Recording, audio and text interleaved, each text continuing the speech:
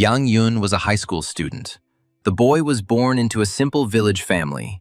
His parents were poor, but the young man was not discouraged. On this clear, sunny day, a guy came to the park on a date with his girlfriend, when suddenly a small dog jumped into his arms. Suddenly, the puppy fell into the water.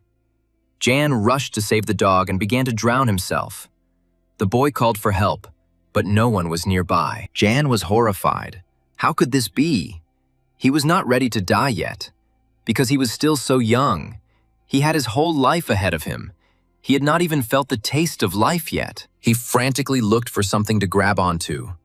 The boy was sure that if he could grab onto some plant, then he would definitely be saved. There were plenty of different grasses and branches around, but they were all too thin and unreliable, and something stronger was needed. Suddenly, he saw a strong liana in front of him, similar to a rope. Jan grabbed it and pulled. He laughed. It was even too easy. Suddenly, the older student found himself holding some kind of vessel in his hands. A rope was tied to it, and Jan pulled him out by that very rope. The boy lost his footing and began to drown again. He thought bitterly that Mother Nature had made fun of him, and he would die a stupid death. When consciousness began to return to Jan, a girl stood over him and brought him back to his senses, slapped him on the cheeks and urged him to wake up. The guy didn't understand where he was. The girl was giving him artificial respiration, pushing the water he had swallowed out of his lungs. Suddenly, she touched his lips, Jan thought. What a shame. I never touched a woman's lips in my past. And now, what's happening? His gaze fell on a lush female breast right next to him, and Jan wondered with horror if he had really died and gone straight to heaven. Tears streamed from the boy's eyes. He imagined plump cherubs circling above him, and in front of him, apparently, was the maiden who had been given to him as a reward. But in fact, the puppy he had rescued was sitting on Jan's chest, diligently licking his savior's face and squealing with delight. The guy sat up abruptly, throwing the dog off his chest. The girl sighed with relief, saying, "It's good that you're conscious again. I was already scared." Jan, surprised, asked the beauty who she was and how he ended up on the shore. The last thing he remembered was going to the bottom. And then there was a hole. The girl extended her hand and introduced herself. Her name was Zhao Nan, and she thanked the guy for saving her beloved little dog. The guy replied that his name was Yang Yun. He thanked Nan for saving him, and noted to himself that she was so beautiful, like a star. At this time, a girl named Yana came up from behind and said with a grin, So, is this really Yan Yun? Flirting with a girl right on a date? Lily's mother was indignant. Can't you see, Lily? These two are flirting in broad daylight. Now you won't be upset that you broke up with him. Jan tried to explain everything, but the woman shouted, You are a ragged man from the village. You have to work. You cannot make Lily happy. Lily told Ian that she invited him here only to break up with him, but it turns out that they were never right for each other. She handed the guy an envelope. This is an invitation. I hope you can come to my wedding on the 10th of next month. Ian was in shock. He looked in confusion at the envelope with the invitation, then at his ex-girlfriend, who had already become someone's fiancée. Zhao Nan walked up to the women and tried to clear up the misunderstanding by saying, Wait a minute. I think you've got this all wrong, Lily replied. There is nothing to understand here, sister. And the older woman shouted to Jan, Ragamuffin, stay away from our Lily. Understood? Nan apologized for being the cause of such a misunderstanding, but Yan objected. They came here already prepared. I need to think about it. Nan said, There is no shame in being born poor. What matters is the will to escape this fate. Here is a business card. Call me. I will help you. After giving the upset boy her business card, Nan picked up the dog and walked away, leaving Yan alone with his dark thoughts about Lily. Ian crumpled the envelope with the wedding invitation with a trembling hand. How could he not notice that Lily was already preparing for a wedding with someone else? He muttered under his breath how disgusting it all was. Yana was shaking with anger, because just a few minutes ago, he thought that Lily loved him. Suddenly, very close to him, Jan heard a hoarse voice. Someone said, Let's go, guy, it's just a girl. The young man was stunned. Who is here? A translucent face with glowing eyes appeared right in front of Jan's face. The guy asked in confusion, What are you? Probably a spirit? The huge creature glared angrily at Jan. The man indignantly asked him, "What kind of spirit am I to you? I am an unrecognized deity." A gray-haired warrior appeared in front of the guy and said, "I am one of the 12 unrecognized deities of the Yuan-Qian Shi cultivation world." Yang was taken aback. "Deity? And you came here just like that?" She was indignant, impudent. "You have already forgotten about the vessel of the universe that you just picked up." Yuan Tianxi explained that the deity and the vessel of the universe immediately appeared to you. "And since you are so ignorant, look at your hand and you will understand everything." The guy pulled up his sleeves and discovered a symbol on his left hand that looked like the vessel he had recently pulled out of the pond using a strange rope. Jan was surprised. Could this really be the same vessel? It seemed like the man wasn't joking about being a deity. Now that was real luck. The boy turned to the deity with a request. "Sir, please teach me techniques so that I become stronger. I will be a diligent student." She replied that the path to understanding is long, difficult, and dangerous, and you just showed weakness in front of some girl who is not worth it. The unrecognized deity asked, "How will you practice with such a mindset?" The guy silently clenched his teeth. He understood that Yuan Qian was right. Ian angrily struck the stone, shattering it. The boy put all his rage and hatred of this strange day into this blow. The guy's eyes flashed. "We have nothing in common anymore. I swear she will pay for today's humiliation. Sound Qing will regret it." Yuan Tian was surprised. That determined look was familiar to him. The boy really did look like his talented bastard student. The divine master chuckled and said, "I really like such determination. It seems like our meeting was predetermined by fate itself." He said, "Okay, then, now we will correct your thoughts and habits, and I will teach you an incredible cultivation technique that will help you." The guy gasped in surprise and exclaimed at the enormous amount of energy pouring into his consciousness, filling his entire being. Ian looked at his hands in surprise. It seemed that he had been granted knowledge and his feelings had become more refined and orderly. Sai warned that although you have been given much, including knowledge from the vessel of the universe, you cannot yet use it fully. Yuan Tian hoped that the boy would study hard. Yang promised the master and added that he would take revenge on Lily when he came to her wedding. At that moment, the phone in Jan's pocket rang. It was his work calling. His boss was yelling at him, asking why the guy was lounging around instead of working. Hearing his boss's shout, the guy remembered that he should have returned to work a long time ago. He apologized and said that he would be there soon. Yuan Tian warned that in the future he could only give him advice. Everything else would ultimately depend only on himself. The unrecognized deity frowned and sheepishly told the boy that he did not want him to consider Shi only as a teacher, but also as his father.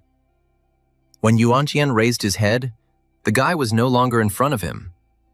Yang hurriedly went to work, forgetting even to say goodbye to the master. Sai shouted indignantly, "I won't let you use me and then leave, you bastard! Come back right now!" But there was no answer. Meanwhile, Jan was already flying at full speed to the cafe where he worked to make ends meet and fully attend high school. The manager angrily asked the guy what he was even thinking. Did he want to lose his job? Jan guiltily apologized to the boss. The guy thought, "How unforgivable. I completely forgot about my shift." With all these events in the park, thoughts about work completely flew out of my mind. Suddenly, Yan saw two suspicious guys dragging a girl. He recognized her. This was the first beauty of their school, Liu Linglig. But what was wrong with her? The guy looked after the girl in confusion. She couldn't understand anything. It looked like she had been drugged with something, causing her to fall into such a terrible state. Liu Lingling was not just Yan's classmate. She was considered the most beautiful girl in school. The guy was wondering if he should stop them. Yan watched without looking away as the hooligans carried Lingling into some room. The manager asked the guy, "Hey, are you even listening to me?" The boss barked, "You want to lose your job?" Jan wondered if he could keep his job. Since he had his grandmother and sister, what should he do? Lily's mocking face and her caustic words about how a poor man like him was not suitable for her appeared before Jan's mind's eye. Jan's behavior today infuriated the bar manager, and he angrily asked the guy again if he was listening to him and whether he was going to work. Suddenly, Jan exclaimed, "No, I will not feel sorry for myself. The girl is in trouble, and I have to save her. regardless of the consequences for myself. The manager was taken aback. What the boy was talking about? What was going on with him today? Everyone knew that Jan was usually quiet, modest, and obedient. Not paying any more attention to the manager, Jan headed to the VIP room where the girl was brought. Laughter and screams could be heard from there. Cool. One of the guys noticed that this girl arrived just in time. They were already ready to start the most enjoyable entertainment of the VIP room. One of those who brought the girl asked the chief if they could begin. But he warned them that they still had to give her to Ruan Shao. Suddenly, someone knocked loudly on the door of the VIP room. The bandits stared at the entrance in surprise, wondering who could have brought them here now. Jan heard that the guys in the room had gone quiet, but no one was going to open the door. The guy closed his eyes and jumped at the locked door with a running start. To the surprise of everyone present, the massive door shattered into pieces, and Ian rushed inside, loudly demanding that the girl be released. The stunned guys asked the young man who he was and why he had broken into their place, knocking down the big guy guarding the door to this VIP room on the way. Jan was stunned. Wow, he broke this door so easily. Could this really be the result of the complete purification he carried out in Yuanshanxi Park today? The angry bandits rushed at the schoolboy, angrily asking who he thought he was. Jan noticed that his reaction had also improved. In addition, Jan's body became much stronger, and he easily withstood the blows that some of the bandits periodically inflicted on him. The speed of Jan's punches also increased, and he scattered the guys attacking him in one fell swoop, especially since most of them were a little drunk. Despite his general thinness, Jan's fists became significantly heavier, and many of the hooligans, having received a blow, were in no hurry to get up again. He felt his strength increase by an order of magnitude, and it was simply amazing. He hit left and right, knocking out the teeth of the bandits. Seeing that things were bad, the foreman of these hooligans decided to join the fight. A tall guy broke a bottle and walked towards Jan laughing. He told him, "Boy, you've messed with the wrong people. We are Ruan Shao's people.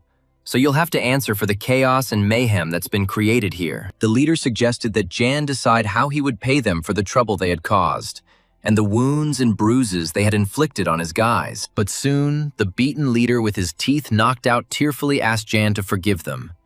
He misunderstood him. Jan tied up the beaten bandits and warned them that they would no longer get the girls drunk, and if he saw anything like that again, he would punish them. The guy turned around and looked at the sleeping Liu Lingling. What should he do with her? He clearly couldn't leave her here. He had to take her with him. He put his classmate on his shoulders and went to his apartment where the girl lived. Yan didn't know. Well, he couldn't leave her at the bar. Lingling slept peacefully on Yan's bed, and he was thinking, how could I possibly think of bringing home a girl who was drunk on alcohol? This feeling turned out to be excruciating. Ian had never been alone with a girl in a room. With Lily, he only held hands. Yuan Tianxi told the student, "Nothing painful. The first time is always unusual." The guy automatically answered, "That's for sure." Yan shouted, "Uncle, you scared me." She was indignant. "How did you call me? I did so much for you. And you don't even call me master." Taking a few steps back from the unrecognized deity in fear, Yang found himself on the bed right next to the sleepy Lingling. The girl opened her eyes slightly, sighed languidly, and blushed. It was clear that she was currently not thinking clearly due to the amount of alcohol she had consumed. Yan noticed that things were bad. She was so carried away, the guy asked the master if there was a way to bring her to her senses.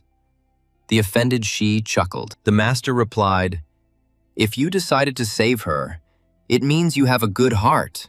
So be it. I will help you. And then I will plunge into a peaceful sleep." He gave Yan knowledge about the technique of the 13 hands channels. The guy will be able to see this technique himself. She asked not to wake him up for now. Yan carefully sorted through the knowledge downloaded into his head by the master, and finally found the technique for healing the body that he needed. He pressed the right spot on the body of the school's #1 beauty and used dispersal.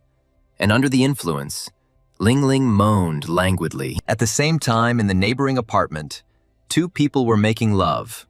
The guy asked the girl if he was strong, she confirmed. Suddenly, they both heard Liu Lingling's loud, languid moans. The girl was trembling and moaning under the influence of Yan's acupressure. The stunned neighbors leaned against the wall. The neighbor noticed that it was harsh. His girlfriend agreed, yes, perhaps too harsh. These languid moans continued almost all night, while Yan was removing the fumes from Liu Lingling from the alcohol she had drunk the night before at the bar. An enraged neighbor beat up her lover, calling him trash, because she suspected that he was spying on his neighbors. The next morning arrived. The sun rose over the city. The girl finally calmed down and got a good night's sleep on Jan's bed. In the morning, she opened her eyes and looked around in confusion. Lingling gasped in confusion. She did not recognize this room and apartment. Finally, her gaze fell on her classmate, and she asked in horror where she was and how she got there. She didn't remember anything. When the beauty realized that she was in Jan's apartment, she slapped her classmate hard and called him a maniac. Rubbing his bruised cheek, the boy asked Liu Lingling to listen to him, because he was forced to bring her to his apartment. The indignant girl said that she would listen if he had a reasonable explanation, but she thought that Jan was not the kind of man. Jan got angry and asked the beauty if she remembered that yesterday she was given a drink and dragged somewhere, and he saved her from a crowd of drunken bandits. Lingling frowned. She remembered Ruan Wenhao taking her to a bar. Was she really as drunk as her good mother? Just in case, she asked Jan why she woke up without clothes in the morning. He must have done something to her that night. Liu Lingling was absolutely sure that no one could resist her beauty. And then, such a convenient opportunity presented itself. But Yan explained that the girl actually undressed herself when she was dead drunk, and she screamed that she didn't even want to think about it. The guy said that now she needs to drink more fluids to flush out toxins. Lingling apologized to Yan for being rude. The beauty still couldn't understand why he didn't do anything to her. Maybe he was gay. And Jan was rushing her. It was time to go to school. 10 minutes later, they were already at the school gates. Other kids were also heading to classes. Everyone was stunned to see them together. Lingling told Yan that now he was her gay friend and thanked him again for yesterday.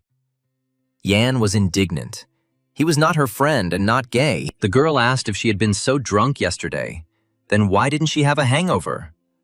On the contrary, she felt great. Jan replied that he knew a massage technique that removes alcohol. She exclaimed, "Wow, so you know traditional medicine." The beauty said to Jan with a smile. "Then next time you will help me relax," the guys around whispered in surprise. She waved her hand to Jan and offered to have lunch after classes. She treats him. The guy sighed with relief when the beauty left. As soon as the seductress disappeared, the guy heard a menacing voice behind him. Some guy angrily asked if he was Yang Yun. A very tall guy said, "Stay away from Liu Lingling. You are just a loser who wants more than he can afford." The guy asked Jan, "Do you really think she would fall in love with someone like you? You should look in the mirror more often, then you would understand everything." Yan tried to reason with the guy, explaining that he probably misunderstood everything, and that it all happened to Liu completely by accident. But the tall guy growled, "My name is Yu Xiaogang, and I hope you remember my fist for the rest of your miserable life." Yan cursed. This idiot really decided to beat him up for saving his classmate. But what kind of people are they? They start a fight at the slightest provocation. The young man immediately counterattacked and exclaimed, "You think I'm afraid of you? I just don't want to be late for class because of some Yu Xiaogang." The high school students were stunned to see Yu Xiaogang fly several meters from the impact and crash into a tree. Everyone at school was afraid of him. Jan cursed. Well, he misjudged his strength. Oh well, maybe now they'll pester him less with arguments. That's already good. The first part of the lessons ended. The lunch break began. Yang headed to the building where Liu Lingling was studying today. The guy was walking near the building. The school's most beautiful girl was late, as were most of the beautiful girls. Suddenly, he heard Liu Lingling's voice. She called out to him, "Yang, my friend, please come here." The guy was very surprised by this. There were two more girls next to Lingling. The beauty invited the guy to join them, and they all went to lunch together. The girl explained that they had booked a table in advance, so there was no need to rush. The place would still be reserved for them. Lingling introduced her best friends to Yan, the first of whom was Qian Xiaobei, a shy, straight-A student with big, round glasses. Lingling's second friend was named Lin Huan, a slender girl who looked very much like an athlete. She looked away from the guy shyly. Yang wondered why Lin Huan looked away. It seemed like they hadn't communicated with each other before. So what was the matter here? It was very interesting, and the girl really did quickly look away, and a blush suddenly appeared on her cheeks, something that greatly embarrassed Huan. Liu Lingling said, "Xiao Bei and I will order food, and you stay alone with Lin Huan for now," Yang replied. "Of course, go calmly." Yang was perplexed. Lin Huan didn't even look at him once. Did she really not like him? And for some reason, her cheeks were burning. He took the girl by the shoulders and turned her towards him. She was taken aback. She didn't think that this guy was so persistent. Her face flushed even more. Looking at the girl more closely, Jan frowned and said that he needed to tell her something. But she shouldn't be too scared. On the way, Lingling told her friend that Yang Yiyun was studying traditional medicine. Xiao Bei was surprised. "Wow, that's interesting." Opening the door to the hall, Lin Ling said that they were back. And there, Lin Huan was screaming breathlessly. "Ah, I need to do it even louder." The girls slammed the door and jumped back in surprise. The girlfriends were shocked at what was going on there, because it was daytime. The girlfriends were flushed, Lingling thought. What did I just see? This is impossible. It must be hallucinations because of what she drank yesterday. Taking a timid look again into the cafe's dining room, the girl thought, "No, maybe I was mistaken after all. This can't be true." Huan was lying on the couch and moaning very loudly, and Yang was sitting on her and saying that in order to get results, she needed to do it harder. Liu Lingling gasped in surprise and blushed. She never expected such agility from her quiet friend and modest Yan. Her eyes flashed with anger. She slapped Yan and shouted, "What a disgusting thing you are doing in broad daylight." Yan shouted indignantly, "What are you doing? I was just giving Lin Huan a massage," Lingling asked in surprise. "What? Was that a massage?" The guy asked if this was forbidden. Lin Huan had poor blood circulation, and massage could help her. Liu's friend was embarrassed. Yan added that Huan should also take the medications he advised her to take, and then the illness would subside. Lingling was shocked. Despite the explanation, Lingling's anger got the better of her. She grabbed Yar by the collar and kicked him out of the hall, shouting at him to get out of here. Jan was perplexed by these strange people. You do good things and they kick you out. With girls, everything is very strange and incomprehensible. Turning around, the guy saw that there were guys standing behind him, all of them angrily clenching their fists. Jan was surprised where they came from. These were the hooligans who had been beaten up by Jan yesterday. One of them pointed at the schoolboy and said, "It was him." There were some stronger guys standing nearby. The guys passing by said, "It looks like there will be a fight."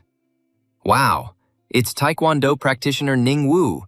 It looks like Yang Yun is unlucky today." Jan sighed and asked the bandit, "It's you again, but this time with backup. Why are you still chasing me, or is it not enough for you?" Hearing a suspicious noise, the girls also went out into the corridor to find out what was going on there, and why everyone was making such a noise. The school beauty looked around in bewilderment, trying to understand what had happened here. And then she saw Jan and the bullies nearby. The beaten young Xiaogang smiled. Thank heavens. Liu Lingling is also here. She will finally see the shame and humiliation of this Yang Yiyun. Ning Wu said to Yan sternly, "You were told to stay away from Liu Lingling. Otherwise, we will give you a good beating." The guys said it was all because of the school's biggest beauty. "But this guy is no match for Ning Wu," Lingling flared up. "Yang is there because of her." Suddenly, Yang said to the Taekwondo practitioner, "Okay, no problem," and moved on. Ning Wu looked at the guy questioningly. Wu asked Yan in surprise, "Don't you like her or something? Are you going to refuse her like that?" Yan was surprised. "Who said that I like her?" Ning Wu said that Yan couldn't just leave. He was surprised. "What do you want from me?" "That I want to be with Liu Lingling." The guy said with a smile, "Okay, I want to be with Liu Lingling." The beauty was stunned. Did Yang really say this in front of everyone? They will kill him. Ning Wu yelled angrily, "It's none of my business. I just want to kick your ass, bros. I want to be the first one to hit him. Two boys rushed towards Ian to grab the skinny high school student in case he decided to run away from the Taekwondo practitioner. Ningwu's henchmen rushed towards the young man, swinging their fists, trying to distinguish themselves in front of the famous athlete in the school and the city. They belligerently shouted for the boy to die and not bother anyone anymore, getting ready to beat up the impudent teenager. But Yan had no intention of running away.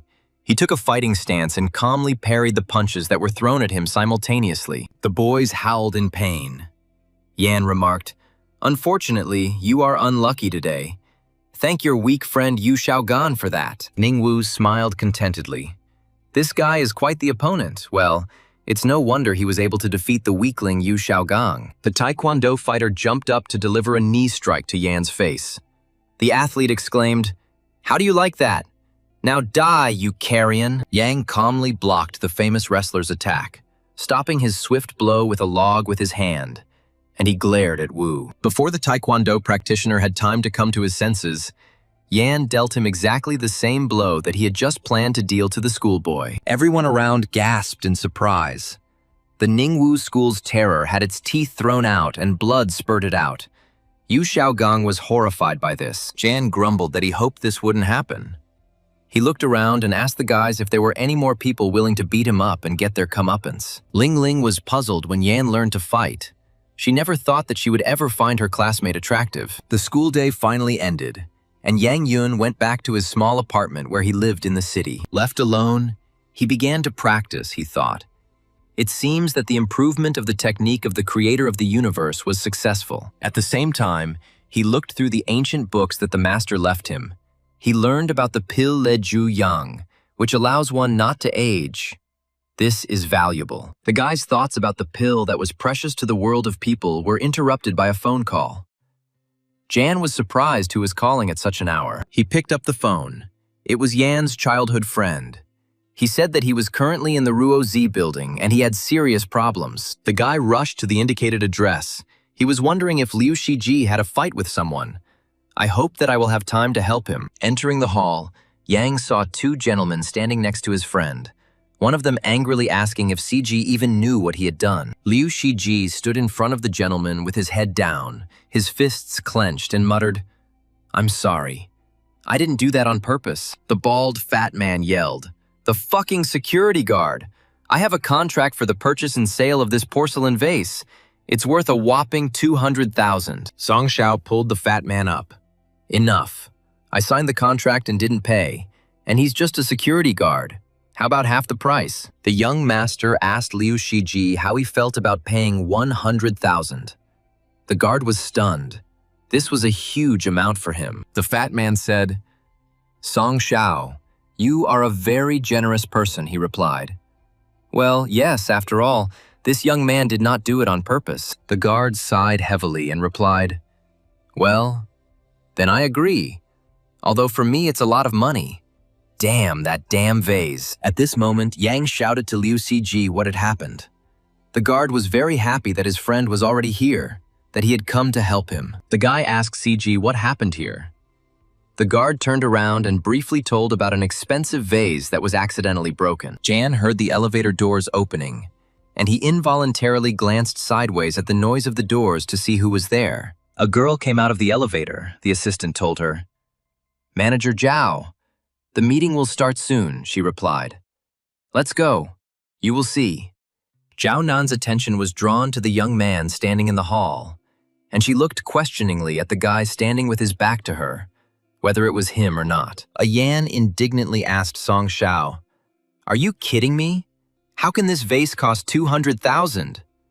This is some kind of scam." The assistant asked Zhao what happened. She replied, "Nothing."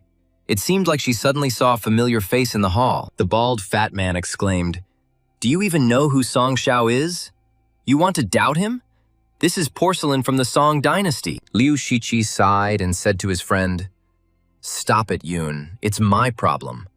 I'll think of something and pay for this damn vase." Yang Yun walked over to the broken vase and picked up one of the shards, deciding to check if it was really porcelain from the Song dynasty. The guy felt that if this was really the case, then he would definitely find out after examining a small fragment of this vase. After the master performed the purification, Yan's physical abilities improved, as did his perception of all objects. The guy noticed that these fragments contained remnants of modern materials, and Jan also smelled a strong smell of chemicals. Enraged by such a brazen deception, the guy angrily crushed the shard in his fist. CG asked, "Yoon, what did you find there?" Instead of explaining, Yang Yu-yoon slapped the bald, fat man in the face because the jerk was trying to swindle his friend out of a huge amount of money. The fat man asked the guy, "Do you even know who I am?" Song Shao exclaimed angrily, broke the ancient thing and hit the man again. Yan Yun shouted, "Where is the antique thing?" "But you set up my friend so that he pays compensation. You should be beaten to death." Liu Shiji put his hand on his friend's shoulder again and said, "Yun, wait. First explain what the matter is. Why did you attack them?" The guy exclaimed angrily, "This vase is a fake." And these two knew it perfectly well. The guard frowned. "That is, like a fake." The bald, fat man shouted that it was all a lie. How could the boy prove it? He was not a qualified expert on antiquities. The guard asked his friend, "Really, Yun, how do you know this, and how can you so easily state this with such confidence?" Yan replied, "I am the best student in the profile of ancient Chinese history. And at first glance, I realized that this porcelain vase was a crude fake. If she was real, they would have already contacted the police," the bald man growled angrily. "Okay, this time you win, kid." But Liu Shiji wasn't going to let go so easily of those who had just tried to swindle him out of 100,000 by slipping him this fake. The guard's eyes flashed and he asked, "So you didn't go to the police? Which means you deceived me and just want to leave." Having dealt with the troubles, the childhood friends went to a cafe. Sizzy's shift had already ended, and he was able to chat with his friend. The guard said thoughtfully, "Thank you, Yoon. If it weren't for you, those two scoundrels would have cheated me with this broken porcelain vase." Yang reminded that once CG wanted to become a real good soldier. Why is everything different now? Why is he a security guard? CG replied that today's society is such that few people face difficulties, and those who were born into poverty find it difficult to earn money. Yoon sipped his beer and thought, who knows?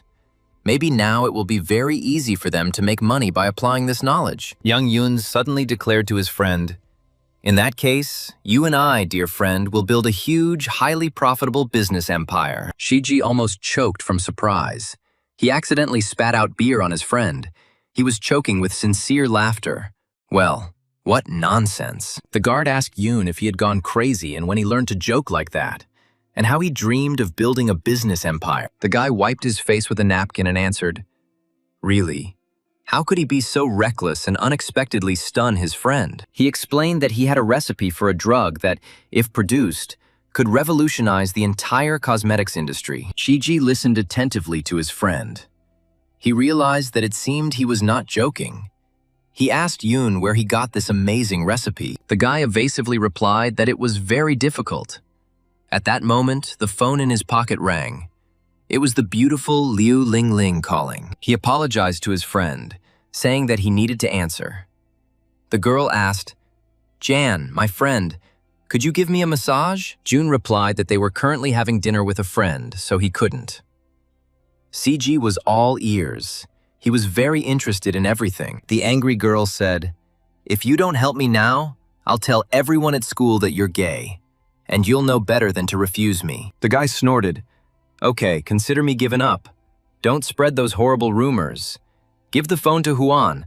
I'll teach her this massage technique." After a while, Yang Yun hung up and breathed a sigh of relief.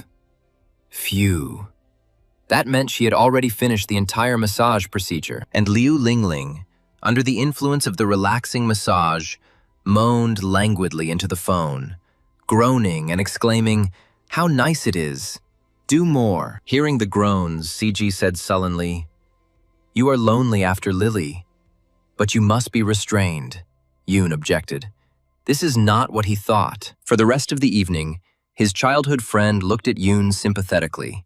But he couldn't stand it and shouted, "This is not at all what you thought." As soon as the opportunity arose, the young man went to the suburbs on Mount Yaowang to collect the necessary medicinal herb. He walked along the forest path and thought bitterly that because of this flighty and self-willed Liu Lingling, He had slightly embarrassed himself in front of his friend. According to the book The Art of Zhu Yang, which the teacher passed on, in order to make a youth pill, one must find plantain. Suddenly, the bushes crackled and another person emerged from there.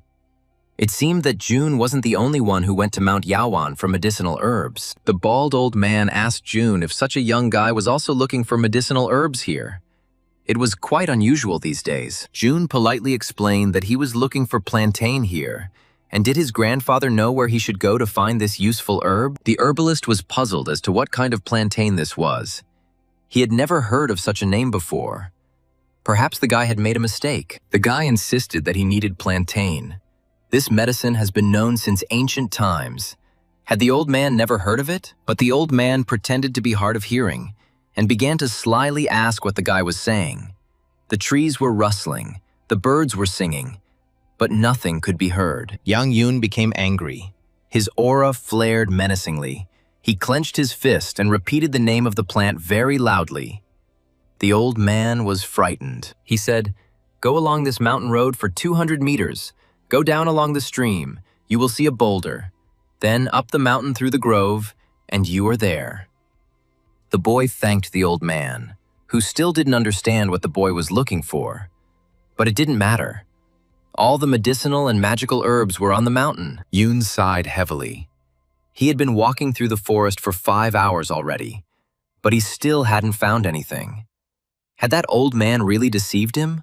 What a bastard. Suddenly, the guy noticed that the bushes nearby were moving. He wondered what it was.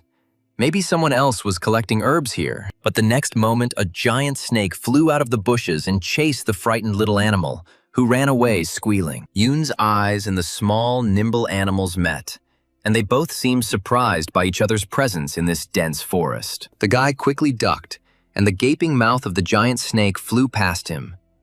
He exhaled. It was a relief. The predatory giant did not touch him, and then Yoon realized that apparently the snake's target was not him at all.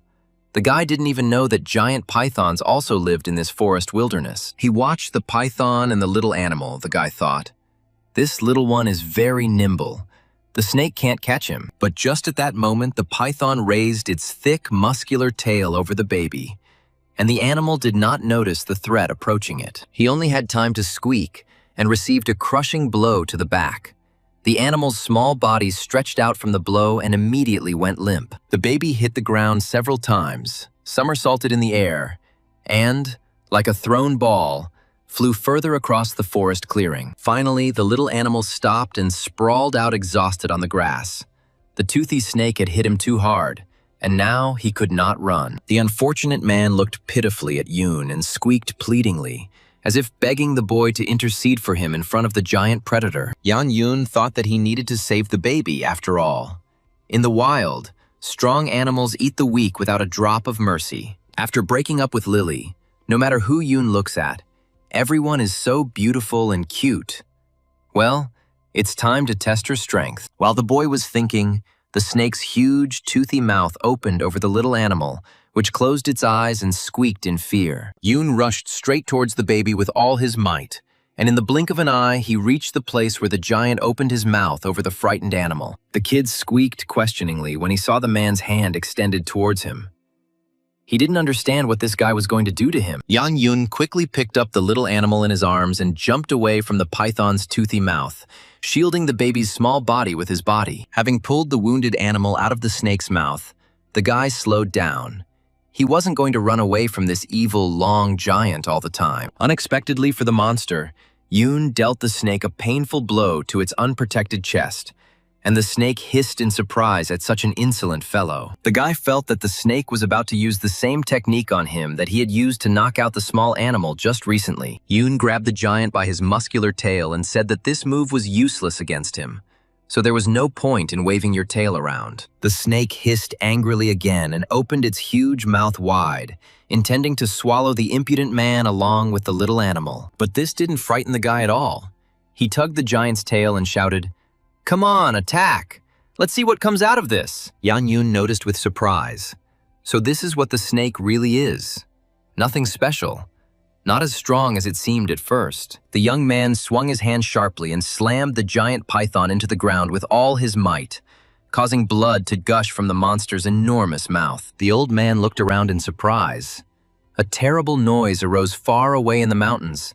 The herbalist looked questioningly at the mountain, wondering what was going on there. Having killed the snake, Yang Yuyun threw the giant to the ground and released the animal he had saved from his hands.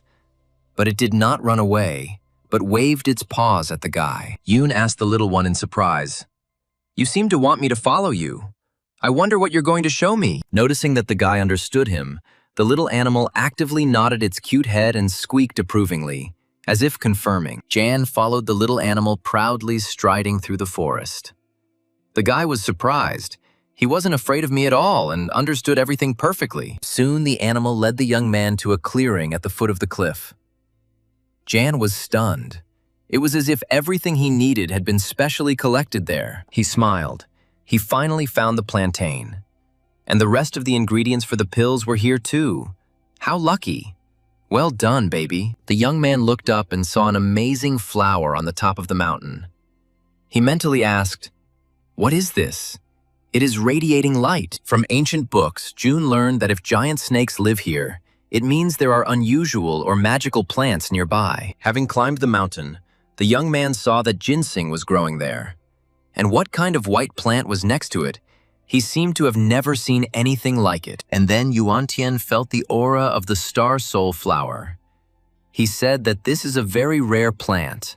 It will help him recover. The guy reached out his hand to the unusual plant, which meant it was a star soul flower.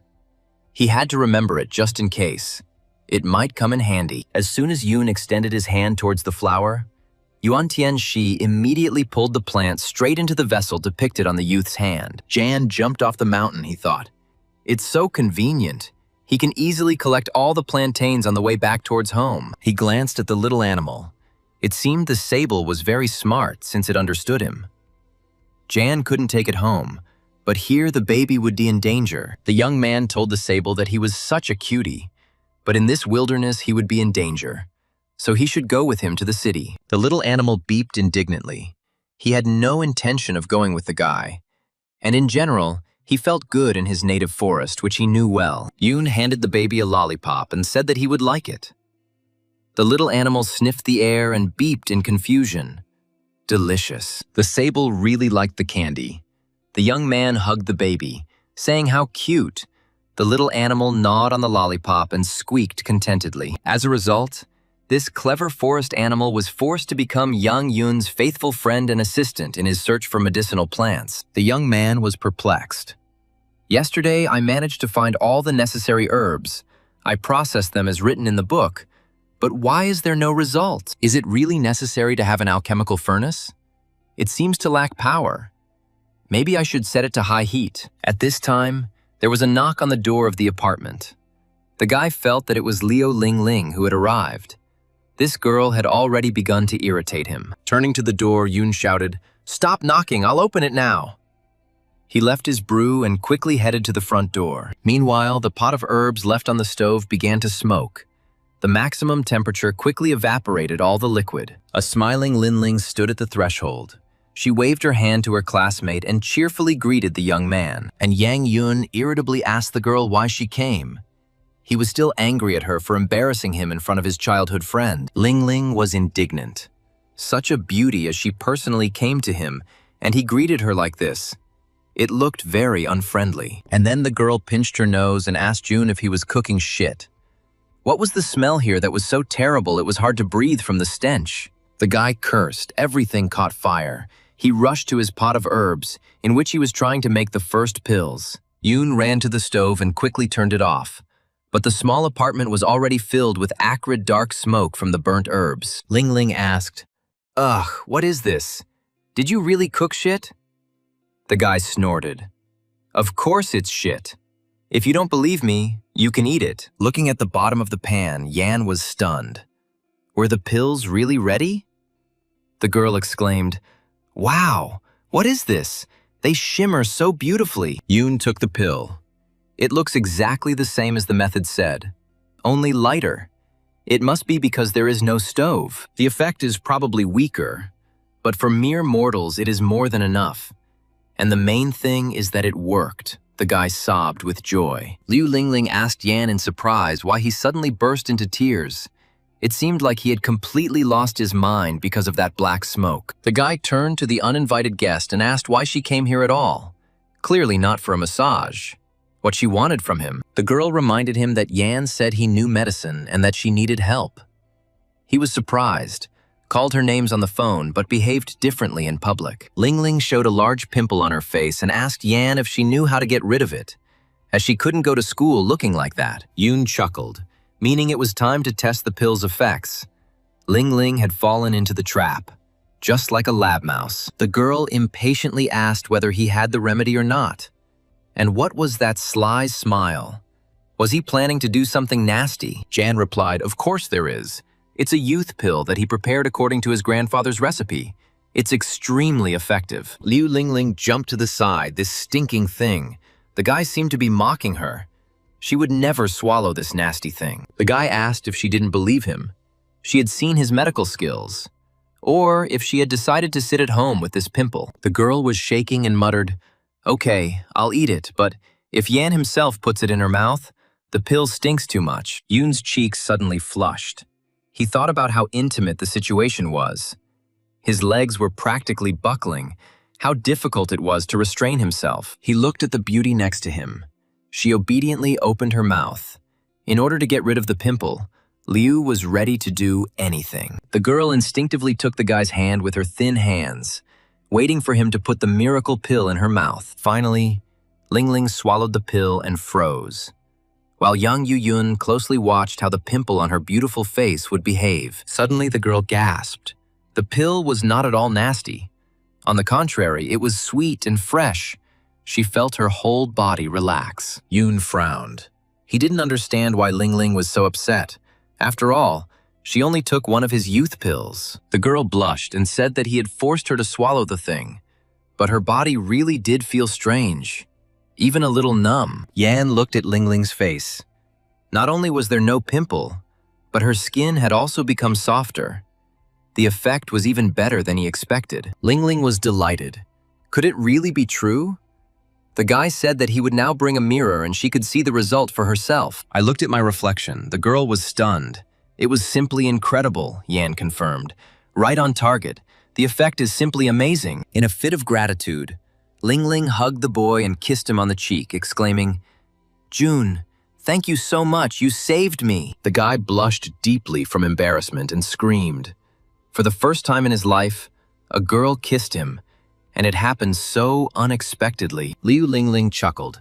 She never thought that Yoon was so innocent, and a light kiss would cause him to have such a panic attack. The young man shouted at her, "You were harassing me again.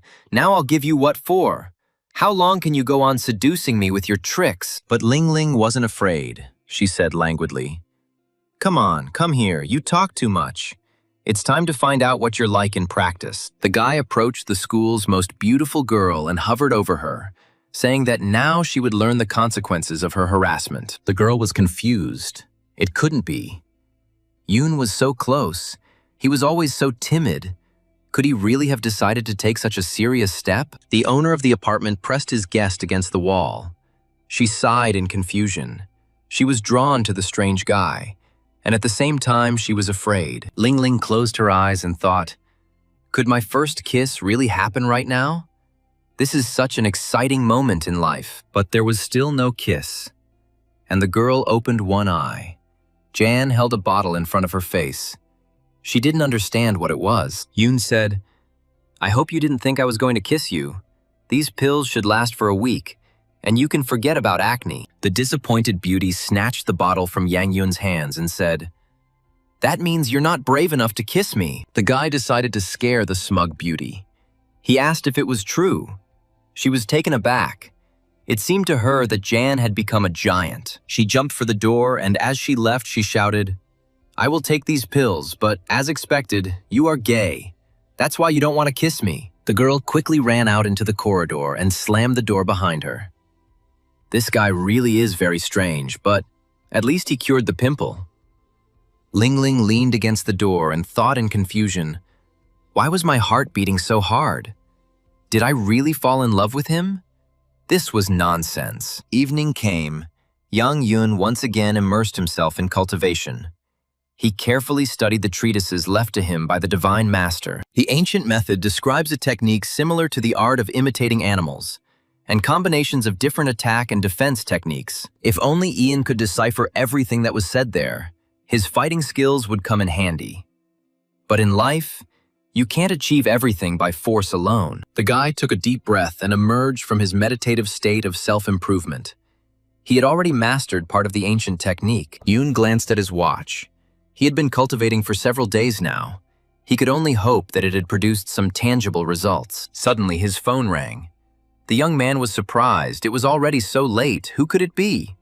Perhaps someone had an emergency. It was a message from Liu Lingling. She wrote that she told her father about the pills and gave them to her mother. She really liked the result. Lingling's father invited Yang Yun to their home for dinner tomorrow and said that they had something to discuss, whether the boy would agree to come to them. Yoon smiled. He had forgotten that Liu Lingling's family had their own business.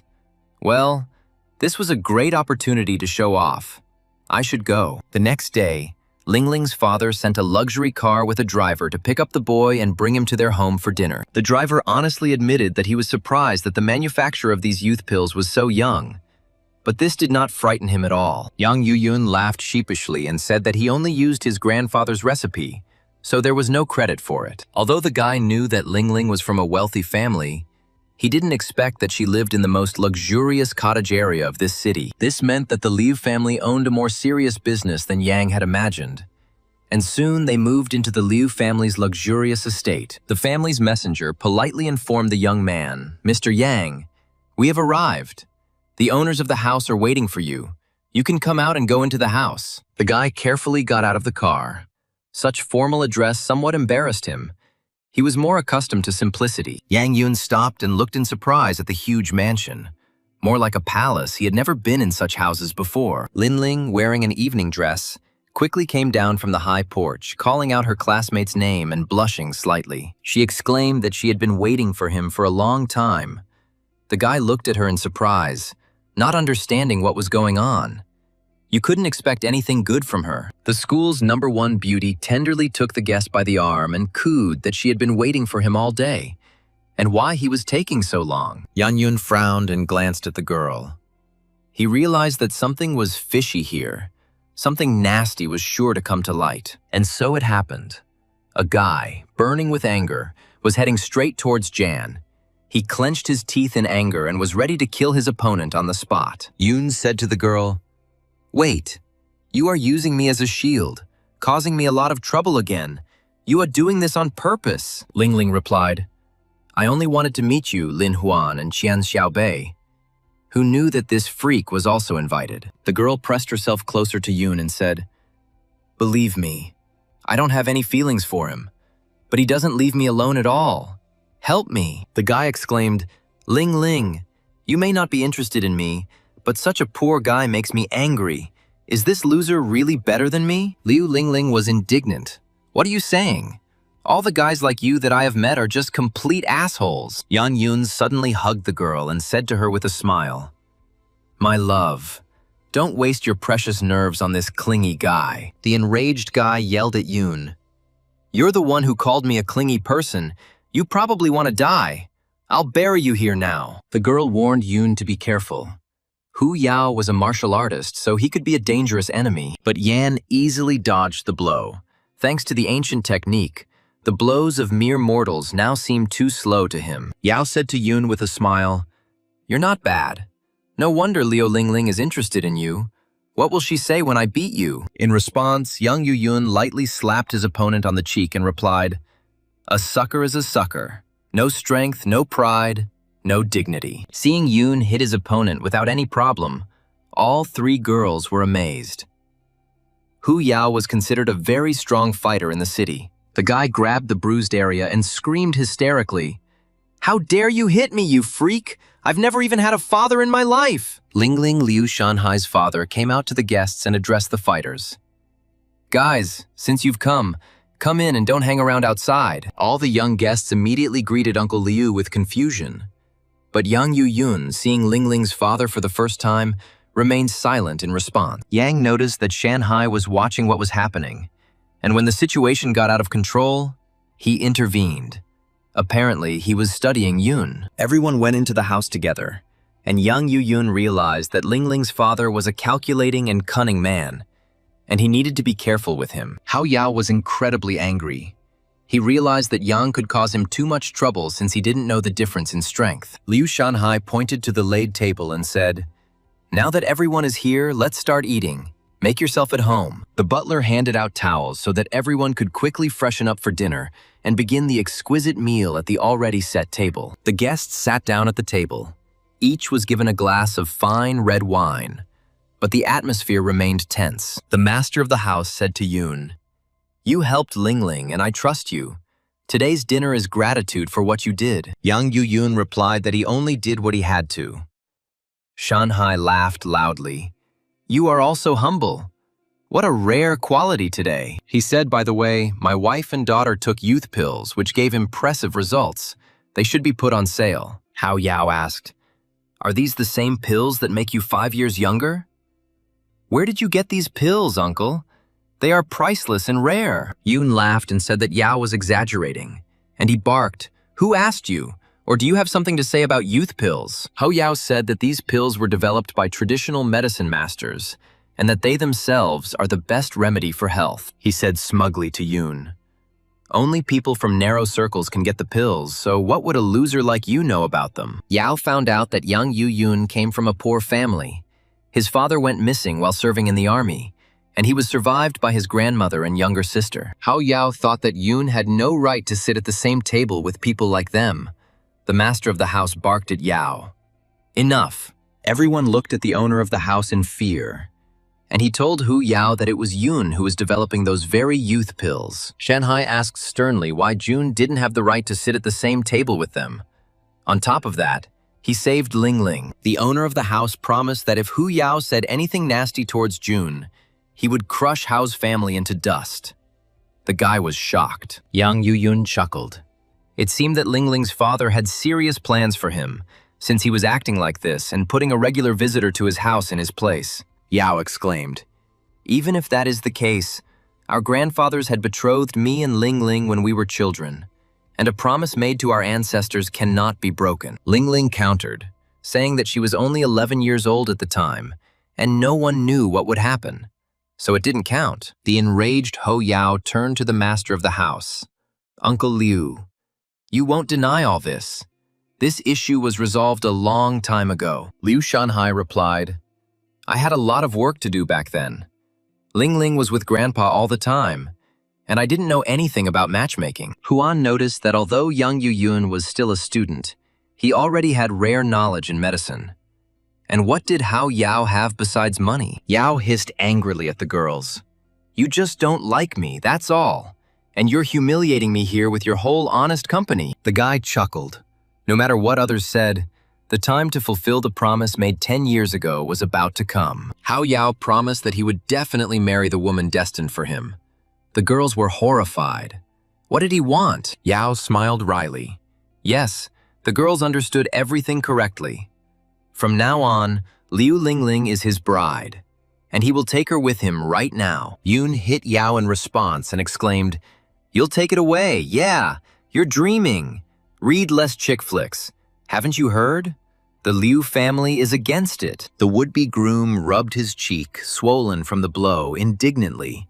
Tears welled up in his eyes because of such humiliation. As he was leaving, the boy told Yoon that this was beyond his capabilities.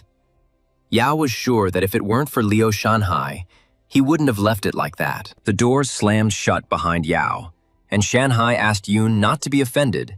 He suggested they eat and then talk about cooperation. Senior Liu didn't expect Yoon to dare to act like this.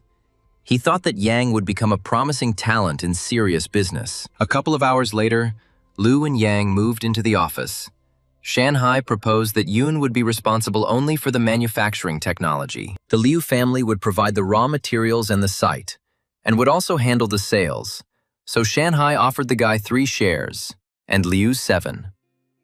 Yang Yu Yoon agreed to these conditions because he could not participate in the sales process, so he decided to hand over the sales to the Liu family. Shanhai laughed happily. He was very happy. The man handed over the contract. If there are no questions, then the guy needs to sign it. Yoon quickly glanced at the contract and said, "There are no questions. Apparently the Liu family is confident in the youth pill he created." Shanhai said that there was an unoccupied house in the area, and Uncle Liu wanted to give it to Yoon as a gift in gratitude for saving his daughter. Yang Yu-yoon replied with a smile. "Well, as they say, obedience is the best politeness. Thank you, Uncle Liu. I didn't expect such generosity." A month has passed since the signing of the cooperation agreement with the Liu family, and during this time, much has changed in Jun's life. He met Liu Cg again at the shopping mall where he worked, and now Yoon's words about a business empire no longer seemed like a joke. The young man said to his friend, "Well, Liu Cg, I told you that we would create a business empire. Your brother didn't lie. The first step has been taken." Shiji didn't expect that the youth pill Yoon created would not only be popular, but that it could only be purchased at auction. Yoon chuckled. The youth pill was just the tip of the iceberg. There were cooler things. Otherwise, he wouldn't have dared to open a company. At that moment, the phone in the guy's pocket rang. It was Ling Ling. He completely forgot that they had an appointment at the car dealership. The angry girl asked, "Didn't you say that you were going to buy a car today?" He replied, "I'm already on my way. I'll be there soon." Soon he arrived at the large building of the Chien family's car dealership, where Ling Ling offered to buy Yoon a cool car. Huan grumbled, "Oh my God, can't you be punctual? How long can you wait?" Ling Ling snorted, "That's exactly it. And there's also the guy." The door swung open and a smiling young Yoon walked into the salon.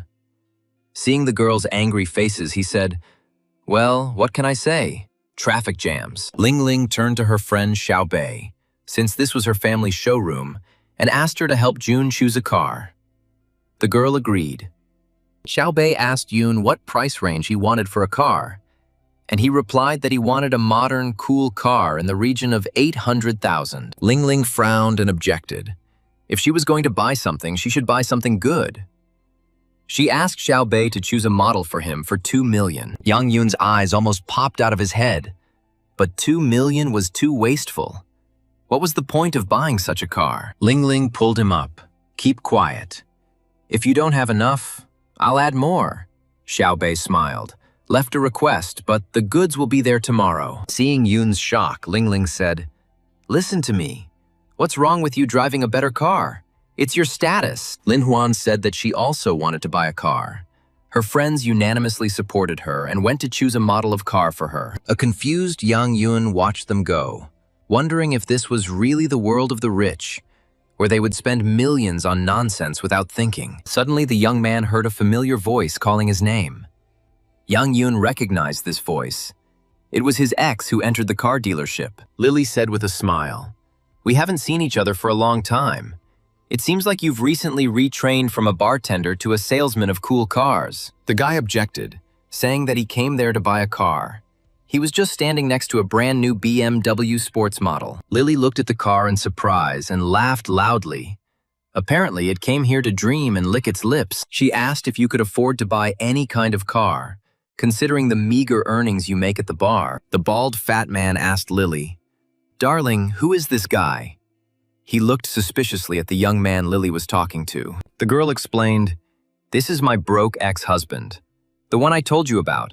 He used to work in a bar and now he hangs around here." The fat man introduced himself. "My name is Xie Ding, head of the HR department of Tianyang Company. I invite you to the wedding on the 10th. Xie Ding chuckled. "As for the car, we are going to buy this beauty and go have sex in nature in the evening." Lily blushed slightly and muttered that her fiancé was such a naughty boy. He probably wanted to go to Happiness Park with her. Yoon noticed that Se Ding had a whole stream of dirty energy in his pelvic area. What's sex? His cock is completely weak. The guy smiled. "Uncle Se Ding, I wouldn't advise you to have sex in the park. Impotence is a disease that needs to be treated. Apparently, Uncle has had this disease for 3 months already, so he needs to see a doctor." Dean was stunned. How did the boy know that he was doing badly with this? The fat man barked at Yoon. "If you're so cool, come to the wedding tomorrow in a luxury car, and don't forget to take your girlfriend." Yang Yoon promised that I would come, and with a laugh, he wished the bride and groom a good time tumbling around in nature in Happiness Park today. The next day, he came to the car dealership, the manager said. Mr. Yang, this is the car you ordered, the newest model. The guy said thoughtfully, well, I have a car, but now I don't have a girl. And where can I find her to go to this wedding? And then Yoon's phone rang. He was surprised. Now he wasn't expecting a call from anyone. Who could it be? Okay, he still had to answer. He answered the call and asked who it was. It turned out that it was Liu Lingling calling again, just from a different number. The guy was very surprised. The school's #1 beauty asked, Yan Yoon, if you have a free minute, please run over to my house. I need you. Yoon explained that there was no time. Yesterday, my ex made fun of me, and now I had to show up at her wedding with some fat guy. Lingling was furious. What kind of ex is this? Does it even matter? Hurry up here, I've been waiting for you, damn it. Yang Yoon wanted to calm the girl down when he heard that she was angry. But she simply hung up, not wanting to hear any objections from him. Now Yoon was overcome with anger. He shouted, "Fuck you," and hung up again. What a capricious, spoiled, rich girl. However, he drove up to the Liu family's country house, hoping that Lingling was now in a reasonable condition and mood. While he was thinking, 3 girlfriends appeared at the top of the stairs. Lingling called out to Yoon. She was wearing a chic dress. Yang Yoon was at a loss. The bright scarlet dress favorably highlighted the girl's perfect figure. He asked Liu Lingling what was going on. The girl resolutely told him, "Let's go.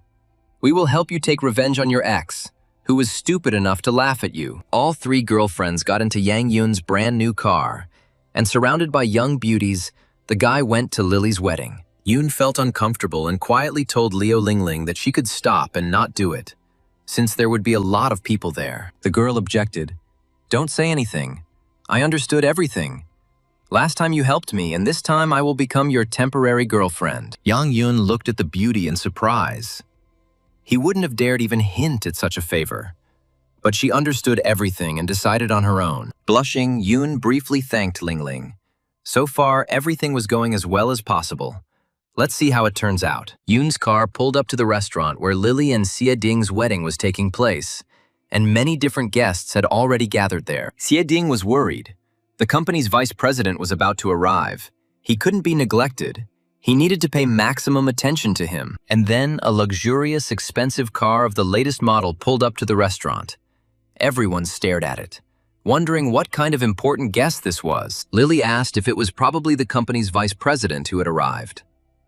Xie Ding objected, saying that his car cost about $1 million, and this one cost as much as $2 million. The car door opened and Liu Lingling slowly stepped out.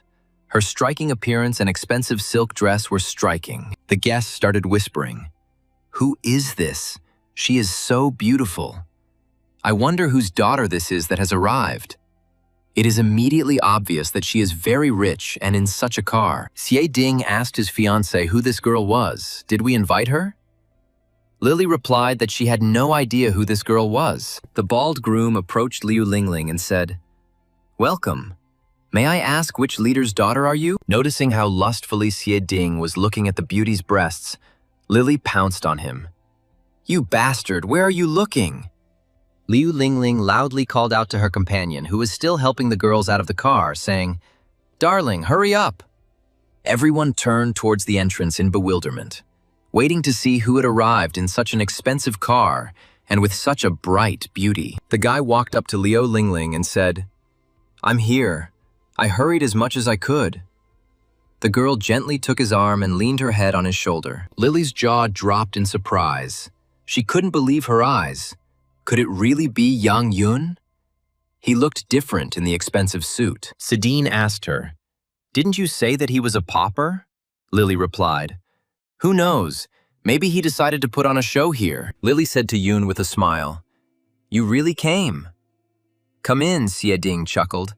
"And I see you're trying to act like a rich man." Liu Lingling asked contemptuously what kind of nonsense this fat man was talking about. Yang Yoon smiled. "The fun is starting. Very good indeed." The guests headed to their tables. Lingling remarked, "I, of course, assumed that the groom was a real guy, but he was also a dog." Sitting down at the table, Lin Huan said to Yoon, "Your ex is also so-so.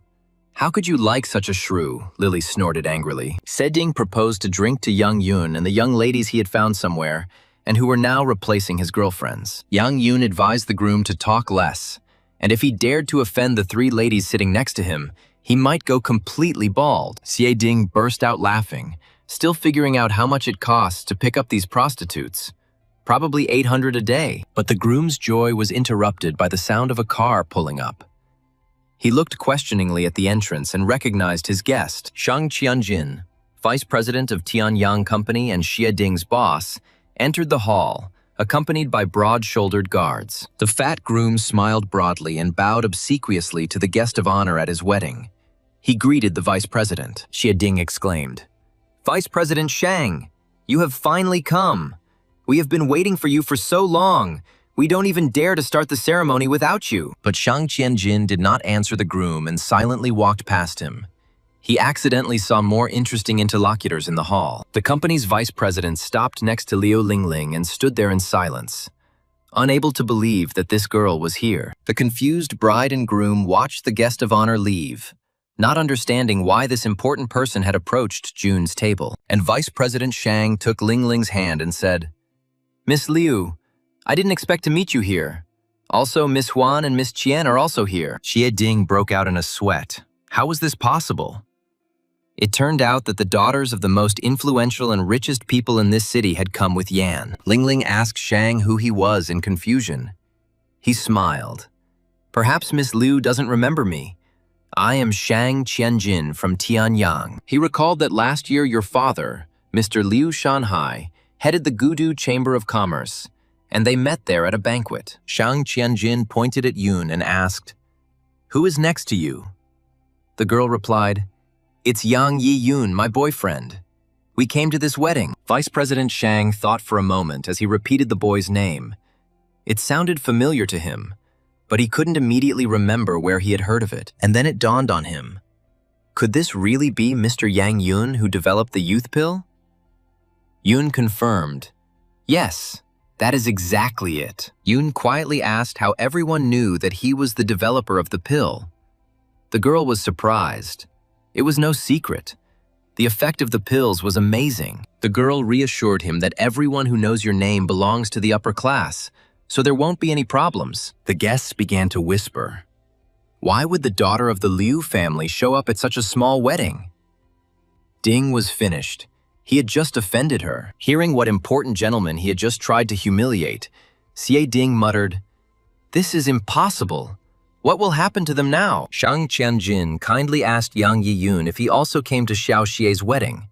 The guy replied with confusion, "Well, yes, something like that." Vice President Shang glared at Xie Ding and growled, "You just offended Miss Liu and still haven't apologized. How dare you?" The unfortunate groom was almost dead from fear. He knew that Mr. Shang was very quick to punish him. He needed to urgently make amends for his guilt. But how? And the guests giggled. Oh, how impressive it looks. This time Xie Ding has gone too far. He offended the daughter of Liu Shanhai himself. What an idiot. The fat groom was shaking. If this girl complained to her father, then Xie Ding would have no life in Gudu. He would be thrown out of his prestigious job in one fell swoop. The guests exclaimed, "What a disgrace! If Xie hadn't been the boss, no one would have come to this fucking wedding." Enraged, Xie Ding yelled at Yun. "Just a month ago you were a beggar, working part-time in a bar, and now you're the developer of a youth pill. And the kid arrived in a $2 million sports car. How is that even possible?" Ding yelled that Yun was a crook and he would expose him. The balding fat man swung his fist and decided to hit Yang Yun in the face, since it was precisely because of his appearance that such problems were occurring. But before the groom had time to come to his senses, he had already flown halfway across the hall, collecting tables with treats for the guests of honor along the way. Jan approached the fat man and said, "Realize the reality. Now we are people from different worlds who have nothing in common." At that moment, a muscular guy appeared in the restaurant hall where the wedding was taking place and angrily demanded that the guy stop. The new guests smiled at Yang Yun. "There is a clear outpouring of inner strength. It seems you are also a skilled fighter. This is interesting." The guests were talking among themselves. Could this really be that crazy fighter Han Xiaosan? This one wouldn't miss the opportunity to fight. Yan was unlucky. Han Xiaosan turned to the fat man and said, "Don't be afraid, brother. As long as I'm around, no one will be able to hurt you, because I won't allow it." Xie Ding shouted, "Xiaosan, help me deal with him. He's a swindler." The fat man was sure that there wouldn't be a single wet spot left of June. Xiaosan smiled naturally. "I won't miss this opportunity to fight. No one wants to train and compete with me." The fighter jumped up and kicked Yang Yun, shouting that he would finish the kid in a couple of minutes.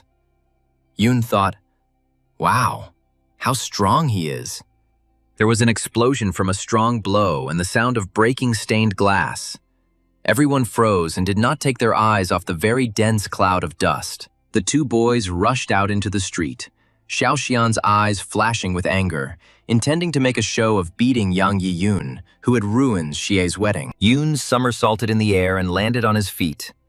He didn't expect that the balding fat man's brother could be so strong. This blow did almost no harm to Yun, and yet he asked the opponent who he was. He was clearly stronger than ordinary people. Han Xiaosan sneered arrogantly, saying that he was one of the few masters of the ancient Gudu martial arts, Xie Ding's brother. Yang Yun didn't understand what it meant to be a master of ancient martial arts, like he practices the art of ninja, or how to understand it at all. The fat man's brother couldn't understand why the guy wasn't moving. Was he really in shock from the blow? But something didn't seem right. So what was he planning? June asked his opponent if he could ask him one question, as he didn't quite understand what he had just said and needed clarification. Han Xiaosan frowned and said, "There is no point in you begging for mercy. I have to restore my brother's good name, so accept it." Yun struck the arrogant fighter, knocking him down, and at the same time asked him who the master of ancient martial arts was. He had not heard. Xiaosan was furious and shouted, "You know the art of fighting and don't know about the ancient martial arts masters. What a country bumpkin you are." Ancient martial artists are direct descendants of ancient Chinese military families and adhere to very strict commandments. Masters have a gradation.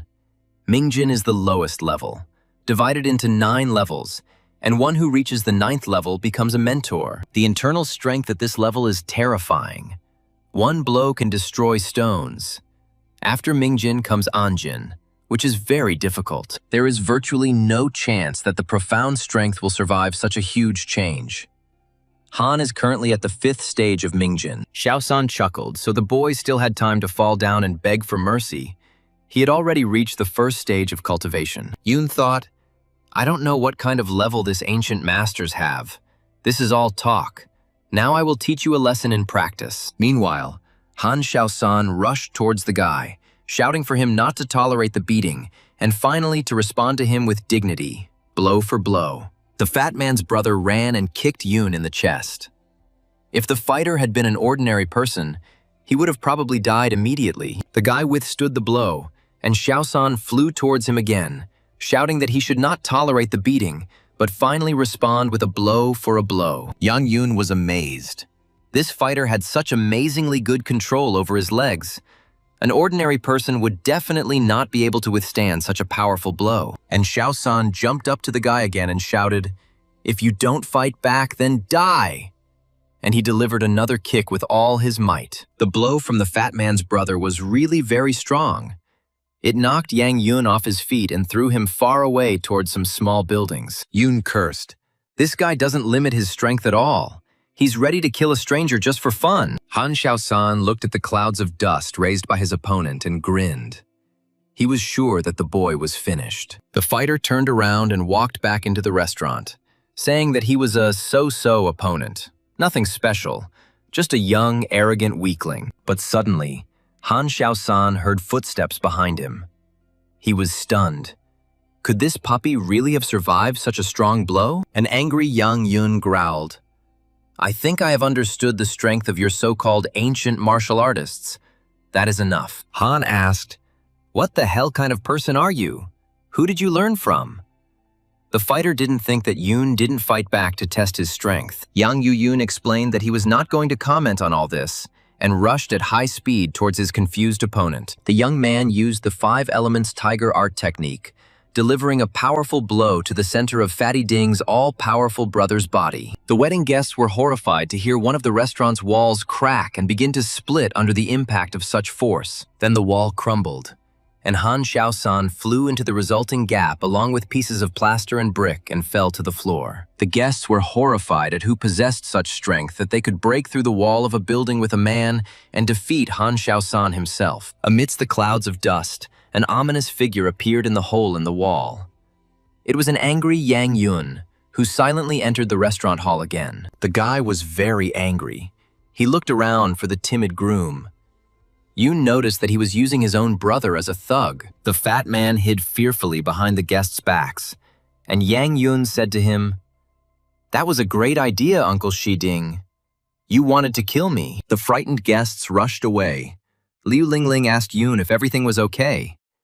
The guy replied, "Don't worry, everything is fine." Xie Ding muttered in confusion. "Could it be that Han Xiaosan couldn't defeat you?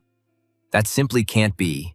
He is the strongest." Yang Yun warned the bride and groom, "Since you yourselves created problems for me, now don't expect me to be polite to you two." The guy threatened, "Look, I won't take my eyes off you, so walk around and look around, and don't expect mercy from anyone you harm." He took the slender beauty by the hand and said to her, "Let's get out of here, Liu Lingling.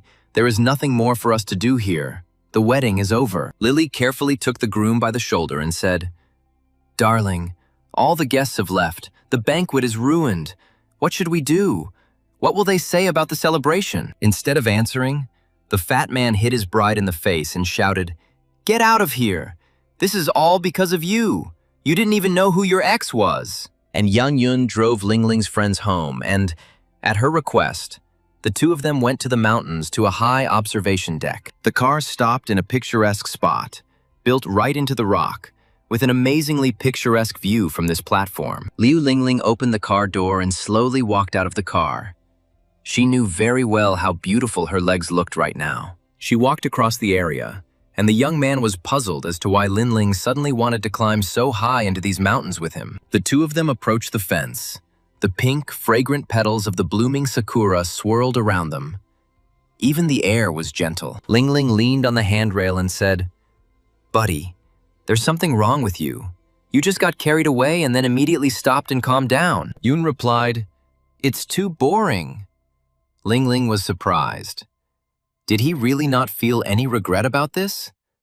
"Because of that, Lily?" The guy said that now I am an unusual person, and I went to Lily's wedding only to get rid of the obsession that was in my heart. He just wanted to dot all the I's.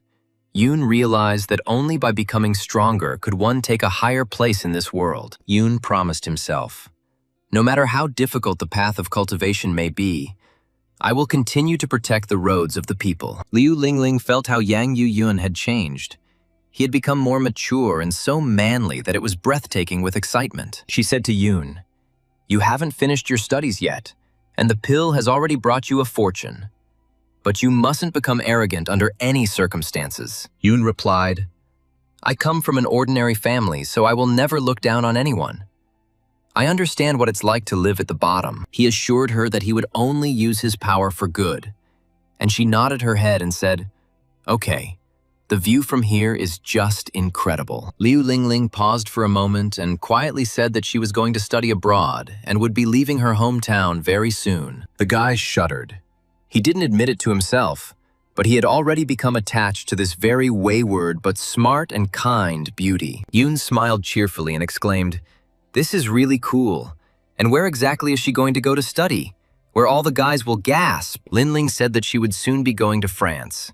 Her older brother already lived there, so it would be easier for her to get used to it there. The young man answered thoughtfully, "That's it." He didn't want to admit that, in fact, he really didn't want her to leave. The beauty's cheeks turned red, and she asked her companion, Yang Yun, "Will you miss me when I go abroad to study?" She looked at her classmate with hope, fragrant sakura petals swirling around her. But Yang Yun stubbornly did not answer the girl. A sharp wind blew. The sky became overcast and heavy rain began to fall, as if trying to cool down the overly heated situation. Liu Lingling asked in surprise why it suddenly started raining. Yoon shouted to her, Hurry up and get into the car, otherwise you'll get all wet now. Suddenly, on the wet wooden floor of the observation deck, the girl's high heels slipped forward. She slipped and screamed. The school's most beautiful girl lost her balance and began to fall before she could reach the car. A little more and she would end up in a puddle. But Yoon managed to catch his companion, asking if she was okay. The girl shuddered. Her classmate's hands were so strong. Lingling flushed and muttered softly that she had twisted her ankle and now she wouldn't be able to walk to the car on her own. Yoon sighed. You women are such a hassle. Okay, I'll carry you to the car. So there's nothing wrong with that. The guy easily picked up his companion in his arms and walked towards the car. It was very easy to carry the slender girl in his arms. And Lingling blushed and then turned pale, thinking about her strange friend. Could it really be that he really didn't notice anything like that at all now? Large drops of rain ran down the face of the school's most beautiful girl, and she thought, well, is it really so hard to say that he will miss her? Yoon quickly carried Lingling to the car, opened the door, and carefully placed her in the front seat. Now they could drive. The brand new Porsche started off briskly on the wet road. The guy was going to get Leo Lingling to her home as quickly as possible. But that wasn't part of her plans. She said there was a cottage hotel nearby. We were wet, so let's go there and wait out the rain. Yoon's face flushed, but he still agreed with his companion. Yes, of course, let's go. At the same time, we can fix our sprained leg. The girl was surprised at how stupid he was and still so innocent. He didn't notice at all that I pretended to have stumbled. After driving a little, they stopped near a small but very cozy hotel among the mountains. The rain was getting heavier and heavier. Yoon picked up Lingling and easily carried her to the room. The girl moaned that her leg hurt and she couldn't get up on her own. Having laid the girl on the bed, June took hold of her leg. Lingling, wincing, asked if it was really impossible to be more gentle. It hurt. The guy objected, it's impossible. The dislocation needs to be corrected while it can still be done painlessly and quickly. So she needs to be patient. Yang Yoon gently massaged the girl's leg. Lingling's whole body shook, and she herself moaned languidly from this strange massage. Soon the session was over. Yoon pressed on several points on the beauty's foot and lowered her leg. He understood that there was no pain. Yoon smiled and told his companion, well, now it shouldn't hurt anymore. The leg is completely fine, you just need to rest a little. Liu Lingling asked with a sly smile, please massage me a little more. My shin still hurts. The guy took her shin in his hands and pulled it a little. Tears gushed from the girl's eyes. She screamed that it hurt. He wanted to break her leg. Suddenly they heard loud voices from the street. A woman was screaming, it's all your fault. A man was grumbling, I'll call an ambulance now. Peering through the veil of rain, Yoon said, it seems like there was an accident there. I'll go check. Maybe someone needs help. Liu Lingling asked her companion to be careful. You never know what might happen there, since they were high in the mountain. The young man calmly headed towards the exit. He felt that there, on the street, someone really needed his urgent help. As Yoon grabbed the door handle, he heard a man's voice telling the ambulance that his son had been in an accident in Gudu near the hotel. Yoon came out. The woman screamed. This happened because he was swearing and distracting his son. If he dies now, I will not give you life. The guy went to the broken car and asked what happened. The woman said that her son had been in an accident and was stuck in the car. Young Yoon reassured the woman not to be nervous. He would now look at the guy and do everything possible to save this guy. Yoon saw that in addition to 3 fractures, internal bleeding in his chest was blocking his trachea, which was very dangerous and he could actually die. He asked the parents to move away from their son. He needed urgent help and he could save him, but they would have to trust him. The man grabbed June by the arm and, frowning menacingly, asked, what are you thinking of? He decided to finish off the boy while he was unconscious. Young Yoon was amazed at how fierce this man's spirit was. He must be very strong and dangerous. For him, killing a person is nothing. The woman sobbed. Mushin, stop it. This guy doesn't look like a bad person. Let him try. We have no choice. The man obediently released June's hand, snorting indignantly, but still watched the boy warily, ready to intervene. Yoon carefully approached the wounded man. He told himself that there was no need to worry. He needed to focus on saving the man. The guy forcefully moved the jammed steering wheel to free the driver injured in the accident. Now he can be pulled out. First, Yang Yuyun used the 13 hands channels to clear the blood stagnation. And after the procedure, the wounded man began to move. The parents were taken aback. The woman quietly called her son's name. She literally caught every breath of her traumatized boy. In the next step, Yang Yuyun used true qi to clear the driver's airway and stop the bleeding. After all the procedures were completed, the injured guy sighed. There was no longer any blood flowing from his mouth. He was breathing calmly. The guy told the parents that their son's life was no longer in danger. They just had to wait for the ambulance to arrive, and that was it. The man apologized to Yoon for his rudeness and thanked her for her help. The woman cried with joy. Yoon asked the man, "Apparently, you behave this way because there is a very fierce spirit living in your body, and your hands are stained with blood." At that moment, a bright lightning flashed in the sky, as if the sky itself confirmed Yang Yoon's words, and the victim's father suddenly fell silent. The man replied that he didn't expect that you not only mastered the art of healing, but also had phenomenal vision. Yoon said, "It is a great honor to hear such a thing, but you are not so simple either. There is so much blood on your hands that your spirit has grown so much." The victim's father was surprised. He didn't expect that at such a young age you possess the ability to discern everything hidden and obvious. He introduced himself. His name is Wang Musheng. He serves in the Chinese army and once took part in the war. And the young man is very perceptive. Yoon apologized to Wang for his tactlessness and said that his name was Yang Yuyun. He was a university student and was almost the same age as his son. At that moment, the sound of an ambulance siren was heard. The doctors arrived. And now everything will definitely be fine with the young man. Mu Sheng asked Mr. Yang to leave his contact information. In the future, he wanted to pay him double for saving his son. Yoon thanked Wang for his kindness. But he had learned the art of healing, so he should save people, not profit from it. Yang Yuyun watched Wang Musheng leave and thought, "Such an amazingly powerful, ferocious spirit. I don't know what kind of war he could have participated in." In fact, Yoon's father disappeared during the war, and his whereabouts are still unknown. The boy didn't even know if his father was alive. From now on, Yoon must train hard, because he became the descendant of the deity himself. When his power develops, he will be able to learn about his father. And then he heard Ling Ling's voice. He wondered why she went out. She would get wet again.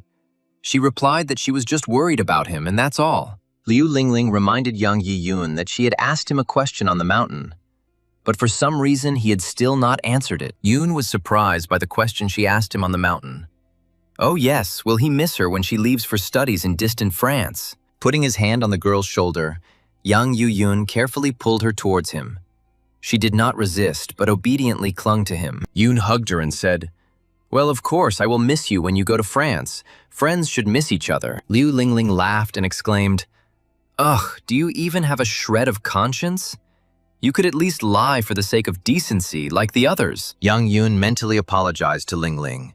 He understood perfectly well what she wanted from him, but he had more important things to do right now. Yoon quickly changed his clothes in the rented apartment and arrived at his cottage, a gift from his generous business partner Liu Shanhai. He looked around. Earlier it seemed to the guy that there was more space here. Yoon had left the sable here and didn't know if it had gotten used to the house. "The feng shui in the cottage that Uncle Liu gave me is very good. You can really feel the supernatural power, although the aura is still weak." Suddenly the guy heard a noise behind him. Someone was quickly running towards him. He turned around in surprise. Who could it be here? His forest animal, which he had saved on the mountain with medicinal herbs, flew straight to Yoon, joyfully beeping. It had settled into the house perfectly. The four-legged friend threw himself on the boy's chest, and he stroked his fluffy fur and said, "Good Sable, the smartest animal." The contented pet pressed its fluffy, warm cheek against the young man's cheek. He had come to love his magnanimous human savior. Yang Yun activated the vessel of the universe where he kept the treats for his little pet, collected on that very mountain in the forest. Immediately, a mountain of juicy, ripe cherries, which the sable Yunya loved so much, poured out of the vessel of the universe. Now the little animal could eat. The fluffy one's eyes sparkled with joy and he squeaked with delight. Wow, so much deliciousness at once. How good it is to live with a human. The little animal jumped out of its owner's hands and rushed towards a pile of bright, juicy cherries, which beckoned it with an amazingly delicious sweet smell. Sitting down near the cherries, the sable quickly devoured the juicy fruits. Yoon told him to eat more slowly. Otherwise, you'll choke and die. The guy thought, it's good that I collected more fruits and berries on Mount Yawan. Otherwise, it would have been difficult with this little glutton. Having fed the little pet to his fill, the boy decided that he couldn't waste time in vain. He needed to constantly train his practices. To achieve maximum effectiveness in comprehending ancient techniques, one must study them in the depths of one's consciousness. Although the ancient technique can be materialized through the vessel of the universe, it is simply impossible to understand its essence in the external environment. Young Yoon immersed himself in studying the ancient technique given to him by the divine teacher Yuanqian Shi when he went to rest. During training, the guy didn't notice how a new day had begun, and he still sat there, immersed in the depths of his own consciousness. Coming out of meditation, Yoon thought, it seems like a new day has arrived. It seems like the art of the 5 elements is already coming to an end. But Yoon was still far from the second level of chi cultivation. And later he decided to ask the teacher about specific methods. The guy went to the bathroom to freshen up. Although he recently founded a company and makes good money, it is not easy for him with his family. The youth pill brought him a fortune. But he asked Liu Shiji to help him find a job so that his grandmother would not worry. Otherwise, the grandmother would have thought that her dear grandson was involved in some shady dealings, which is why he earned so much money. Yang Yoon was very hopeful that the interview would go well. He had already plotted the route to the company's address on his phone. At the appointed time, the guy drove up to a large business center in a prestigious area of the city. It seemed that this company was very successful. Yoon found a door with the sign, Jiao Kingdom Limited Cultural Relics Department. He needed to go to this department for the interview. Exactly at the appointed time, minute by minute, Jan opened the door and entered the Cultural Relics Department for an interview. He was met by a strange guy. He asked Yoon, "You are probably Mr. Yang, who was recommended for this position by Mr. Liu." It was the head of the Human Resources Department, Mei Yuqian, who asked the guy if he had any certificates of graduation from an educational institution. Yoon said, "As an outstanding student in the History and Archaeology Department of the university, I am strong in appraising cultural relics." Mei waved his hand. "Enough. Stop bragging, young man. Didn't you come here using your personal connections?" Yoon was angry. "Manager, you have no right to say that. Even though I was recommended, my skills are among the best in Gudu." Mei Yuqian chuckled. "You are truly one of the best. I have met many arrogant and impudent people like you here. The personnel officer said that people like you are just empty talkers. It's obvious that you are irresponsible. You are not even close to history and archaeology. You are an ignoramus." Mei heard that Liu Shiji had opened a company, and suddenly he found such a scoundrel who only boasted, which meant Liu would go bankrupt. Enraged, Yang Yoon slammed his palm on the wall, causing it to crack. The HR manager nearly wet himself with fear, wondering what kind of candidate this was. Mei muttered, "What are you doing?" The manager was perplexed. This evil boy broke through the wall. Is this even human strength? Yoon said, "You can say whatever you want about me, but you need to be careful throwing such words about others behind their backs." The guy threatened that the HR manager might get what he deserved. But he replied, "I've been working for so many years, I've seen everything. Do you think I scared you?" The personnel officer thought that he only wanted to intimidate this Yang Yoon, but he never thought that he would be so impudent. Mei Yuqian suddenly realized that no one had ever treated him like this before. The manager definitely liked this boy. Yoon jumped back from the manager in surprise, wondering why he was blushing. Was he gay? That was just the last thing he needed. At that moment, a loud dog bark was heard in the office. Yoon looked at the dog, and it seemed to him that he had met him before. Zhao Nan entered the office and looked at the guys in surprise, not understanding why their faces suddenly became so strange. Yang Yoon recognized the girl. It was the same Zhao Nan who saved him back in the park when he almost drowned in the river.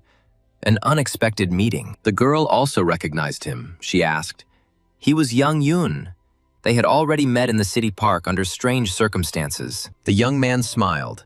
"Miss Zhao, do you really remember me?" It's surprising. I'm an ordinary young man like hundreds of others. Nan laughed. How could I forget when I told you back then? Well, I mean, you saved my favorite dog. Of course I remember you. Mei Yuqian was puzzled. It turns out that this Yang Yi-yun and President Zhao have such a good relationship, really friendly. The personnel officer thought with horror that if they soon became lovers, then he, Yuqian, would miss out on such a handsome and strong man. The worried gay man decided that he needed to act as quickly as possible. Otherwise, he would miss out on his happiness, and the nasty Nan would take it away. Yuqian clapped his hands loudly and rubbed his hands, looking at his interlocutors. Yang Yi-yun and Zhao Nan turned to him in surprise. The personnel officer asked, President Zhao, it seems you know this young man. Tell me what kind of relationship you have with him. Yun was shocked. This faggot called Nan President Zhao. Could it be that she is the president of the Kingdom of Zhao Company? Nan calmly replied, Mr. Yang and I are friends, Manager Mei. And what are you and Mr. Yang doing here? Yun tried to explain that he had come to apply for a job, but the manager interrupted him, telling Nan that Yun had come to see him. Yang was stunned by surprise. Nan had long known that Mei Yuqian was constantly pestering her other male colleagues. However, she didn't expect that Yun had such addictions. The girl apologized for bothering her. She just saw them together. Yang Yu-yun exclaimed, No, Miss Zhao. This is a misunderstanding. You all got it wrong. This is the first time I see this weirdo. Mei started whining. Yang Yun is a traitor. He just did all sorts of things to me. But as soon as another woman came, he immediately started denying everything. June was overcome with anger. He really wanted to take this disgusting slug and smash his empty head into the floor. But he couldn't do that. Nan hurried out. Yang Yu-yun shouted to her, Listen, I really came to get a job, that's all. They moved to Zhao's office. She apologized for the misunderstanding. Nan did not expect that Yun would be to Mei's liking. Nan smiled. It seems that Yun has some skills, Yang objected. President Zhao, don't make me laugh. This is nonsense. She said that sometimes fate is amazing. She didn't expect that the person who saved my dog would work for my company. The heated manager Mei was literally breathing down Jun's neck, whispering, Yeah, destiny.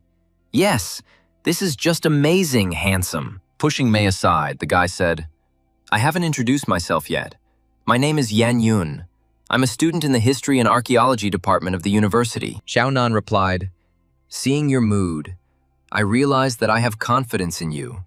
I will instruct my secretary Ai Ye to make a schedule for you. Mei Yuqian asked the president to entrust this to him, and an enraged Yang Yu-yun growled at the manager to control his temper. Suddenly, someone knocked loudly on the door of President Zhao's office. Everyone turned around. Nan didn't seem to be expecting anyone for an appointment. The girl decided that her secretary had arrived. She smiled. The hunter and the beast runs to the hunter. Now all the questions will be resolved immediately. The office door opened slightly, but instead of Ai Yi, some strange guy in the uniform of an office cleaner looked in. A tall man pulled a cart and said, Hello, President Zhao. Let me clean up your office now. Nan replied indignantly, Can't you see that I'm busy now? Come back a little later. I have an important meeting and you're disturbing me. But the cleaner didn't leave. He insistently said that he always cleans here at this time. He has his own schedule. He won't leave. Xiaonan jumped out of her chair and exclaimed, Don't you need a job? I told you to leave this very second. Otherwise, you'll be fired. The man angrily asked the company president, You're talking about work. It's strange to hear these words from you after what you did. Suddenly, the tall cleaner pulled a weapon from his bosom and rushed at his former boss, his angry eyes rolling wildly. He yelled at Nan, It's all because of you. I haven't had a job for a long time. Die, you vile creature. Zhao Nan asked in surprise, Chu Mo, is it you? The frightened manager started screaming, They're killing us! Save us! Zhao Nan was a little confused, and the enraged Chu Mo was flying straight towards her. Yan Yun calmly stopped the blade of the large knife with 2 fingers and said, Look, no one here even noticed me. And in vain. Everyone present was stunned. They stared with all their eyes at the guy who caught the knife with 2 fingers, wondering if he was really a person. Without thinking twice, Yang Yu-yun struck Zhao Nan's attacker in the chest, sending the tall cleaner flying away from the company's leader. Q Mo crashed into the wall of the office, causing cracks to appear on the wall and floor and pieces of plaster to fall. Everyone was silent. The disguised cleaner said, "Zhao Nan, because of you I lost my job, so I can't pay back the debts for the games. I won't let you leave." Secretary Ai Ye entered the office and asked the leader, President Zhao, what happened. "I heard some strange sounds," Nan replied. "Ai Ye, quickly call the police. I was just attacked." Fortunately, Mr. Yang protected me from the attacker. The frightened secretary took out her phone and dialed the number with shaking hands. He exclaimed, "Yes, I'll call the police right now. How terrible." Mei Yuqian didn't expect that Yang was skilled in martial arts. After all, appearances can be deceiving. Mei hoped that Yoon wasn't vindictive. Yoon noticed that Zhao knew the attacker. He asked what happened. She explained that she had fired a lot of slackers. They just took up seats and played cards and other games of chance during breaks. So Nan made many enemies. This is one of them. The guy smiled, that's it. But it seems to me that you, Zhao Nan, did the right thing. Not the president, but a real queen. The head of the company chuckled, and you're still making jokes. The situation really was dangerous. This madman could have hurt everyone. Yang Yu-yun suggested that they put everything on hold. Considering that this guy had accomplices, he could give Nan a ride home. She agreed, but next time she would invite him to dinner as a thank you. Jan objected. She saved him. He should be the one inviting. Nan reminded him that Yoon had saved her dog and suggested that she would invite him first, and then he would invite her. The guy agreed with a laugh. They went down to the underground parking lot and calmly walked along the rows of employees' cars, Nan trying to figure out where June's car was. Soon they approached a brand new Porsche. The guy took out the remote control and calmly turned on the car. Zhao was stunned by surprise. He smiled and said to the boss, "Here is my car. You can get in and go. This beauty is safe and goes very fast." Nan wondered if he hadn't been struggling to make ends meet recently.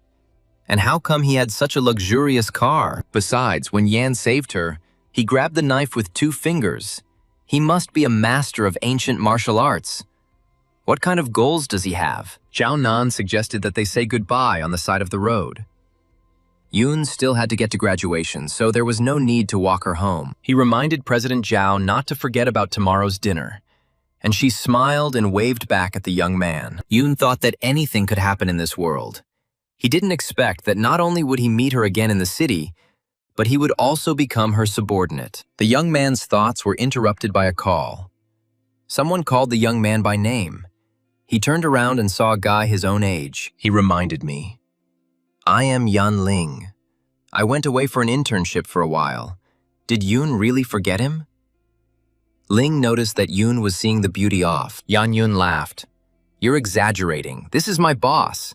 If you're going to graduation, I can give you a lift," the guy was surprised. Yoon waved towards the road, saying, "Let's go."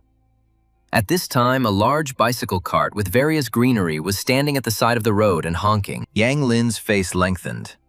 How could he bounce on this?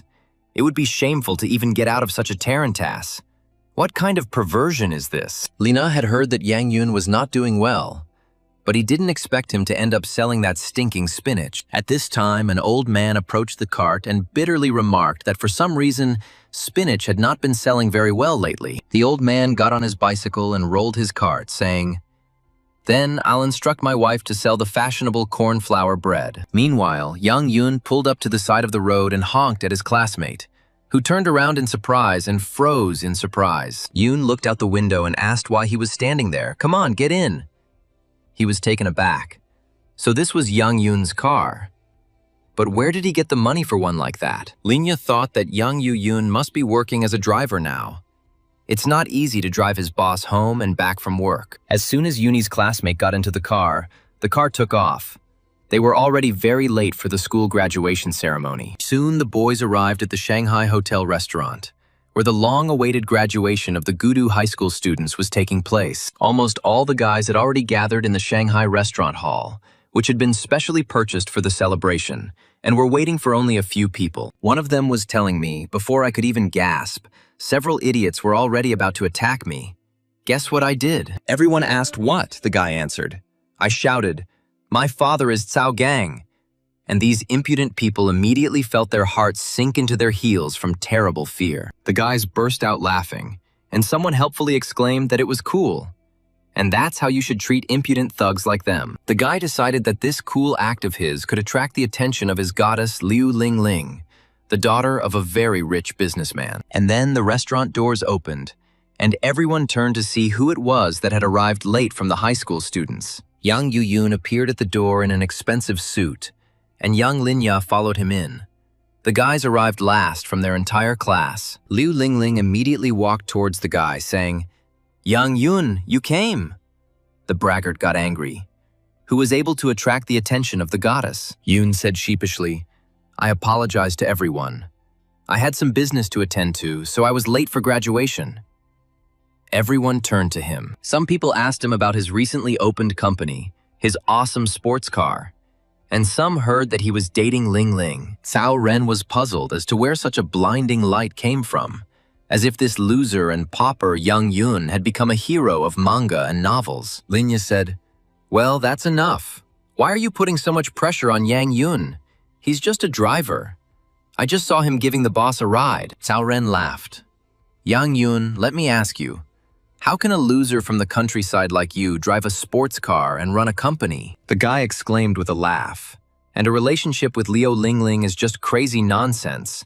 Such a girl won't even look at him." The others started making noise. And that's true. Everything Cao Ren says is correct. "Well, it's clear, you empty talker. Let's go. There's nothing to talk about here." Cao Ren chuckled.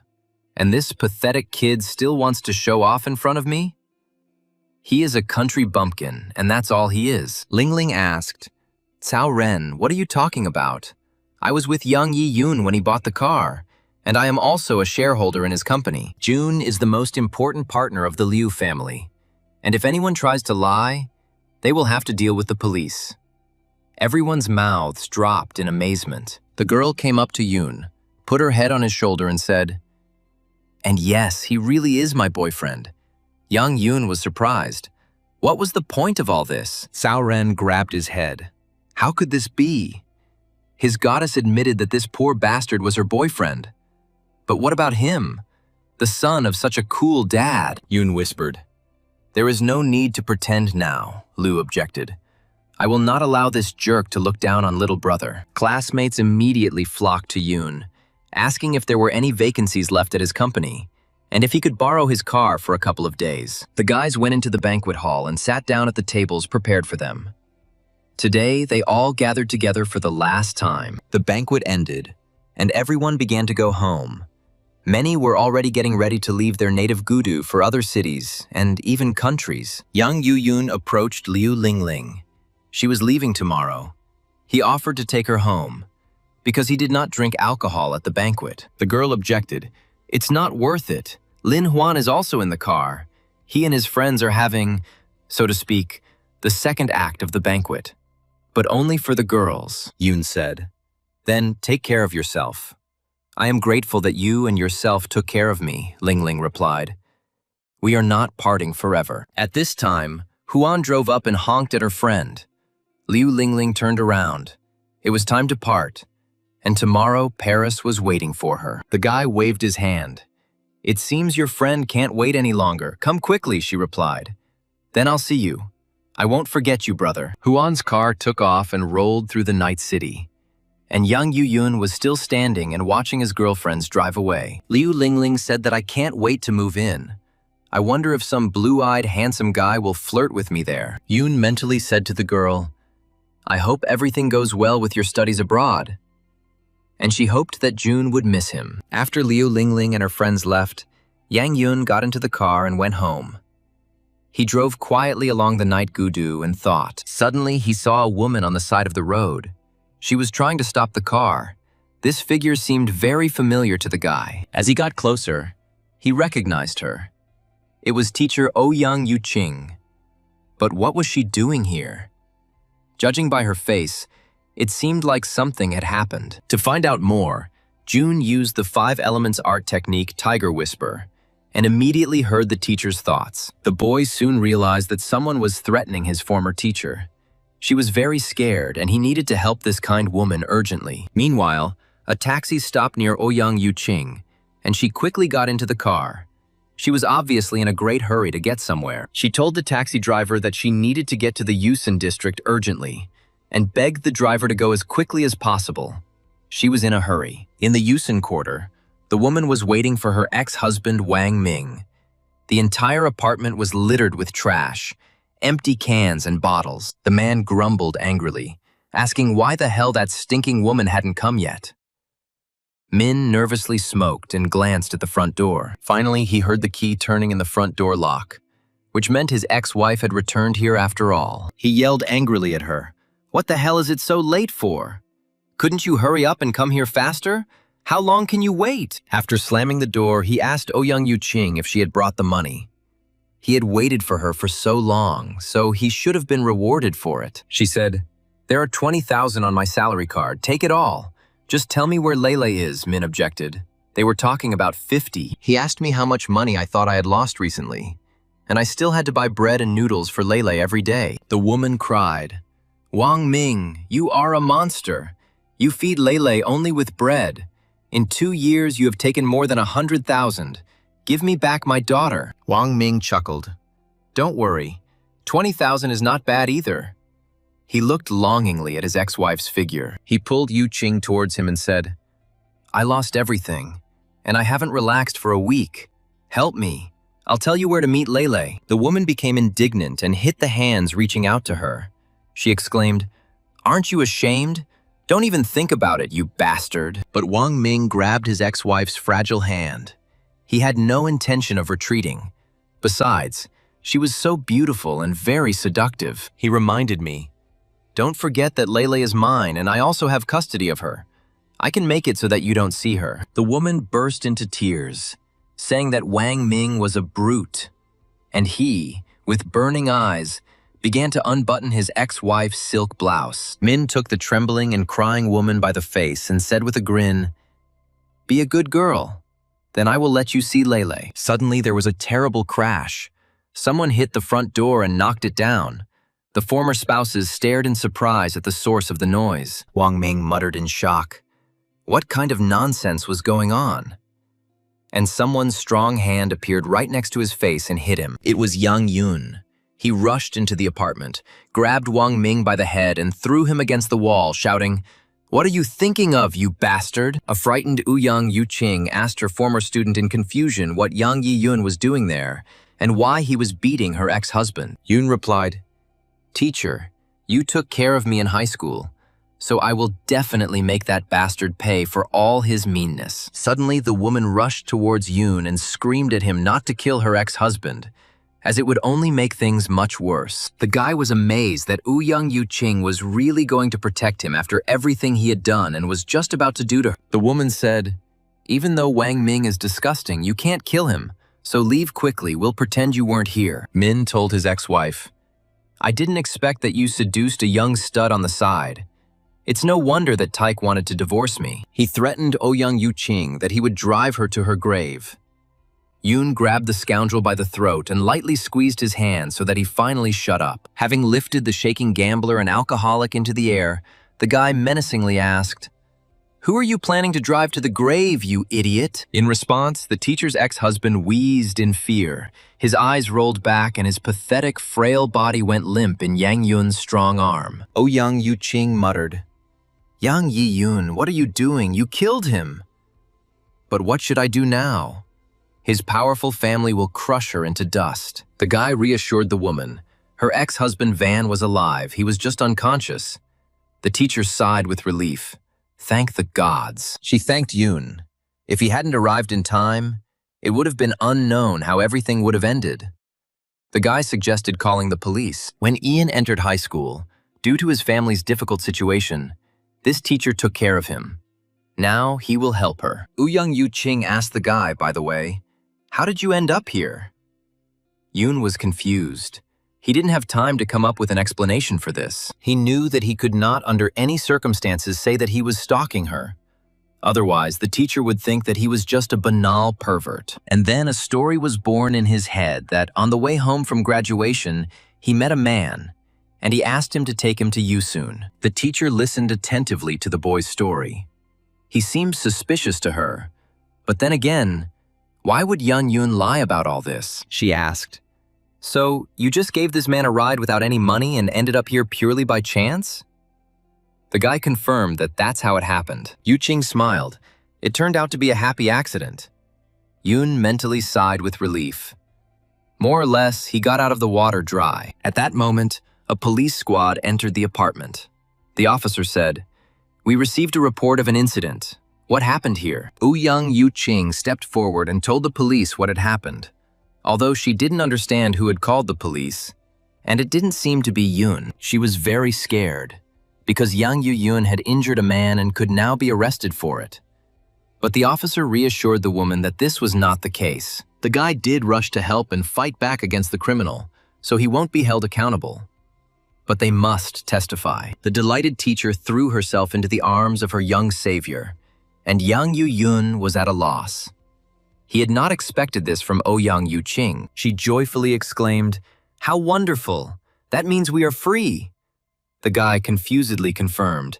He tried to break free from her embrace. The officer added, by the way, that the girl Lele called the police. She is Yu Qing's daughter. She is now at the station. Her mother needs to pick her up. At this time, another police officer at the station was telling the little girl that her mother Yu Qing was already on her way here, and that they would soon be able to be together. The big-eyed girl sucked a lollipop and looked around with interest. She was very glad that her mother would arrive soon. Yoon put the teacher in his car, and they drove through the night city to the police station to give a statement and pick up Lele. The guy asked how it all came to this. "Why didn't you go to the police since Wang Ming treated you like that all the time?" Yu Qing sighed. This had been going on for several years. Their families introduced them. At that time, Wang Ming's family was in business and was rich. Yu Qing's mother liked Wang Ming's proposal and was quickly married to him, and soon gave birth to a child, Lele. It turned out that Wang Ming was a gambler. He squandered the family's money and ran up a ton of debt. And in addition, he beat his wife in front of their child. After the divorce, they went to court, but the child was given to him. He extorted money from Yu Qing using the child and constantly threatened her. Yoon said, "Don't worry, you took care of me at school. And from now on, as long as I'm around, no one will dare to cause you trouble." The young teacher's face flushed. She muttered in confusion that she was very grateful and leaned back in her seat. Yang Yun suddenly realized that he had blurted out the wrong thing. He thought that I was doing something. It sounded like an admission that the teacher thought about it. Soon, Yang Yu-yun and Ouyang Yu Qing arrived at the Gudu police station, the woman in a hurry to see her beloved daughter. The officer explained to her that the girl, Lele, who had called the police, was inside and waiting for her mother to take her home. The teacher hurried to where her beloved daughter was waiting for her. Upon seeing the girl, she immediately joyfully called her by name. Lele turned to her mother, finally. She could calmly spend time with her sweet, kind mother, and not with her eternally angry and drunken father. Tears welled up in Yu Qing's eyes. She hugged the baby to her chest and asked, "Lele, are you okay? How did you get here?" The girl muttered that she was going to suffocate, and Yang Yun remarked, "Oh, this enormous motherly love. It could even suffocate." Freeing herself from the embrace, the girl said, "I took advantage of the fact that Dad was not at home and secretly ran away from him. He was drunk." Lele explained, "I heard him calling you and I realized that he was going to beat you again. So I came here and called the police." The police officer told Yu Qing that her ex-husband was involved in drug trafficking and would face severe punishment. The woman promised Lele that when they returned home, she would cook her something to eat. The girl asked for chicken wings. Ouyang Yu Qing turned to the guy and said, "Yang Yi-yun, come with us. This will be my gratitude for the help you have given." The guy blushed, going to teacher Ouyang Yu Qing's house. It doesn't look very decent. And will she feed him like a child? 9-year-old Lele silently watched the young man and her beautiful mother. She listened attentively to the police conversations. Finally, turning to Yang Yun, she asked him innocently, "Uncle, do you like my mother? You saved her from my father." Everyone present was shocked. Yu Qing's jaw dropped. Yoon almost choked, and the policeman covered his face with laughter. Young Yu-ching pressed her daughter to her ample chest again and asked, "Lele, what are you saying? This is just my student." Young Yoon laughed and reassured the teacher. Everything was fine. You can't blame the child for his words. You never know what might come into the girl's head. When Young, his daughter, and Yoon came home, Lele kept her eyes on the boy. He didn't understand what was wrong with the child, and the mistress of the house was bustling about in the kitchen, hurrying to feed her daughter and her savior. And finally, she announced that dinner was served. Yoon was surprised at how much food there was. Yu-ching smiled. "My student came to visit me. I can't help but show off all my skills." Yang didn't expect that Young Yu-ching looked no worse than a pop star. The trash Wang Ming should have carried her in his arms, not beaten her. Lele began to eat with gusto. But even while eating, she did not take her eyes off Yang Yun. The boy looked warily at this strange child. The girl asked Yoon, "Uncle, what are you doing looking at Mommy's breast?" Yoon, taken aback, spat out what he had already put in his mouth. Worried, Yu-ching said, "I'll go change my clothes," Yoon objected. "This outfit suits you very well, and the girl is just talking nonsense." The teacher told the guest to eat more to grow. The boy thanked her. The food was really tasty. Lele was surprised. But didn't the uncle come to become a new dad? Now Yu-ching choked. She pulled her daughter up, but the girl didn't give up. Dad used to look at Mom's chest like that too. Besides, Uncle saved Mom. I want him to become the new dad. Yu-ching laughed. Lele is quite simple-minded. You shouldn't take her words to heart. You need to eat while everything is hot. The next day, Yang Yu-yun went to his new workplace at the Zhao Kingdom Corporation under the leadership of Zhao Nan. The first day of work flew by unnoticed. He familiarized himself with his duties and leafed through a catalog of historical treasures. Suddenly, a message from Lele popped up in the messenger. The girl addressed Yoon as Dad. The guy was stunned. He was really caught. Nan quietly approached the guy and noticed that the working day was already over. "So, why do you look like you're not yourself and whisper, 'Daddy'?" Yoon replied, "He just didn't sleep yesterday." Nan nodded, "Then let's go." She found out that the guy's father disappeared in the war. Maybe he dreamed of him. Hearing the invitation, Yan asked where we were going. Nan sighed. "I rarely invite someone to dinner. If you don't want to forget it." The guy smiled. "I almost forgot. The handsome CEO is inviting me to dinner. How can I refuse? Let's go." Nan warned that if you forget again next time, I will never invite you again, Yoon objected. "But how dare I?" Yang Yu-yoon and Zhao Nan walked out of the office together, and it turned out that some people were waiting for the girl in a very expensive red sports car. The girl was taken aback. Where did they come from? And Yoon looked at the strangers with interest. It seemed they were very complex people. Ye Kai, from a famous family of ancient martial artists in Beijing, said, "Nan, you finally came out. You're late at work." Kai and his companions silently walked towards Zhao Nan, who was taken aback by the surprise. She and her companions silently looked at them. Ye Kai smiled and told the beautiful Nan that if he was by her side, they could achieve much more together than she could on her own. Nan ignored this and asked Yoon what he would like to eat. And Yoon asked if Mrs. Zhao liked Japanese cuisine. They headed towards the parking lot.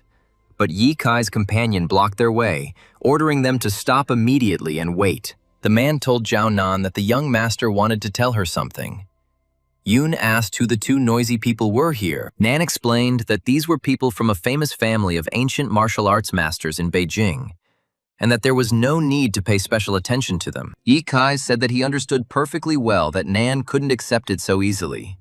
So, in a fit of anger, she ran away to this poor place. But no matter whether she irritates him or not, they will still get married. Their families agreed on this.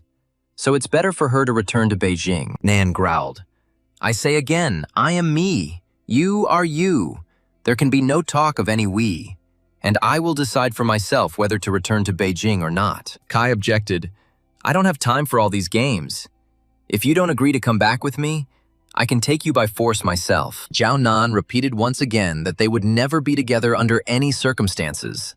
so it would be better if Yi Kai finally stopped bothering her. Kai frowned and ordered his companion Lao Mo to pack the persistent bride by force, stop trying to persuade her. The man who had previously blocked Nan's path, after apologizing to Miss Zhao, rushed towards her. He was obliged to carry out his master's order. Zhao Nan looked at Lao Mo's hand approaching her with confusion. She never expected that they would dare to do this to her. Master Lao's hand was already near Zhao Nan's face. The girl recoiled in horror.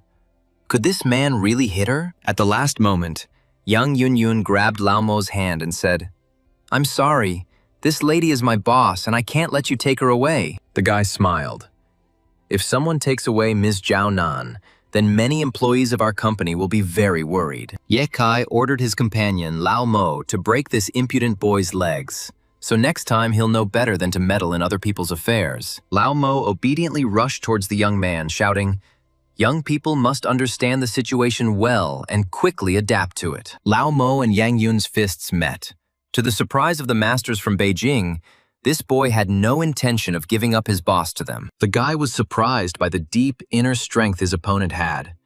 The raging energy around him caused stones to rise, and Lao Mo exclaimed in surprise at the boy's pure inner strength. It turns out that there is another master next to Zhao Nan. The guy struck back at his opponent and threw him aside. Lao Mo somersaulted in the air and landed on his feet again. The failed groom Zhao Nan noticed with surprise, not expecting that such a young guy was also a master of ancient martial arts. Yang Yun replied calmly, "I am improving little by little, but I don't dare call myself a master yet. I'm still just a student." Yun realized that Kai's strength was stronger than Xiao San's. Could he really be a master of the ancient martial arts of the 7th or 8th stage of Mingjin? Kai said that he didn't think that there was a master in Gudu who was above the 7th level of Mingjin. "So I will have to deal with you." Yi Kai was furious and shouted angrily, "What I hate most are idiots who like to show off and act like heroes." He promised that today he would grind the boy into dust, and then he would screw Nan in front of his eyes. Yun was overcome with anger. What a bastard. A Beijing resident shouted, "Wait a minute, kid. I'll make you regret getting involved, Lao Mo. I forbid you to get involved in this fight." Zhao Nan warned the boy, "Yang Yun, be careful. This freak is at the peak of the Mingjin level. He is extremely strong and incredibly dangerous." Yi Kai clenched his fists and rushed at the guy. He couldn't bear to see someone else standing next to the one he considered his. The failed groom Zhao Nan shouted, "It was too late to repent." He used his favorite technique, superior palm. Jun gritted his teeth. Ye Kai was so fast, he needed to get his bearings. The young man had to test out what he had learned right now. The opponents clashed, their raging combat energy creating a real hurricane around them, and the pavement was shattered into small pieces. The boys looked at each other intently. Each of them was strong, and each intended to go to the end without giving in to the other. Yi Kai's eyes were filled with anger.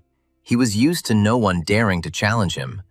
But here was some kid in a provincial town. Yang Yun assessed the situation and used the 5 elements art technique given fist, dealing a painful blow to Kai, injuring him. The guest from the capital of China was stunned. He had never seen such a reception before. Who was this boy learning to fight from? But Ye Kai quickly recovered from the blow and grabbed Yang Yun's hand, taking the initiative to lead this battle into his own hands. After dealing the young man a few blows, Yi Kai admonished him that he shouldn't be too overconfident as it could be dangerous. Suddenly, Yun felt that something strange was happening to him, as if someone else was sitting inside his body and was trying to get out. The young man coughed, and I had the feeling that he had vomited something unusual. And indeed, a stream of energy flew out of Yun. Ye Kai, covering himself with his hands, flew away from his unusual opponent. The guy decided that the boy had released energy on purpose. The would-be groom slowed down. The blow was incredibly strong. This is clearly already a level higher than Mingjin. Who is this? Ye Kai frowned. This boy's profound strength burst out. But why is it so strange? This strength is unlike anything else. Yang Yun said to the opponent, "I'm sorry. It seems I underestimated you. I had to eject true qi to increase the distance." Having said this, Yang Yun, to Yi Kai's surprise, incredibly accelerated to avoid the unnecessary blows of his aggressive opponent. Before Zhao Nan could react, he received a powerful blow right in the center of his face, causing blood to gush out. Lao Mo and Zhao Nan's mouths dropped open in surprise. Neither of them expected that a schoolboy from yesterday could beat such a master. Yan Yun told his opponent, "The fact that you were able to reach this level is already not bad. It means you are quite a talented fighter." The young man then struck Kai again, sending him flying back into his beautiful, flashy, red, and extremely expensive car. Ye Kai crashed into his own sports car with a loud noise. The car shook from the strong impact. Yun stood and calmly looked at him. The beaten Ye Kai muttered with a swollen face, "Well then, kill me now. Otherwise, I will soon make you bitterly regret this." Yun grinned. "Apparently you think I'm an idiot. We live in a state governed by the rule of law. If you bother Nan, you'll get it again." Ye Kai asked, "Your name is Yang Yun. You are very brave. Well, I remember you, so you will still have trouble with me." Yang Yun had never suspected that such masters still existed on Earth. It was possible that there were even more powerful masters. The young man realized that he could no longer delay the second stage of Qi cultivation, so he immediately went to his cottage. He plunged into meditation, she angrily declared. "From now on, don't tell anyone that you are my student. Some master made you sweat." Yun objected. "Everything is simple for you. But the families of ancient masters are influential. How can I reach the second level of Qi cultivation?" The teacher frowned. "I gave you the art of the 5 elements, and there are at least 100 similar methods, and how dare you blame me?" Su said. "When I entered the world of self-cultivation, I immediately destroyed a huge number of dynasties of master practitioners." Yuan Tiansu stated smugly, "This is the existence of a single moment, the personification of the moment that kills deities and even demons. To fly through the sky and pass underground, to fly through time and pursue it. These are all the immutable laws of heaven and earth." Yun chuckled, "Yeah. And now there's only one wandering spirit left, who has been stuck in the jug for a long time and can't get out of it." The guy sighed. "Okay, I'll go and say that my teacher is a dunce, who doesn't even come close to the masters of the ancient arts. And I'll give up." Su shouted, "Wait, I will teach you. First, take a small portion of 500-year-old ginseng from the mountain and the python gallbladder. These ingredients with a pure aura will allow you to quickly and easily break through to the second level of the Qi energy cultivation period." Yun remembered that he left the python corpse on Mount Yaowang, Su snorted. "The vessel of the universe automatically absorbs valuable things." The teacher warned Yun not to waste the valuable ginseng and to obtain a furnace to make the immortality pill. In the future, Yun must use the universe vessel to store immortality pills and various natural resources. After telling all this to his disciple, Yuan Tiansu warned him not to bother him with such trivial matters from now on. It was simply disgraceful. The angry deity stood up from the tea table and went home, turning into a translucent fighting energy of the world. When Su left, Yang Yuyun discovered that the teacher had left him techniques. It was the fire law that the boy had to learn. He opened the treatise. Here it is. When the threshold of the second level of Qi cultivation is reached, it will be possible to use this technique. Although this is the lowest level for refining the immortality pill, the Qi is sufficient for the technique, and nothing can stop this fire. Moreover, as the practice and spiritual strength strengthens, the power of the flame will increase. It is simply an artifact against attacks. After studying the treatise, Yang Yuyun immediately began training, eager to become as strong as possible and break through even further. He decided that he needed to first move on to the next level, and then begin to study the techniques he had just received from his teacher. Yun called out to the vessel, and indeed, there was a gallbladder in the vessel, and it had even retained its freshness. I wonder how big the vessel was. Next to the python's gallbladder, there was a 500-year-old ginseng on the guy's hand, and he winked at Yun like Mei Yu Qian. Looking into the eyes of the grinning ginseng, the guy wondered if this thing had really been like this before. Why was this ginseng so vulgar? But Yun still decided to tear off a piece from the root. Nothing ventured, nothing gained. Feeling the pain, the root whined pitifully. Yang Yuyun threw the necessary ingredients into his mouth and, holding his breath, swallowed. Ginseng was okay, but swallowing python bile, as a result, the valuable natural ingredients were absorbed. Now it was necessary to wait for the body to assimilate these magical gifts. The young man was amazed. The taste was so surprisingly pleasant, as if he had found himself in a blooming, fragrant cherry orchard. But the aftertaste was mind-blowing. June shook with disgust. But it was only for a moment. The main thing is that he swallowed it all. Suddenly, his body was filled with unprecedented energy. His eyes lit up. His body absorbed valuable products and became significantly stronger. Yang Yuyun settled in comfortably and began training. Streams of energy flowed smoothly around him. The practice went well, although not quickly. Yoon felt the divine spirit of heaven and earth contained in the python gallbladder and ginseng spreading throughout his body. Finally, the guy shouted that he had succeeded. He had entered the second level of the Qi cultivation period. It was a real breakthrough. Yang Yuyun could clearly feel that his body was full of strength. It was hard to imagine what those with a higher level of Qi cultivation felt like. Suddenly, the guy remembered that he had agreed to eat with Wang Mushen today. This man was so persistent in wanting to meet June. The guy decided that he also needed to capture Ziji in order to expand the connections of his adopted brother, with whom he grew up together in the village. He called his friend and said that he was having a friendly lunch today, and he would like Ziji to go with him. But he cited a lot of problems. Shiji told Yoon that the permit for producing Guyuan liquor was stuck somewhere, and there was so much work that there was no time even for food. June explained that he had recently met an authority figure in military circles, and that it wasn't easy to become friends with him. CG agreed. Yan Yun smiled. He knew you wouldn't refuse. You and the military have some unspoken rules that civilians don't know. The friends went to a fancy restaurant where Wang Musheng had booked a table. He and his wife were eager to thank their son's savior. Musheng said tenderly to his wife, "Darling, when Mr. Yang comes, follow the rules of etiquette," she replied. "Darling, don't worry, I know everything." Their son looked at his parents in confusion, who were literally radiating love. The young man had not seen them so in love for a very long time. Yang Yuyun and his companion Liu Shiji entered the hall. Yoon apologized for being late. He was so busy that he barely made it to the meeting. Wang Musheng waved his hand. "Oh, what are you saying? You're just in time. We're the ones who arrived early. Please sit down. We're glad to see you." Looking at the dumbfounded Liu Shiji, Wang Musheng asked Yoon, "Who is this? She's looking at everyone so strangely.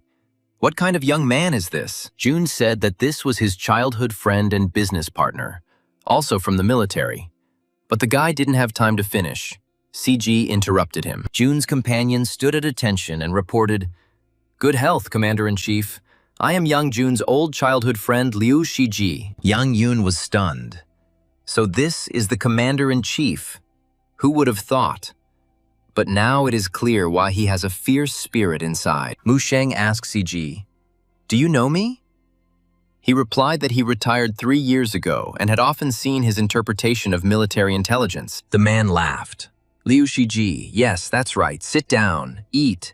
Everyone here is ours, so don't be shy and relax already." Wang told Yoon that he had saved their Zong Ren, and he would call him Yoon, and he could call him Uncle Wang, and his wife Li Jia. Wang asked June if he had any other family members and where he was from, and June replied that he was from Shangyang Village, Gu County. His father was also a soldier, but went missing 10 years ago.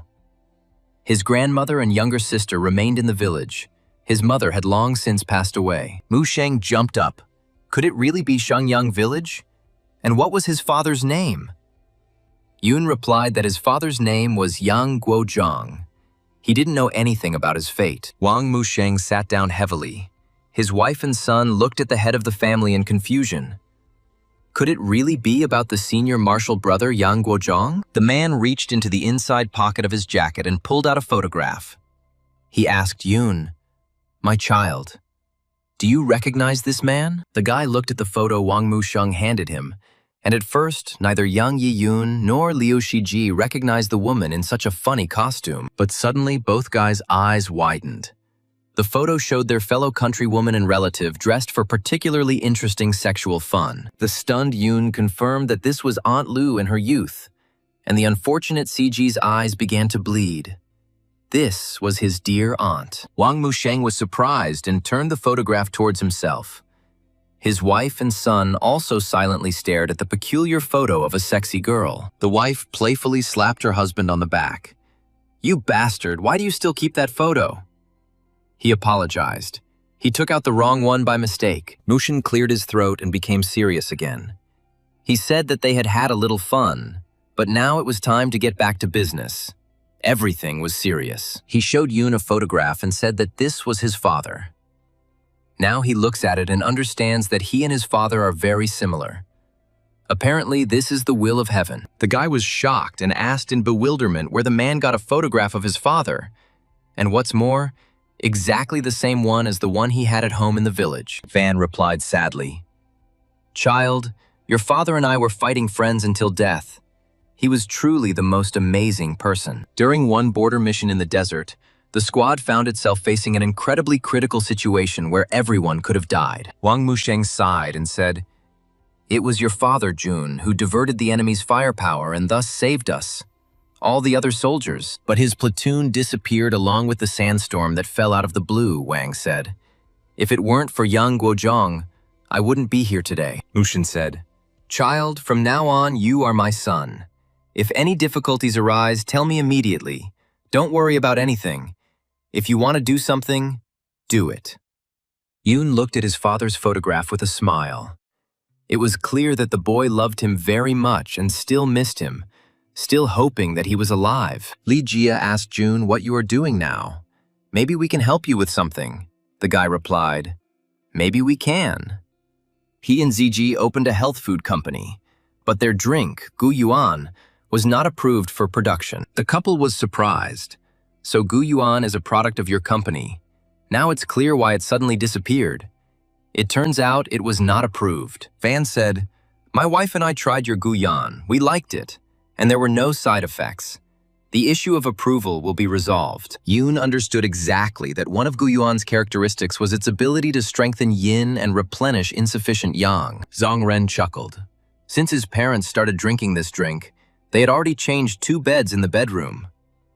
Li Jia laughed and blushed. Then Yan Yuyun heard the signal that a message had arrived on his phone. He apologized to Musheng and his wife and picked up the phone. A certain young Master Ma from the Northwestern Ancient Martial Arts Masters invited Yoon to a meeting about a drink. The guy realized that there seemed to be a villain behind the scenes who was responsible for their Gu Yuan drink not being approved. At 11 o'clock, Yang Yuyun went to meet young Master Ma, wondering what he wanted from him. Ma Xiaoliu invited the guests to the VIP room so that no one else could hear their conversation and possibly see the beating that followed. Young Ma noticed that Yang Yuyun had been very active lately and had even beaten up the young master from the Ye family, who was also a martial artist. Xiaoliu said, "The Ma family doctor found that the Gu Yuan drink contains the element of Xia Pei Yuan Dan. I propose to set a price for this formula." Yoon thought, it was high time to understand that the drink contained Gu Yuan pill diluted several times. He set the price at 10 billion. Ma Xiaoliu sighed. "Well, if you don't have sincere thoughts, then don't be offended by me. Ada and Air, teach this kid some sense." Jun felt how strong the qi and blood was, no worse than Yi Kai and Lao Mo's. It seemed like a fierce battle was looming today. The 2 strong fighters, Ada and Air, at the command of their young master, clenched their fists and rushed at Yang Yun, considering him a simple opponent. The boy calmly awaited the approach of the martial arts masters. Over the past 24 hours, he had become significantly stronger and was not at all afraid of them. Yoon was surprised. They were so weak. After moving to the 2nd level, fighting with masters of the Mingjin level is not difficult. Ma Xiaoliu exclaimed, "You kid, don't be too confident. You still have a grandmother and sister in the village. If you don't give out the formula..." As soon as young Master Ma said that if the boy didn't give up the formula, Xiaoliu would deal with his family, a wave of anger washed over Jun. He instantly grabbed Ma Xiaoliu by the throat and angrily asked him what he was going to do to his grandmother and younger sister. Mo trembled. Xiaoliu muttered in fear, "Brother, you made a mistake. Don't kill me." Yoon growled, "If you lay a finger on my grandmother and sister, watch out." Yoon promised that if he touched his relatives, He would raise Ma's family to the ground, then dig up their ancestors so that they could bask in the sun. The next day, a beaten Ma Xiaoliu reported to the head of the family at the family estate about how the meeting had gone the previous day. The old man told his grandson not to worry about the recipe for the guyuan drink. The Wang family was involved in this matter, so it was better to retreat. The head of the family asked how it happened that he, a man with the strength of the 6th stage of the Mingjin level, was so easily beaten by some kid. Xiaolu responded. At first, he was not going to let go of his hands, but Yang insisted. He kicked with his right foot and delivered an attacking kick with his left. The old man asked what happened next, and his grandson said that, according to all the traditions of Kung Fu, he was going to hit him in the nose. But Yun suddenly attacked. The young gentleman sighed and admitted that he had been careless and had been unable to dodge, and that they had then fought with varying degrees of success. The old man realized that this Yang Yu Yun had reached the Anjing level. Otherwise, he wouldn't have been able to beat Xiaoliu like that. An incredible person had appeared in the Wang family. Xiaoliu said that he would not accept defeat. He asked the leader if they would really let him go. The Wang family only had military power. The leader replied, "You don't know a thing. The head of the Wang family leads a secret group of the Chinese government.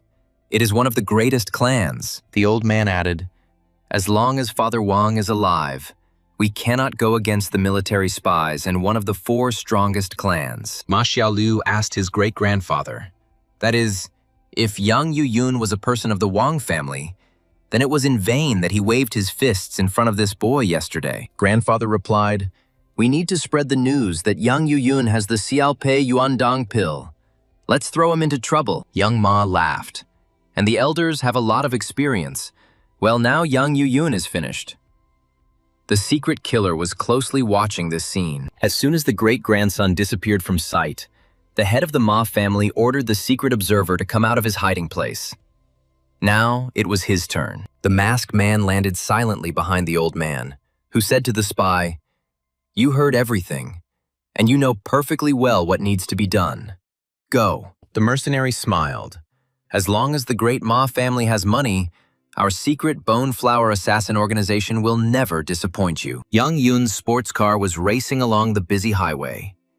He had arranged at work that he would leave for personal matters, and Nan let him go. Even though Ma Xiaoliu promised not to contact Yun again, it was still worth going and checking on his relatives. The guy heard the phone ring, which meant he had received some kind of message. Uncle Van wrote that the issue with the permit had been resolved. The young man breathed a sigh of relief. Uncle Wang was really cool. Guyuan drink finally received permission to be produced. Soon, Yang Yun entered his native Gu County. All these landscapes were familiar to him from his early childhood, where he was born and raised. Stopping in the center of the village, he looked around. Everything here had changed so much that it was difficult to recognize this settlement. A lot of old houses from the Republican era were torn down and ordinary high-rise buildings were built in their place.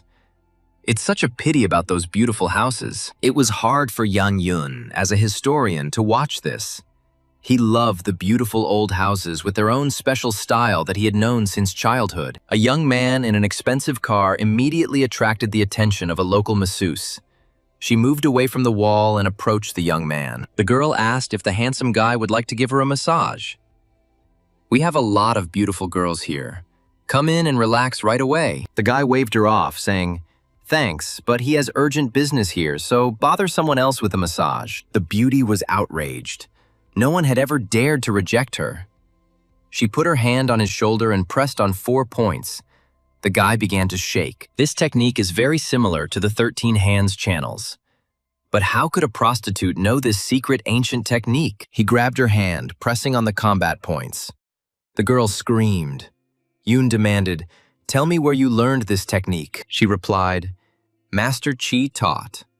The Baima Massage Center for Men, which is nearby, is his private property." Suddenly, a man asked the girl, Cui Hua, "What are you doing here? Shouldn't you be inside with the customers?" The girl greeted the owner of Chi with fear and quickly left, leaving him alone with the unfamiliar rich young man. The man introduced himself as Chen Chi-bian and asked if the guy seemed familiar with Chinese medicine techniques.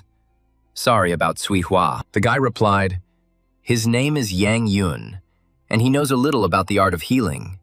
He has business, so allow me to take my leave," Chen shouted after the guy. "I didn't expect that you were Yang Yi-yun, the creator of the legendary valuable pill Xiaopei Yuandan." Yun was surprised at what this man was talking about.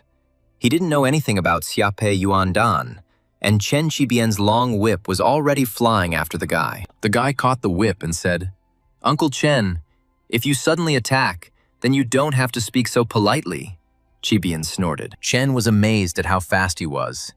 He was truly a martial arts master. He told Yun that he wanted the guy to enlighten him. Yan Yun exclaimed, "Well then, don't blame me for not keeping my hands to myself," and immediately attacked the owner of the massage house. Chen Qibian parried the attack and in turn attacked the youth with his favorite weapon, the whip, and Sui Hua screamed in fear. The guy jumped back, deftly dodging a powerful blow that instantly destroyed the pavement. Qibian was a master of the whip, but before the massage parlor owner could even look back, Yang Yun stepped on his whip, stopping his aggressive attack. Chen Qibian pulled out his weapon and was surprised. He had the strength at the peak of the Mingjin stage and was unable to deal with Yang's leg. The man couldn't believe it. This guy was so young and had already reached the strength of a martial artist at the Anjin level. It was incredible. Chen bowed and said, "Mr. Yang's strength is not in vain. I admit my defeat. Thank you very much for enlightening me." Jun smiled and replied, "If you have no more business with me, then I'm leaving. I still have a lot of unresolved issues here." Chen Qibian suddenly exclaimed, "Wait a minute, Mr. Yang. Please do me a favor and take me as your disciple." Yun replied, "You have a good whip technique, but unfortunately you lack internal strength. Otherwise, your technique would be even better." Chen was surprised. The gentleman has a keen eye. My ancestor was once killed by bandits, so only part of the technique remained. Another part of the technique was completely lost, due to which the inner strength of the family members cannot be developed to its full potential. Yun thought, this guy has a good character, and his family protected Gu County. It would be good to help him improve a little. Chen begged his brother on his knees. He had been at the peak of the Mingjin level for 10 years. Soon he would reach middle age and his body would weaken. He exclaimed, "You have risen to the Anjin level at such a young age. Please show me the way. I will work for you like an ox." Yan Yun thoughtfully ruffled his hair and replied, "Well, I can help you improve your technique and break through to the next level." Chen was stunned. He spoke so casually. Even the greatest clans of Beijing would not dare to do this. What kind of status does this guy have? The young man added that he was willing to teach Chen Qibian, but only on one condition, and the owner of the massage house immediately became wary. Chen thought, he knew it. It wasn't that simple. Was he really going to force him to sign an agreement that would require him to give up his kidney if he broke it? Yun said, "You know that the Ma family is in trouble. I am worried about the safety of my family. I need someone to protect them." Of course, Chen agreed to protect them, he thought. Here he is, an exemplary master, powerful, but he thinks about the well-being of the family. The guy promised that he would now write down the methods for Chen, but they could not be passed on to outsiders. Otherwise, there could be big problems. The man assured Yun that there would be no problems, thank you, sir, for giving him the method. He would follow him and would never betray him. Yun reminded him that in 3 days they should meet in Shanyang village in the courtyard of the Yang family, where he would impart other techniques to Chen. Leaving his expensive car far from the village, Yang Yuyun walked through the streets of his native village of Shanyang, where he grew up. Here everyone knew him, and he knew everyone. He waved to Uncle Sanya, and he exclaimed in response, "Oh, our Yun has returned. Grandma will be happy." Aunt Lu said to the guy, "Yun, you have matured so much. I really felt like you would come to visit us. And you actually came." Even from afar, young Yun recognized his grandmother. She felt her grandson's gaze and turned in his direction. The grandmother immediately recognized him. Grandma Yang Yun exclaimed in surprise, "Son Yun, is it really you? Such unexpected joy has come into our home." The guy smiled broadly. "Grandma, your grandson really misses his family, so he decided to visit you and his little sister." Grandma was almost in tears of joy. "Yun, you finally came to visit your old lady and the little mischievous Shan Shan." The old woman remembered with a smile that only yesterday they had been thinking about him with Shanshan, and had not expected that Yoon would suddenly show up today. Grandma hobbled, leaning on her stick, to the door. She invited Yoon to quickly come into the house.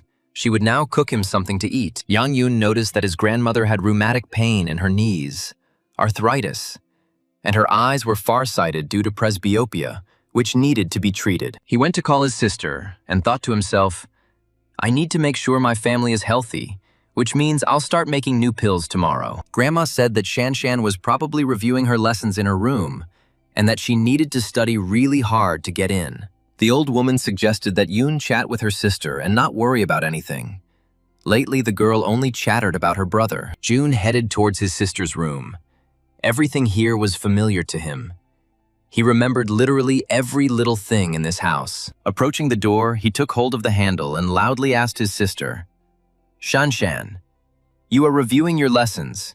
Can I come to you now? But June's little sister was busy posing for selfies and not studying at all. She was so carried away that she didn't hear anything. After standing by the door and receiving no answer, June opened the door and looked into the room. And there, showing off his little sister, was all over the place. Seeing her brother on the threshold, Shanshan was taken aback. She immediately slammed the door and shouted, You naughty brother, you have to knock! He laughingly replied that next time he would definitely knock, at which time the grandmother shouted to her grandchildren that the table was set. The boy returned to the kitchen. June's favorite dishes were on the table. His grandmother asked him to go with her to the mountains to worship the gods. She wanted to ask her patron mother for everything to be well for her, Yoon and Shanshan. But the guy tried to dissuade her. But the grandmother didn't want to hear anything, because their father still hadn't returned. So she had to go up the mountain and pray for him. Many years have passed, but the grandmother believes that her son is alive and misses him, and considers the financial assistance to be completely useless. At the insistence of their grandmother, the next morning the three of them went to the mountains. The weather was magnificent, warm and clear. The grandchildren helped their grandmother overcome this difficult path to the distant mountain temple. And then the ancient building appeared in the distance. On the way, Yoon said that he and ZG had founded a company. He had bought a house, and he wanted Grandma and Shanshan to move in with him. Shanshan, like her grandmother, pointed out that they couldn't do anything illegal. But Yoon scolded the brat for her lack of trust. Grandma asked what to do with this land. Besides, she was already used to living in the ancient land. But in Gudu, everything was unfamiliar to her. There was no one to chat with. The guy assured her that he could always bring her here, and Shanshan and CG would be there. But the grandmother said that she needed to think about it. So, while talking, they approached the gates of the ancient mountain temple, where the grandmother loved to go to pray to the gods. Suddenly, June felt his vessel of the universe activate. There was clearly something very valuable nearby. He was amazed at the strong presence of supernatural power and wondered what was in this ancient, secluded temple. The boy lagged behind his family a little, getting ready to check what exactly his vessel of the universe had just reacted to so strongly. Jan waved his hand and told them to go first, but he needed to do something. His sister hurried him to join them quickly. Having warned his family, June walked carefully through the ancient buildings, guided by the energy of the vessel of the universe on his hand. Finally, the guy found himself where the power was coming from. He stopped and turned his head to see what could be the source of the power. Finally, he realized that the waves were coming from some old vessel of unknown purpose lying in the grass, and he came closer. The closer June got to this old piece of iron, the stronger this unusual feeling became. But what was that thing lying there in the grass? He decided to dig up this thing first. At this time, Yuan Tianxi quietly appeared. He said that it was an ancient furnace. Yang Yun cried out in surprise and asked the master to stop appearing so suddenly and scaring him so much. She thought, "It seems there is a cultivation world here too. Yun needs to be careful. Perhaps there are still strong practitioners left." Although June had always heard various myths about Mount Helong and the Jutian Temple from his grandmother, were they really true? She noticed that this was a great magical pill furnace, but it could cause a bloodstorm. He told the disciple to put it away in a vessel. Yun obediently threw the furnace into the vessel of the universe and thought that if he had not become a practitioner, he would have missed out on a huge amount of treasures. After praying to God, June secretly put 20,000 in the donation box and then returned home with his family. At home, he took out his find and looked at it thoughtfully, wondering if this really was a great alchemical furnace. How lucky. She said from the vessel that artifacts of this level needed to be refined with drops of blood and tempered with the true essence of fire. Yoon will be able to refine alchemy after a connection is established between him and this great alchemy furnace. The guy decided to try it. He bit his finger and squeezed a few drops of his blood onto the surface of the stove. The stove began to smoke. At first, Yoon began to try to comprehend the mind of Master Li Huoju. Fiery symbols ran before him. He immersed himself in them. After some time, the essence of fire appeared in the guy's hands. Yes, this is the reason for the true Yuan Li Huo. June succeeded. The boy concentrated and directed the fiery essence at the great alchemical furnace in front of him, as he was ordered. Looking at the vessel, young Yoon was stunned. Now in front of him stood a completely different object in appearance, the furnace responded. Right in front of Yoon, a great furnace began to glow, and on it, the same symbols that he had recently seen in his master's treatise were burning brightly. Yan Yoon smiled, and the pill furnace had the same thing written on it. Could that really be its name? So far, the guy's been doing everything right. He sat in front of the furnace and began to cultivate. Now, he needed to establish a close connection with the great alchemical furnace. And now, the dark layer covering the great furnace has fallen off. It's ready. Young Yoon was already eager to engage in advanced alchemy. So, the pill of life. The main material is ginseng. It serves as a mediator for the health of the human body. It will be useful for the body of a grandmother. Yoon followed the instructions carefully, adding ginseng and other herbs to the furnace, then reciting the necessary incantations. Now he needed to light the furnace. And for that, he needed the true essence of fire, which he had recently learned to generate in his hands. While creating the pill, Yoon vaguely felt the spiritual energy around him being absorbed by the furnace, and it began to work. The guy was amazed. In this great alchemical furnace, the speed of extracting essence from medicinal materials was simply incredible. He looked inside the furnace. The pill of luck and health was ready, and the quality was incredibly high. Yoon admired the result of the work, but it is not a fact that this pill can be given to mortals. Yoon decided to try it himself first to check for any side effects. Yang Yoon took one of the glowing, newly made luck and health pills and threw it into his mouth. The pill slid inside. This pure aura and power is so powerful that it can only be used when creating a connection with universal luck. Suddenly, the guy felt that there was a terrible stench in the room. He looked around and realized that the source of the terrible stench was, unfortunately, himself. It seems that this is the result of taking the pill once.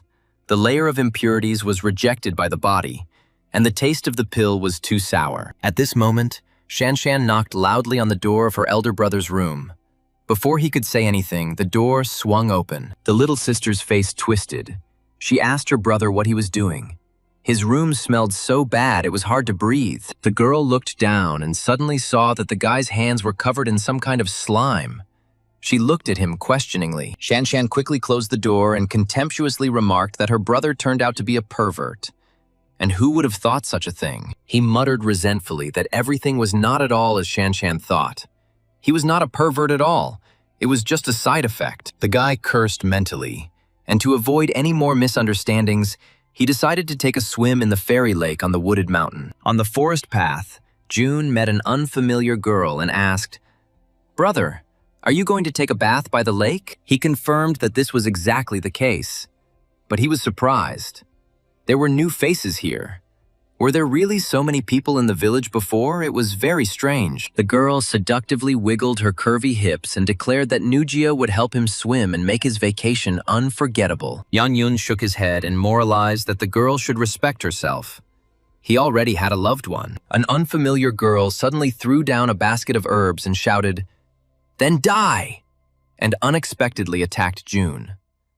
The guy was taken aback. Well, he blocked the stranger's blow and asked her irritably, "Why do you all like to sneak attack me so much?" The girl released some strange pink mist and, jumping back, exclaimed that her brother had two problems that needed to be solved. Yang Yuyun asked the girl who she was to have a hidden weapon.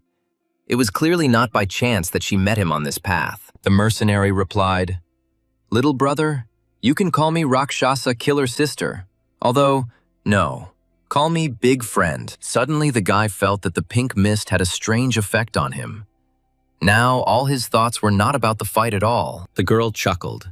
"This is our unique hidden weapon, plum blossom powder. A small breath greatly limits the actions." The girl said that if her brother knew why she was looking for him, he had to give her the Xiaopei Yuan Dan. Otherwise, she would torture him. June replied that he had no recipe for Xiaopei Yuan Dan, and that rumors about it were only spread to get revenge on him. Rakshasa smiled. "Do you think I'll believe you? If I'm not mistaken, your behavior is the result of a side effect of the pill. You know that." The guy armed himself with a baton and exclaimed that there was nothing to talk about, especially since she had vilely attacked him and tried to kill him. The assassin rushed towards June and said tenderly, "You naughty brother. Let Big Sister help me unlock your wand." This blatant mockery aroused June's anger, and he struck the dangerous scoundrel with great force with a wooden club. Having received the blow, the girl flew far away from young Yun. She exclaimed in surprise, "What happened? How was he able to throw her away?" After somersaulting several times, Rakshasa landed quite far from her intended victim in the depths of a dense forest. The girl was surprised. She is a high-level warrior of dark energy. Such a blow was unexpected. It seems the boy is really strong. Young Yun angrily shouted at the mercenary not to dare underestimate his wand. Who was she to judge it anyway? The girl muttered languidly, "I admit my defeat. Maybe you will let me go, and then I will repay you for such immeasurable kindness." Yun was surprised. "Isn't it too late to beg for mercy? Since you came to me, you should have been prepared for the consequences." A smile played across the killer's face.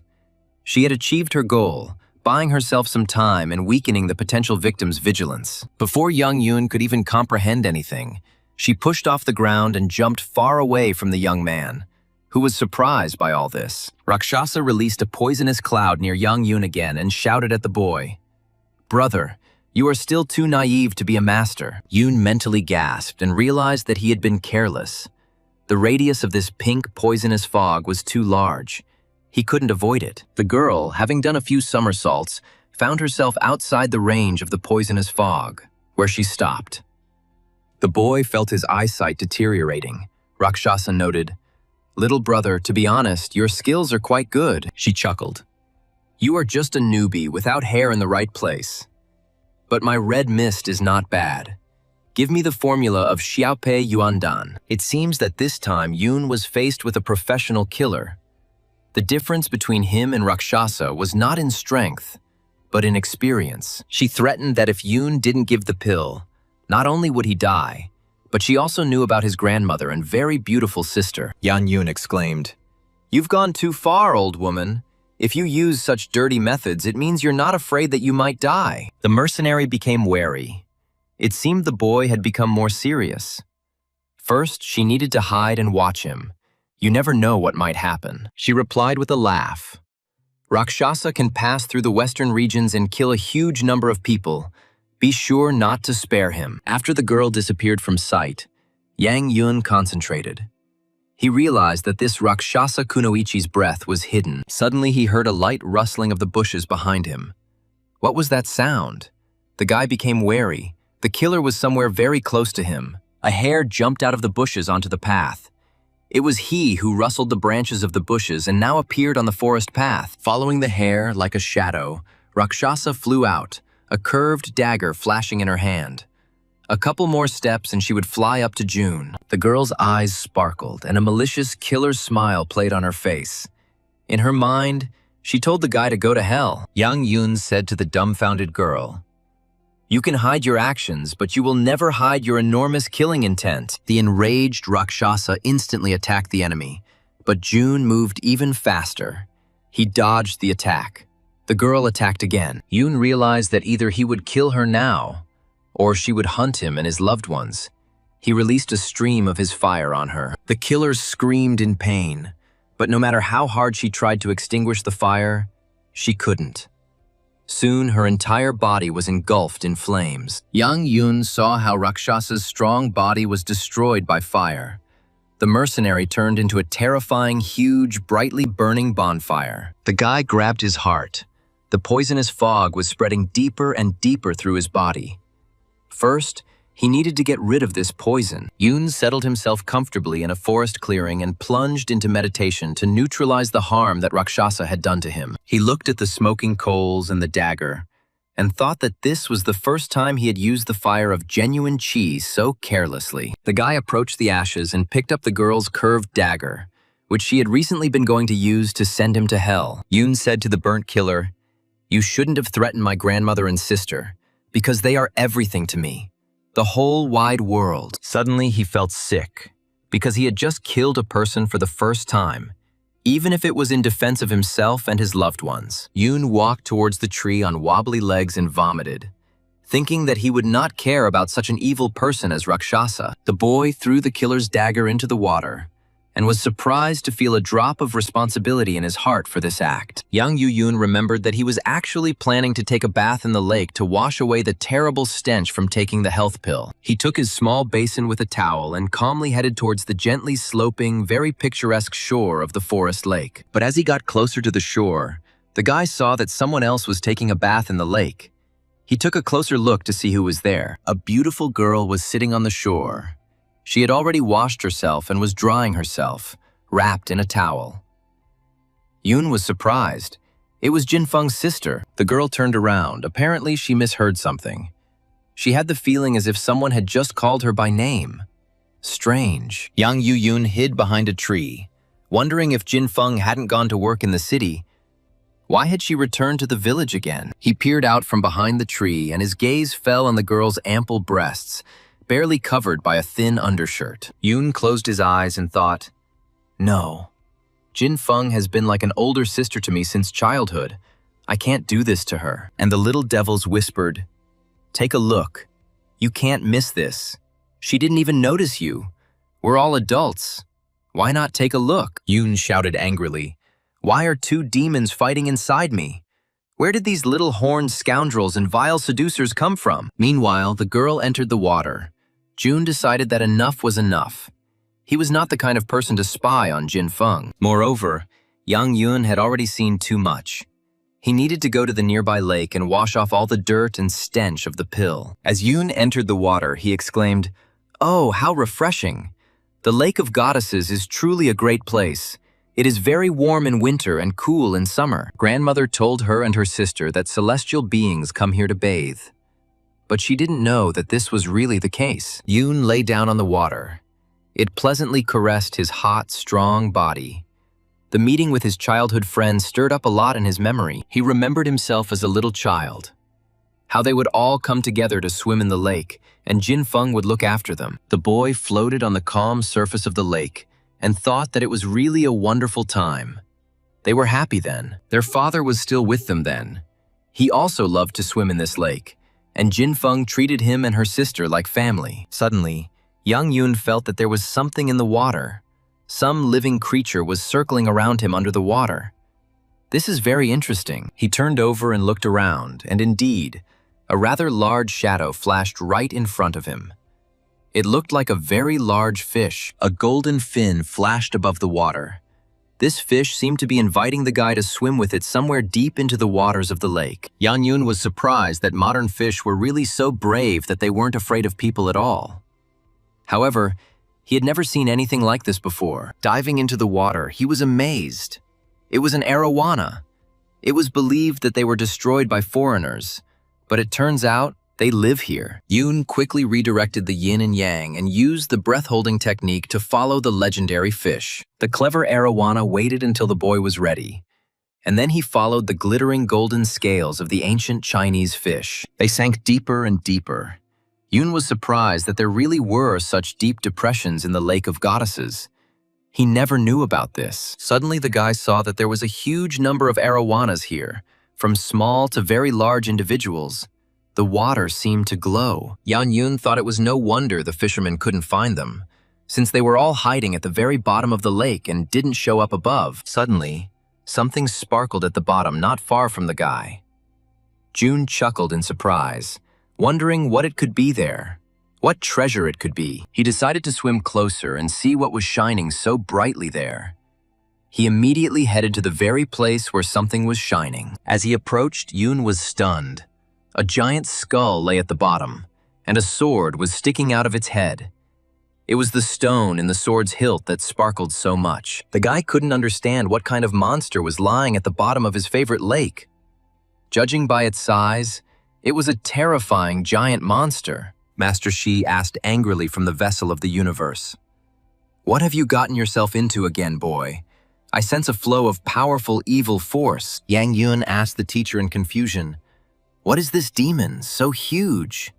And how did it end up here, so close to their village?" Yuan Qianxi replied that the remains of the 8 Tribulations water dragon lay before the youth, and it was indeed an extremely powerful monster. The water dragon that has survived the 8 Tribulations is even stronger than the true dragon, but inferior to the golden 5-clawed dragon. Around the skeleton grows dragon blood grass, a priceless treasure that only grows in soil soaked in dragon blood. It takes 1,000 years for it to grow even an inch.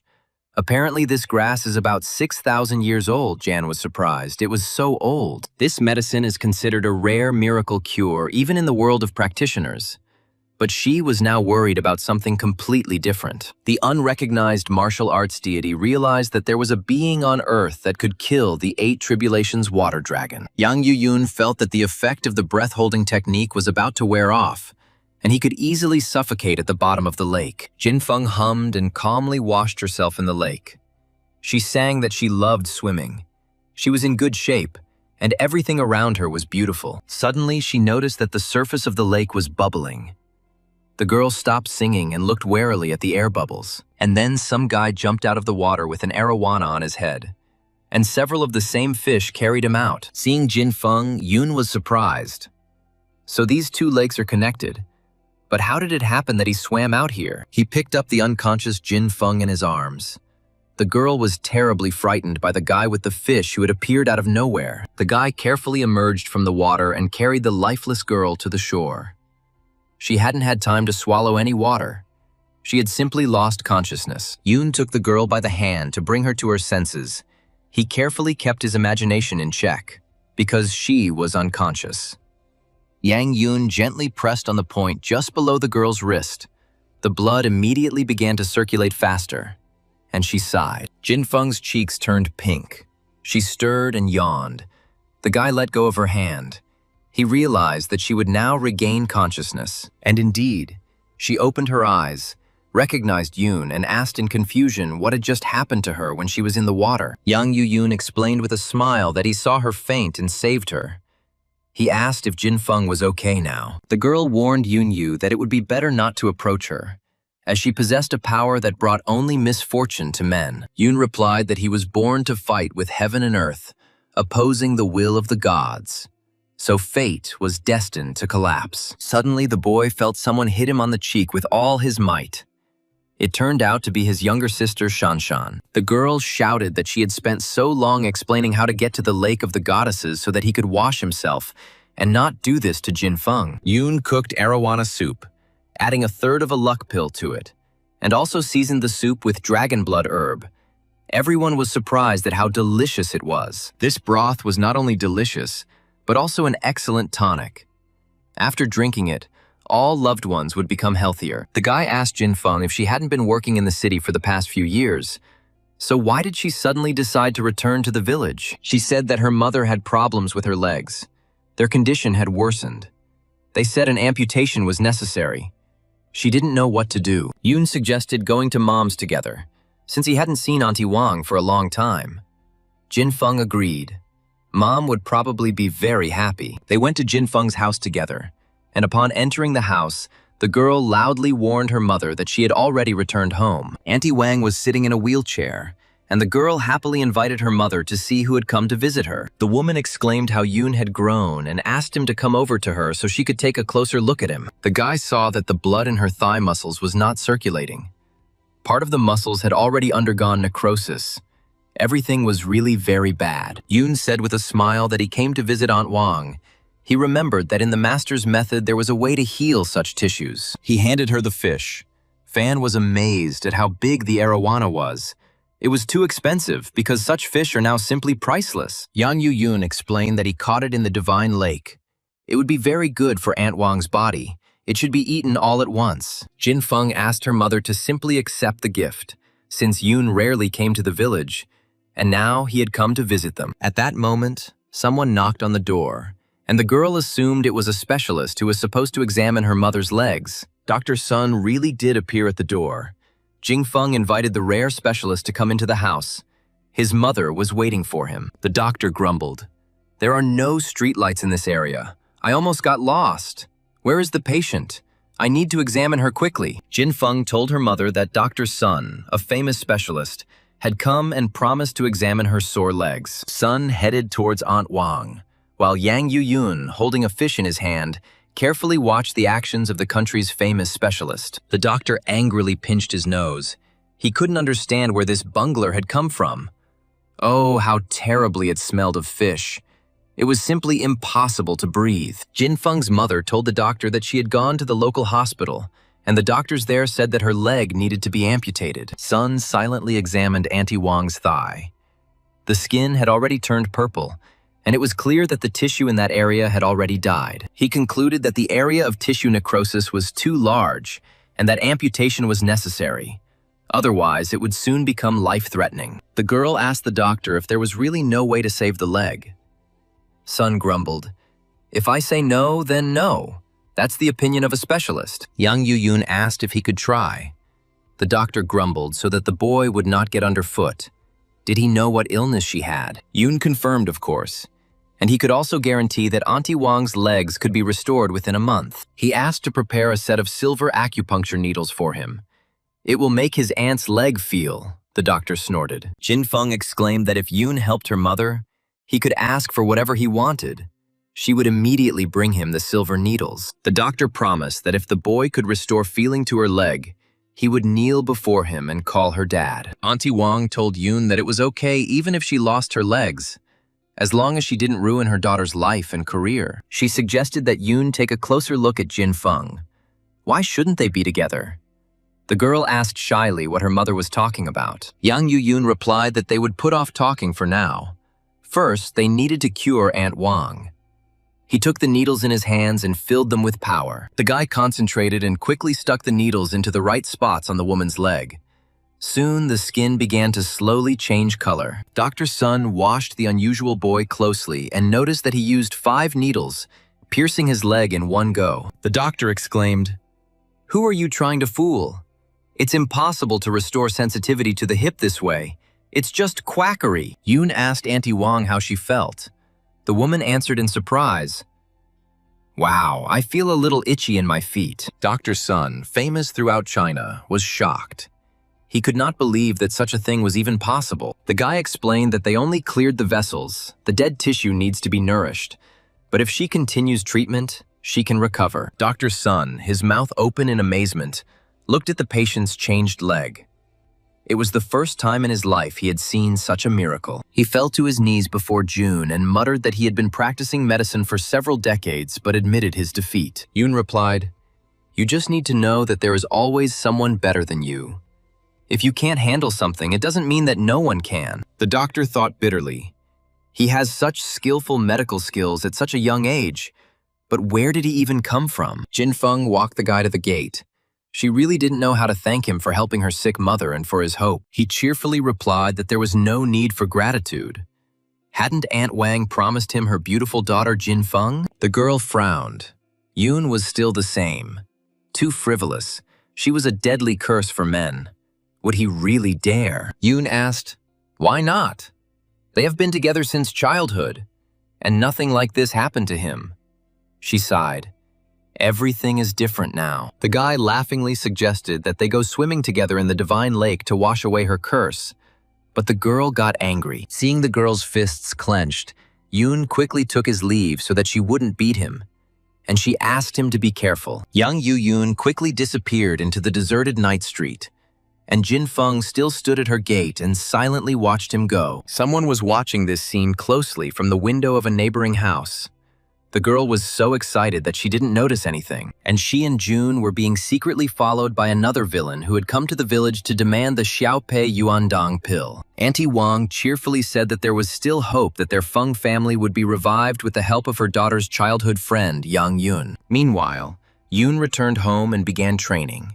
Thanks to the elixir of immortality, the speed of practice increased greatly. In a relatively short period of time, Yang Yuyun managed to reach the third stage of Lianqi cultivation. The guy practiced all night and didn't notice how the morning of a new day had already arrived. The crow of a rooster reminded him that the night had passed. The day came when Chen Qibian was supposed to meet Yun. And early in the morning, the man appeared in the courtyard of the Yang family's house. The owner of the massage house opened the door to Jun's room and told the gentleman that today was the day of their meeting, and he was looking for a master. Just at that moment, the guy was finishing his practice. His entire room was filled with golden streams of powerful energy. Chen was taken aback by this wonderful skill. He had previously thought that Yun was at the Anjin level, but he turned out to be a Xiantian level practitioner. The disciple fell on his face, apologizing for his rudeness. Yun said that Chen did not need to do that, since Yang was not Qibian's respected grandfather. Yun ordered the disciple to get up. He would give him some advice. The stunned Chen thanked the master for such mercy to him. The guy told the student to take off his clothes and eat the pill. Chen was stunned. Is the gentleman really homosexual? Is this the price for Anjin? But since it so happened that Chen wants to raise his current level of cultivation, he will have to fulfill the master's demands. Chen Qibian began to slowly undress. Smiling strangely, Yang Yuyun indignantly asked the student what he was thinking about. He explained that he wanted to transmit his inner strength to him through his palms to help him reach Anjing faster. Chen felt his blood vessels pulsating with Yun's pure, profound strength. His Mingjin was clearly being reborn. Disciple Yang Yun's heart began to beat surprisingly fast, and energy flowed through the man's body with a new and enormous force. Yun concentrated and constantly monitored the student's condition. He filled him with the inner strength that he lacked. Chen Qibian couldn't believe that he was breaking through to a new level. He had been trying in vain to do so on his own for 10 years. And so the owner of the massage house realized that he was at the first stage of Anjing. It was ready. It had finally happened with the help of the master. Meanwhile, another mercenary was hiding near the village, tracking Yang Yun, eavesdropping and spying on him. And then he saw a huge energy pillar above the Yang family's house, and the killer turned his head in surprise in that direction. He asked in surprise, was this really the breath of inner strength of someone who had just reached Anjing? Where did such a master come from? Yang Yun immediately sensed the killer. He exclaimed, "What a brutal aura!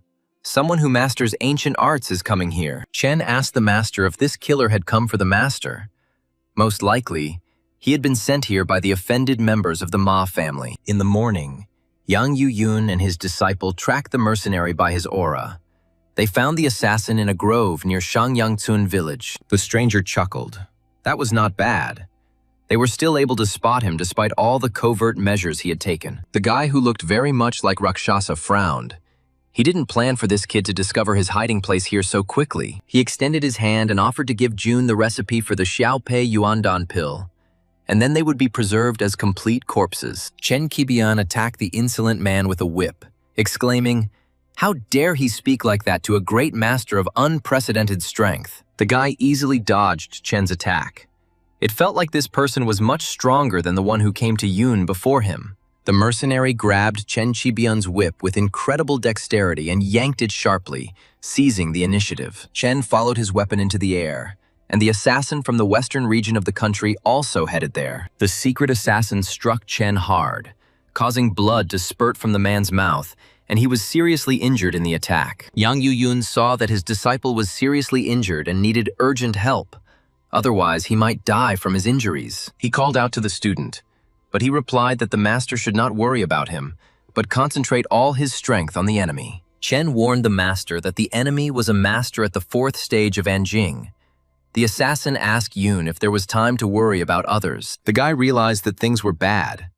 This was the strongest opponent he had ever encountered, and Chen was still wounded. Despite his wounds, June's apprentice once again used his whip to help his young master. The whip wrapped around the killer's arm and restricted his movements.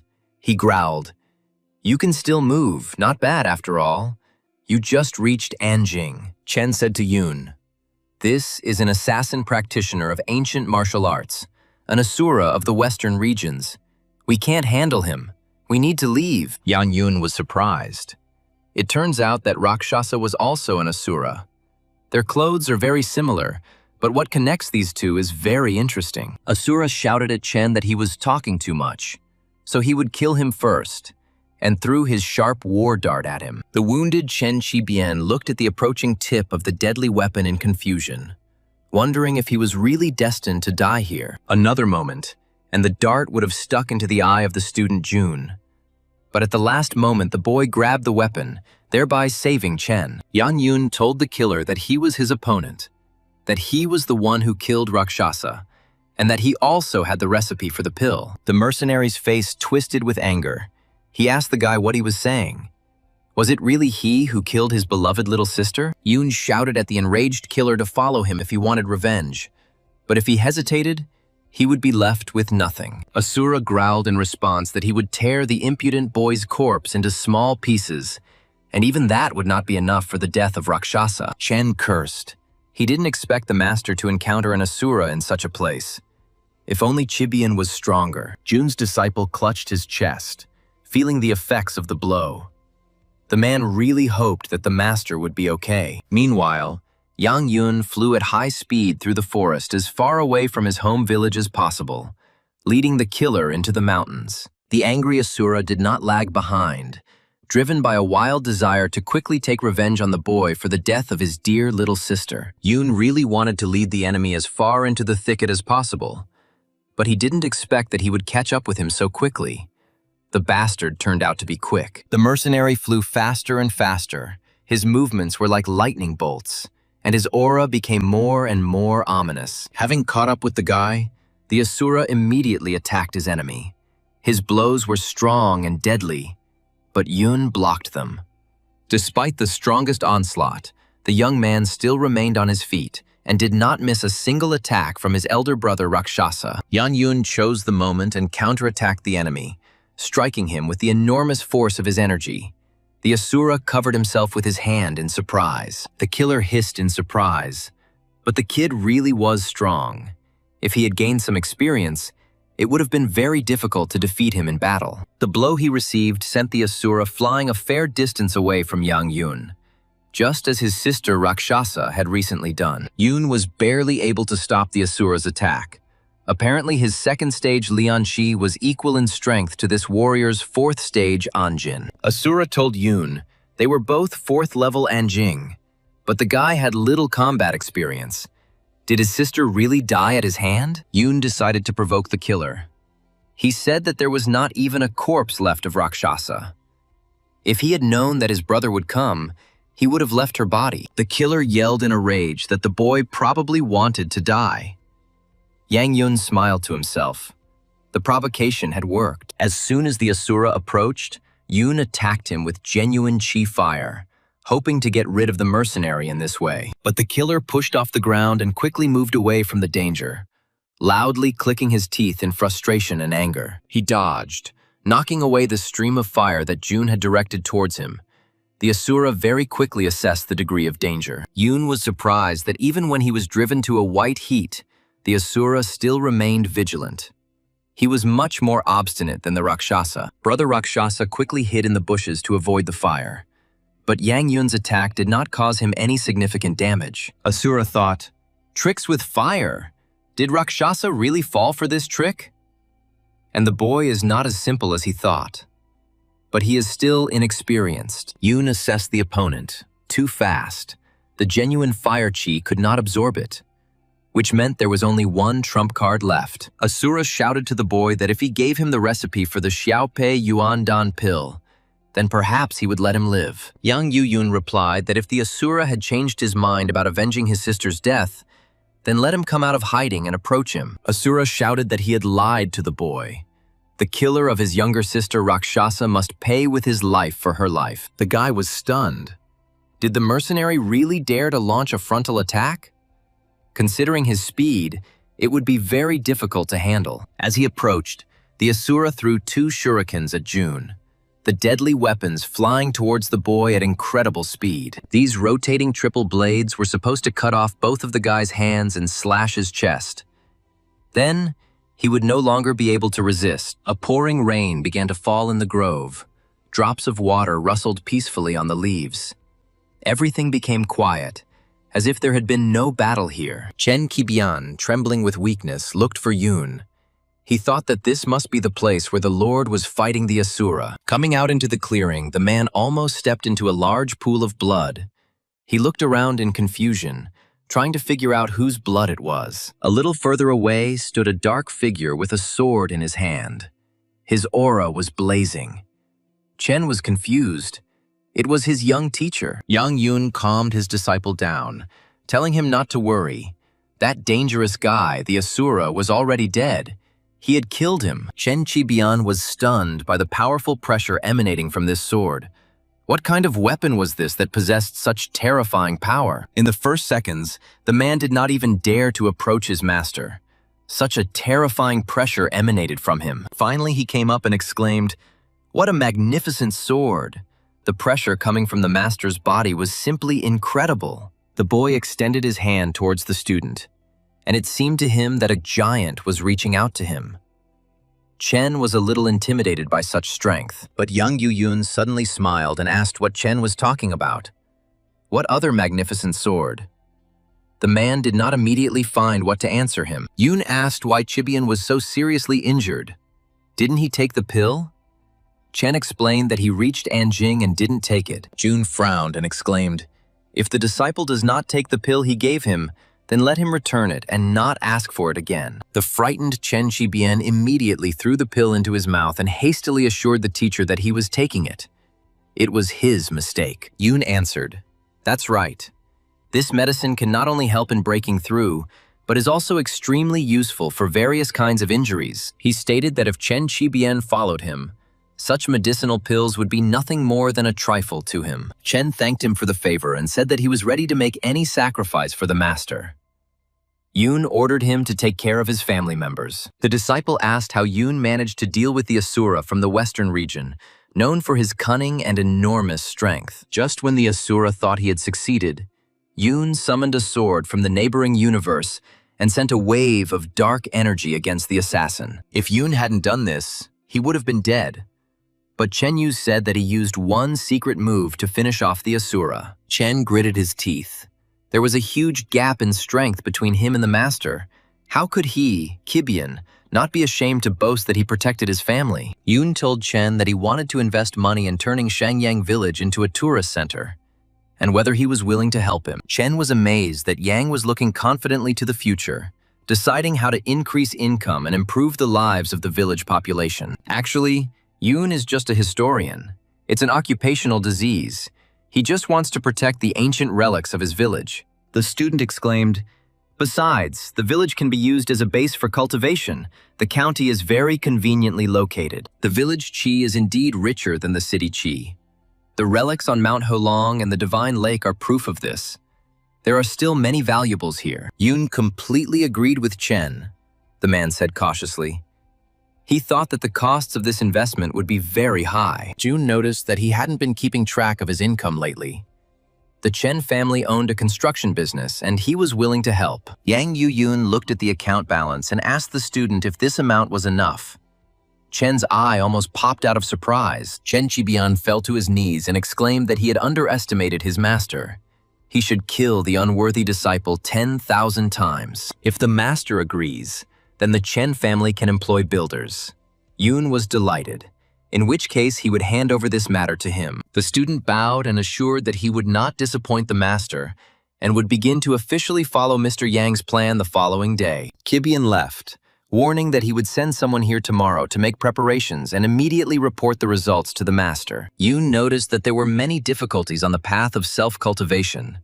Now, he finally had excellent land for practice. It's only been a few days since Yun returned to Gu County, but he already misses his beautiful boss a little funny. Meanwhile, the Heilong mountain range lived its own isolated life. And there really was a lot of interesting things there. Sable Yan Uni sat behind an old, thick tree and closely watched what was happening in a small gorge. The little animal looked out from behind a tree and squeaked in confusion. It seemed he had finally found what he had been looking for the last few days in these ancient mountains. Near the huge cave, two monkeys stood guard, armed with some strange sticks, and the sable was surprised. An alluring aroma emanated from the cave. The animal's mouth began to water, and it squeaked dreamily from behind its hiding place. Now it's time to go back a little to understand what the sable is doing here, and how it ended up in the Halong Mountains in Gu County. 3 days ago, a rather funny event occurred in Yang Yun's country house, which the guy himself did not like to talk about. Sai led the student to the toilet and ordered him to jump in. The guy didn't believe that his sable was there. It was probably a joke. He chuckled. This is a teleportation portal. If Yun does not go there, then the sable that has achieved wisdom will never come out. The guy grimaced in disgust. It was impossible to get in there. He wouldn't be able to climb into his own toilet for the rest of his life. She asked why there were so many unnecessary words. He pushed the student, ordering him to get down. Yun cursed. Worthless old man. The guy flew into the portal in the toilet with a scream and found himself in a strange space that resembled zero gravity. Soon a light appeared ahead. Something was flickering against the light background. Yun was delighted. It was probably a sable. He called out to it. But when the guy flew out of the portal, it turned out that in front of him sat a 500-year-old ginseng from which Yun had torn off a piece. Young Yun gasped in surprise. But if the ginseng was here, then where did it end up? Did the old man really throw it into the vessel of the universe instead of himself? He looked around. There were herbs growing around that he had collected in different places, including on Mount Yawan. Well, for sure, he was inside the vessel. The guy cursed and asked, "You worthless old man, can you make a teleportation portal properly next time?" Yang Yun realized that he could plant even more medicinal herbs here. This was a very good place. It was a pity that the space was limited. And then he saw his sable. The little animal was eagerly devouring the cherries Yun had collected and squealing with delight and appetite. The guy yelled, "Hey you, food lover, don't run everywhere. I had to flush down the toilet to find you." Yun continued to yell at the frightened animal that if it liked it here so much, no problem. Next time he would put it out. Although Yang Yun was very formidable, he never expected that the sable would get scared and simply run away, like any forest animal. Sable jumped out of the vessel of the universe again and found himself straight in Gu County, not far from Yang Yun's home village in the Halong Mountains. This is how the sable ended up in the densely forested Halong Mountains, and was now watching two strange monkeys. The little animal imagined how he could now easily deal with these two primates, quickly beating them up. Having decided to distinguish himself, the sable rushed with a battle cry at two monkeys armed with sticks, who were very surprised by the appearance of the animal. Sable tried to hit the monkeys with his short paws, but he was too small for such tall opponents. One of the cave's tailed guardians simply grabbed the little animal by the head, and the funny fight ended with the sable losing. The monkeys glanced sideways at the cave, exchanged cheerful glances, and immediately understood each other. The appearance of the sable made them very happy. The cave guard stuffed a sour, juicy fruit into the animal's mouth and tied its long, strong body very tightly with a strong rope. The sable's paws, tail, and chest were tied as if he were a juicy sausage. He couldn't even move because of these bonds. The little animal squealed menacingly, asking the shaggy misunderstandings to immediately let him go, because he was the pet of a formidable master, a strong man. But the monkeys did not listen to the menacing beeping of the little animal. They tied his little body with ropes so tightly that he howled in pain. The monkeys' imaginations were already drawing them a delicious dish of fried sable, decorated with all sorts of spices. They tied the ends of the rope with which the sable was tied to a thick stick and hung the animal over the fire, intending to roast it. At that moment, Yang Yun flew out of the vessel of the universe after his pet and unexpectedly landed next to the monkeys. Seeing that some primates were about to roast and eat his smart little animal, the guy immediately dealt the tailed creatures several blows. The monkeys' shaggy heads were covered in bumps. They were no longer interested in the tasty sable dish, but rather in saving their lives. Looking at the tightly bound and sadly hanging animal on a stick, Yoon grinned. These guys know how to have fun. Yoon quickly untied the crying sable, saying, "I finally found you. Let's see if you dare to escape next time." The little animal sighed with relief and sincerely thanked its savior, bleeping eloquently in response to Yang Yun's sarcastic words. Suddenly, the guy smelled the smell coming from the cave. He was surprised. Wow, such a strong aroma of alcohol. Where could alcohol come from here? Yang Yun entered the wide cave that had previously been guarded by monkeys. This time, the sable tried to keep up with its master. Soon, the boy saw a majestic throne on which sat a richly dressed, half-decayed skeleton covered in a network of cobwebs. Yoon was surprised. There were more ruins here. He stood in a huge stone hall, and flowers were still blooming near the throne. He came closer and took a closer look at the human remains, and the sable immediately rushed to the source, which was where the smell of alcohol was coming from. Yang Yun bowed to the skeleton and said, "Don't blame me, older generation, younger generation. I had no intention of disturbing your peace." As soon as Yoon said these words, the remains of the ancient ruler crumbled into dust and disappeared, as if the man had found peace. Now, instead of a clothed skeleton, there was only an outfit on the throne, and a small plate with some signs glowing green. The boy reached out and took this bright plate in his hand. He wondered if this could really be the legendary jade tablet. June didn't know why he was so attracted to this small object. He looked at it and tried to understand what signs were there. The tablet lit up and Yoon heard, "If you can see this jade tablet, then I have already rested in the posture of contemplation." Yoon saw a man. He said that his name was Sikong Yuan. He was an alchemist from Shanghai. He came here to find a cure. The alchemist was looking for a way to rid his body of poison, but he couldn't find it. Whoever the guy was, he would receive an inheritance. Sikong Yuan leaves Yoon 3 immortality pill recipes and several spiritual stones. But he has one request for the boy. He must go to Shanghai and find the girl Xia Chan in the Palace of Snow and Ice and dissuade her from revenge. Let her just live. The alchemist touched Jun's forehead and said that this was his last gift to the young heir, and directed the transfer of power. Yang Yun grabbed his head and screamed. He felt like his head was about to explode from what the alchemist had put in there. It was already midday outside.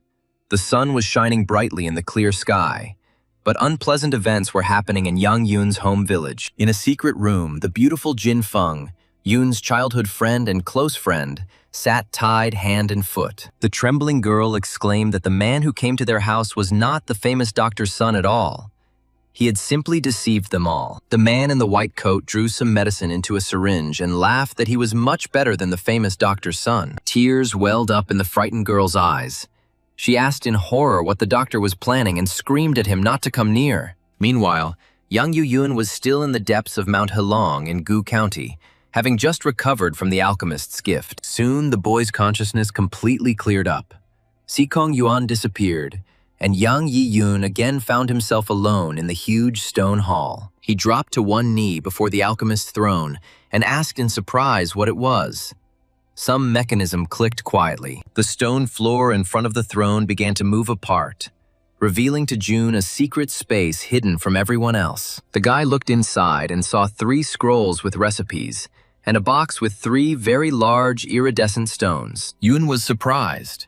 These were precious stones, and such large ones, probably very expensive. He extended his hand to the box with stones, but, to his surprise, the vessel of the universe immediately pulled these stones into its space. The guy didn't even have time to touch them. Yang Yun looked at the vessel in surprise. It had clearly begun to change as soon as it absorbed the stones left by the alchemist. The guy looked into his vessel of the universe and was amazed. The space inside the vessel became so big. How could this be? Yuan Tianxi explained. There are a couple of low-quality spiritual stones and one medium-quality one.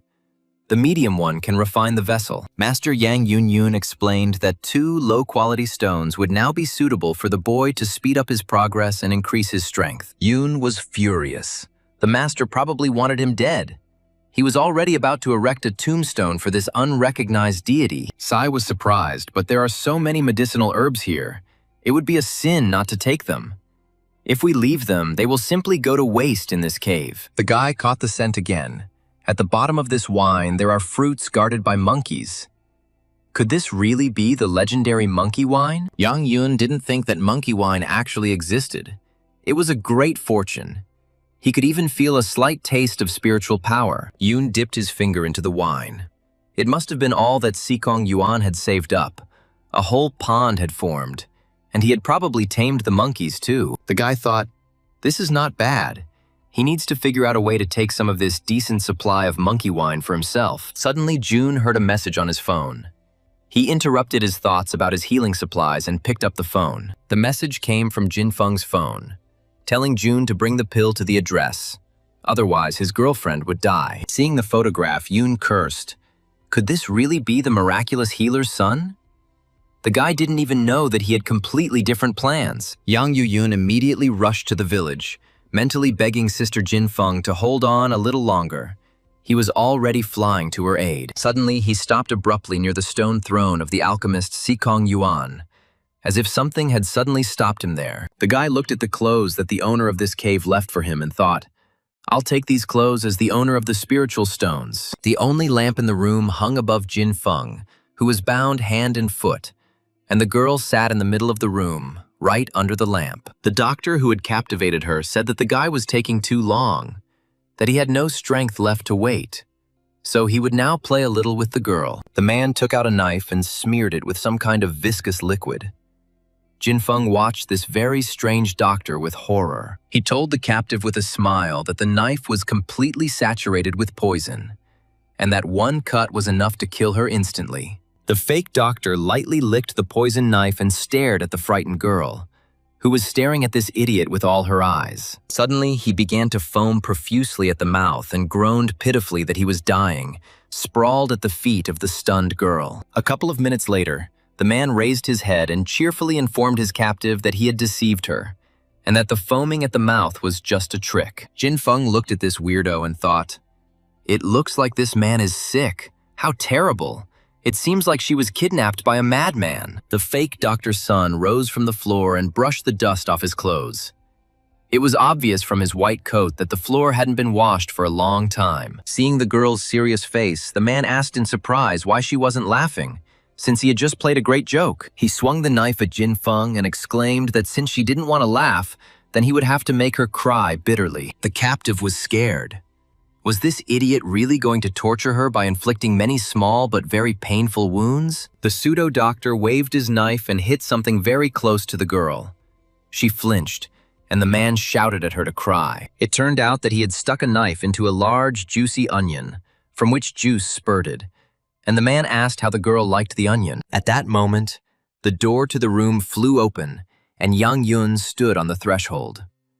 The captive and her tormentor simultaneously turned towards the entrance. The girl, with tears in her eyes, asked Yang Yun what he was doing here, whether this madman had really lured the guy here on purpose. Yang Yun growled in anger.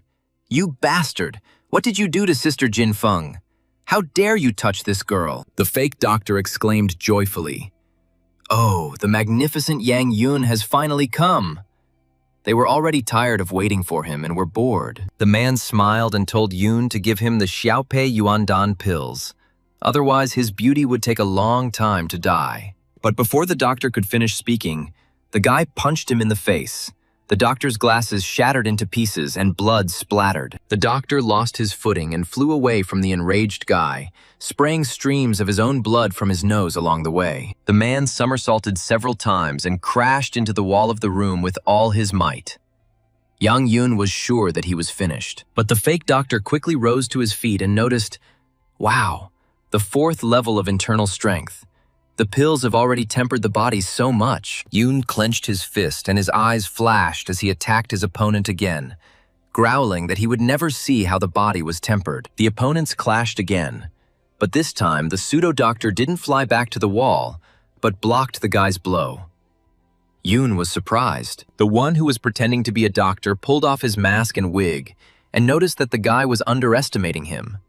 Was that really all his power? Yang Yuyun was shocked. This guy was able to catch his fist.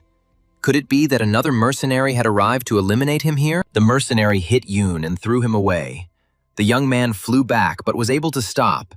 He realized that he was facing a worthy opponent. The killer quickly took off his medical gown and doctor's suit and threw them aside as an unnecessary and superfluous disguise. He stated with disappointment that he had thought that defeating the Shulo siblings required a high level of skill. The killer warned that he would torture this girl so much that she would not want to live.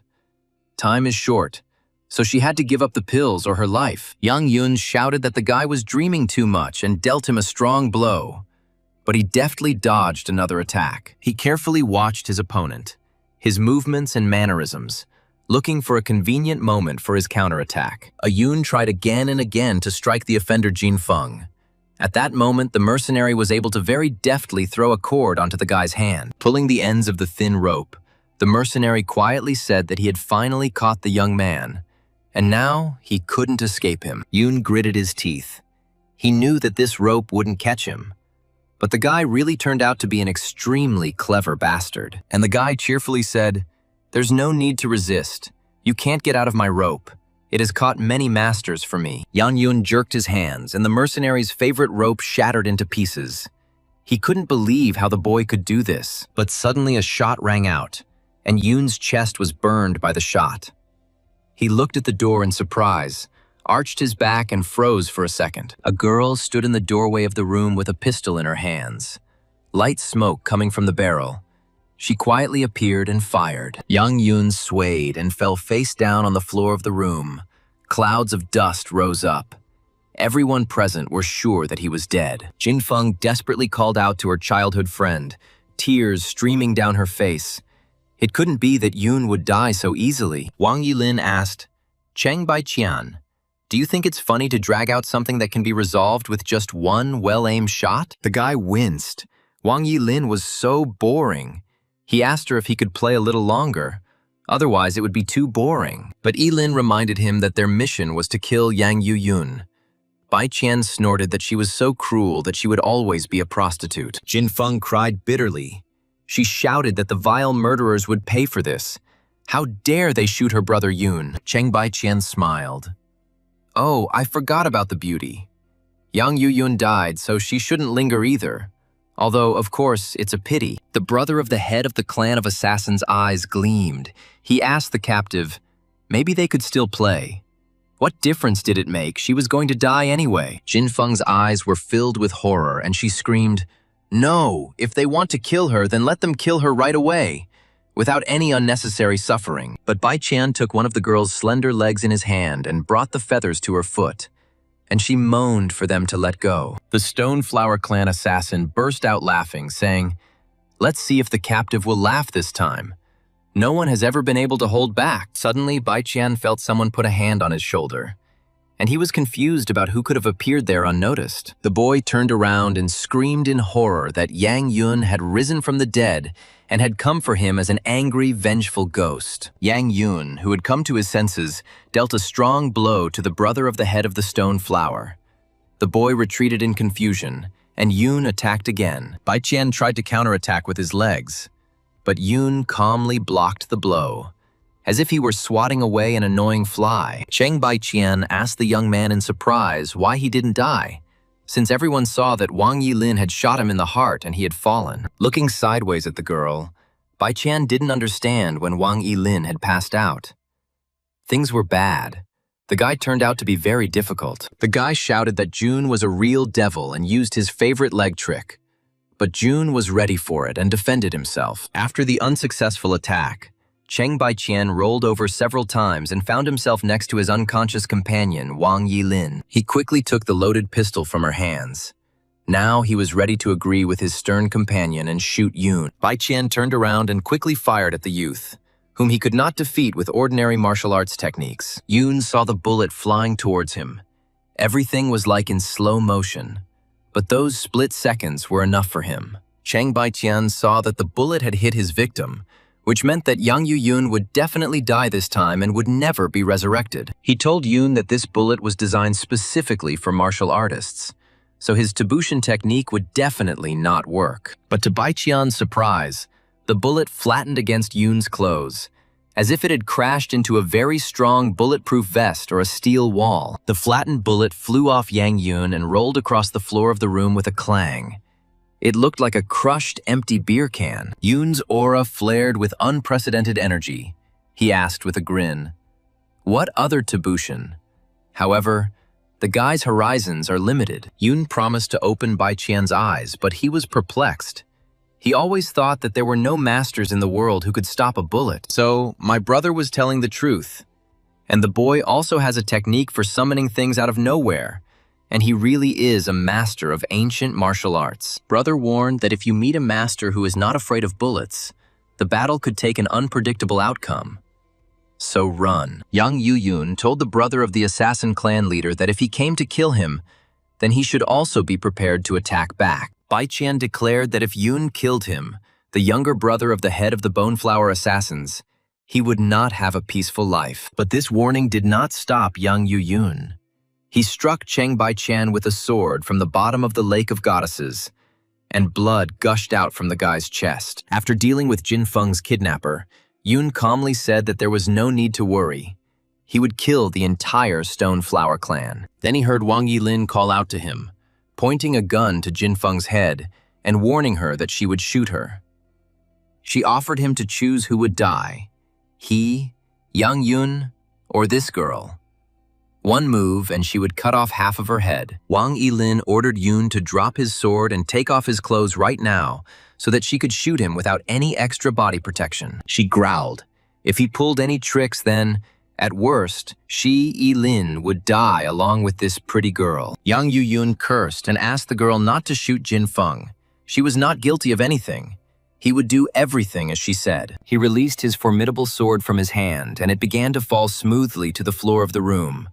The killer did not take her watchful eyes off it. Yoon wasn't sure that his sword was faster than her pistol, so he had to agree that if there was no hope left, he would try to call the master. Wang Yilin, seeing the guy undressing, grinned. Yes, that's it.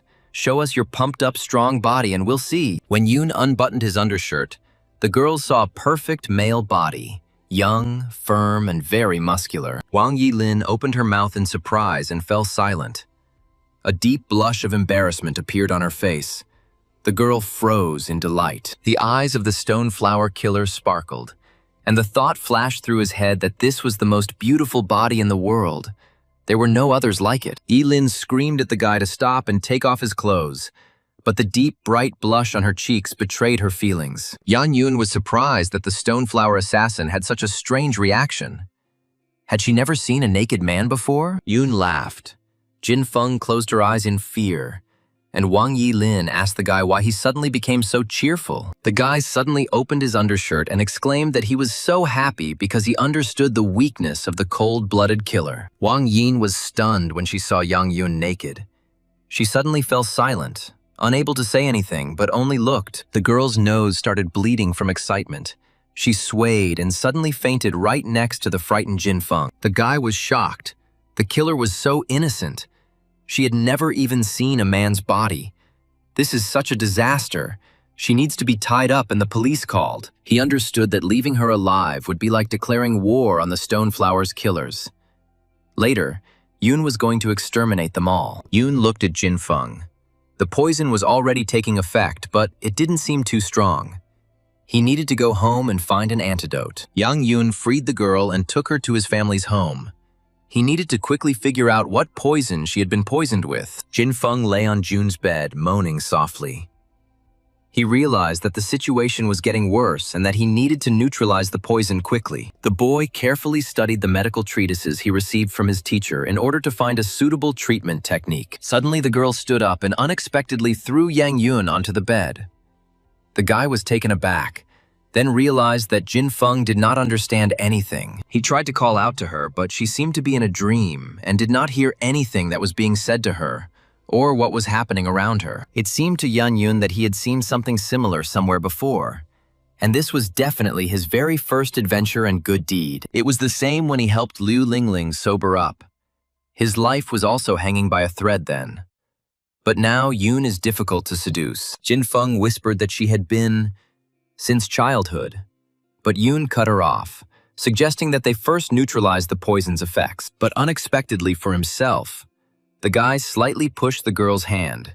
She fell into his arms, and he suddenly felt the aroma of her fresh body. He remembered an old Chinese song, "A hot summer day, hard-working farmers working hard in the fields. Although the farmers are very tired, they are still happy about the big harvest. This song was usually sung to the spouses at village weddings. Yang Yun cursed. He had almost gone too far. The poisoning situation was much worse than he had imagined. The guy reassured himself, saying that he could do anything. The main thing was to concentrate and choose the right actions and antidote. He imagined himself on the seashore, repeating that he must help the person. And to do this, he must purify his thoughts. Finally, he found a solution. Yoon warned the girl. The poison was stronger than he thought. It would take a little longer. At this very time, Yoon's younger sister Yang Shanshan was sitting in the next room and heard a strange noise behind the wall. The girl listened, trying to understand what these sounds were. What was happening now in the room of her older brother Yan Jun? Suddenly, she realized with horror that Jin Feng and his brother were there. They were saying such strange phrases that the girl started to tremble. The girl crawled under the blanket and covered her ears. But it didn't help. Jin Feng's moans and sighs kept her from sleeping all night. And finally, the roosters announced to the village that the morning of a new day had arrived, and everyone hurried to get up and leave their bedrooms. Exhausted, Shanshan greeted her brother and Jin Feng. Yoon asked her if she had studied all night again. Was it harmful? After some time, Wang Yilin returned to the Bone Flower Killer Organization's headquarters in the Bone Flower Temple. She knelt down, the leader asked. So Bai Qian died, and she was captured by the police, and the organization had to rescue her. Wang Yilin reported that Yang Yu-yun was an extraordinary person. He could summon objects from thin air, and his sword emitted amazing power. And this guy's clothes can stop a bullet, the boss objected. Her words mean nothing. If she loses, she loses. The head of the organization of hired killers threw a dagger towards the disgraced subordinate and partner of the murdered younger brother. The dagger plunged into the floor right next to the girl. She screamed in fear. Everyone in the organization knew what this could mean. An angry Cheng Baiwan, his eyes flashing, ordered Wang Yilin to do it. It would be better if she did it herself. The girl shouted to the leader. Everything she said was the pure truth. She asked to give her 5 days, and she would deal with Yang Yun herself. She took out a poisonous pill and swallowed it instantly. No one present had time to stop the girl. Yilin said that this rotten bone pill would kill her in 5 days. She begged the head to let her try one more time. The girl promised to take cruel revenge on Yang Yi-yun for the death of the younger brother of the organization's head and her partner Cheng Baiqian. Baiwan realized that Yang Yun-yun had left Wang Yilin alive to declare war on him. But he had killed his brother and would definitely die now. Yang Yu-yun's hospitable grandmother set the table and seated her grandchildren and her guests from their Jinfeng home, and Yun's disciple Chen Qibian. Grandma sighed. Her beloved grandson Yoon was leaving so soon. Otherwise, he could have stayed a couple more days in his home. Yoon objected. The company had a lot of work to do, and besides, he was also working with other cultural monuments, so he needed to go back. The grandmother promised to give her grandson something special, and Shanshan said that she would soon enter university like her brother. Yang Yun laughed. Of course he would help her, but only on one condition: that she would not interfere with him and pester him. Yoon announced that Chen Qibian from Gu County was in charge of village renewal work and had come to stay with them for a while. The man immediately jumped up and assured the gentleman that he would not let him down, and thanked Grandma June for such a warm welcome. Yang Yu-yun was taken aback. Chen reacted so loudly to his words that he frightened everyone at the table. He was too polite. Jin Feng thought. Yoon saved her, helped neutralize the poison, took out a sword and clothes like a magician. Is this the guy she knows? By evening, Yang Yun was already in Gudu. First of all, he needed to see his old friend Liu Shiji, and he, of course, was in the office. Ciji was sorting through the documents and cursing. Who had set such a price? There were so many omissions. He couldn't keep track of everything. There is also a shortage of raw materials for the Guyuan drink again. A supplier of medicinal raw materials must be found quickly. Otherwise, production will come to a standstill. The guys shivered, wondering why it was so cold today. It seemed like it was summer outside. Maybe it was because of the air conditioning in the office. Shiji left his office and walked through the spacious office. There was no one else there anymore. Everyone had long since gone home. The guy decided that since all the company employees had left, he should probably close the front door just in case. just in case. Liu Qiji had almost closed the doors when he suddenly felt that they would not close any further. Something or someone was deliberately obstructing them. Suddenly, a strange creature with glowing eyes appeared in the narrow gap between the doors and hissed menacingly that it wanted to enter. The guy exclaimed in surprise, "Oh my God, what is this?" He's never seen or heard anything like this in his life. But CG quickly recovered and decided that someone had disguised himself as a sign and decided to scare him. And he immediately struck the impudent man. Young Yu Yun stopped his old friend's blow and told CG that he hit hard. To his credit, he could probably kill. The guy was stunned. So it was Yun. He returned to the city and did not tell him anything, and even played such jokes on his old friend. CG hit Jun on the forehead and shouted, "Does he really think this is funny? It's almost night outside. Even your heart might stop." But CG was even more surprised that Yoon stopped his fist so calmly. And Liu had served when Yoon had become so cool. Young Yu Yoon laughed, explaining that he wanted to surprise his friend. But he actually had a very serious matter to discuss with Liu Shiji. Still angry, Liu Shiji invited his friend into his office, telling him to come in so they could talk in peace. The owner of the office quickly brewed tea and silently poured Yoon a cup of the fragrant, invigorating liquid into a small, elegant cup. But he objected. "No need for tea. I have something better." He asked Sizzy to move away a little, and not to be afraid of what he would do. The guy snorted. He's a soldier and isn't afraid of anything. Maybe he's playing some kind of trick again. Yoon smiled and suggested watching carefully. Young Yu Yoon called for the vessel of the universe to come out. And at that very moment, strange streams of energy began to flow throughout the office, and CG was taken aback. Soon, the streams turned into an elegant jug and several teacups, all of which sat quietly on the table in Shiji's office. The guy was a little confused about what it was. Did Yoon really take it all out of his hand? But that simply couldn't be the case. Yoon explained that this was exactly what he wanted to show. A cultivation technique he had recently stumbled upon completely by accident. He asked his friend if he would suggest whether CG was willing to take the path of cultivation. Yoon's friend thought deeply about it. Shiji asked if the recipes for the Guyuan drink and the youth pill had anything to do with this, and if so, he was simply at a loss. The guy asked how Yoon got such power, and why he chose him since he was a simple soldier. There was nothing outstanding about him. Yoon smiled. He couldn't say yet how he got his power, but why he chose him, CG himself should know very well. 3 years ago, before he went into the army, Liu Shiji came to see Jun's grandmother, who was very surprised why the guy was looking for her. Shiji said that he had saved up some money in 2 days, which would probably be enough for Yoon's studies, since the family had been struggling since Uncle Guozhang's disappearance. Grandma waved her hands. They will be able to figure out something about the tuition fees.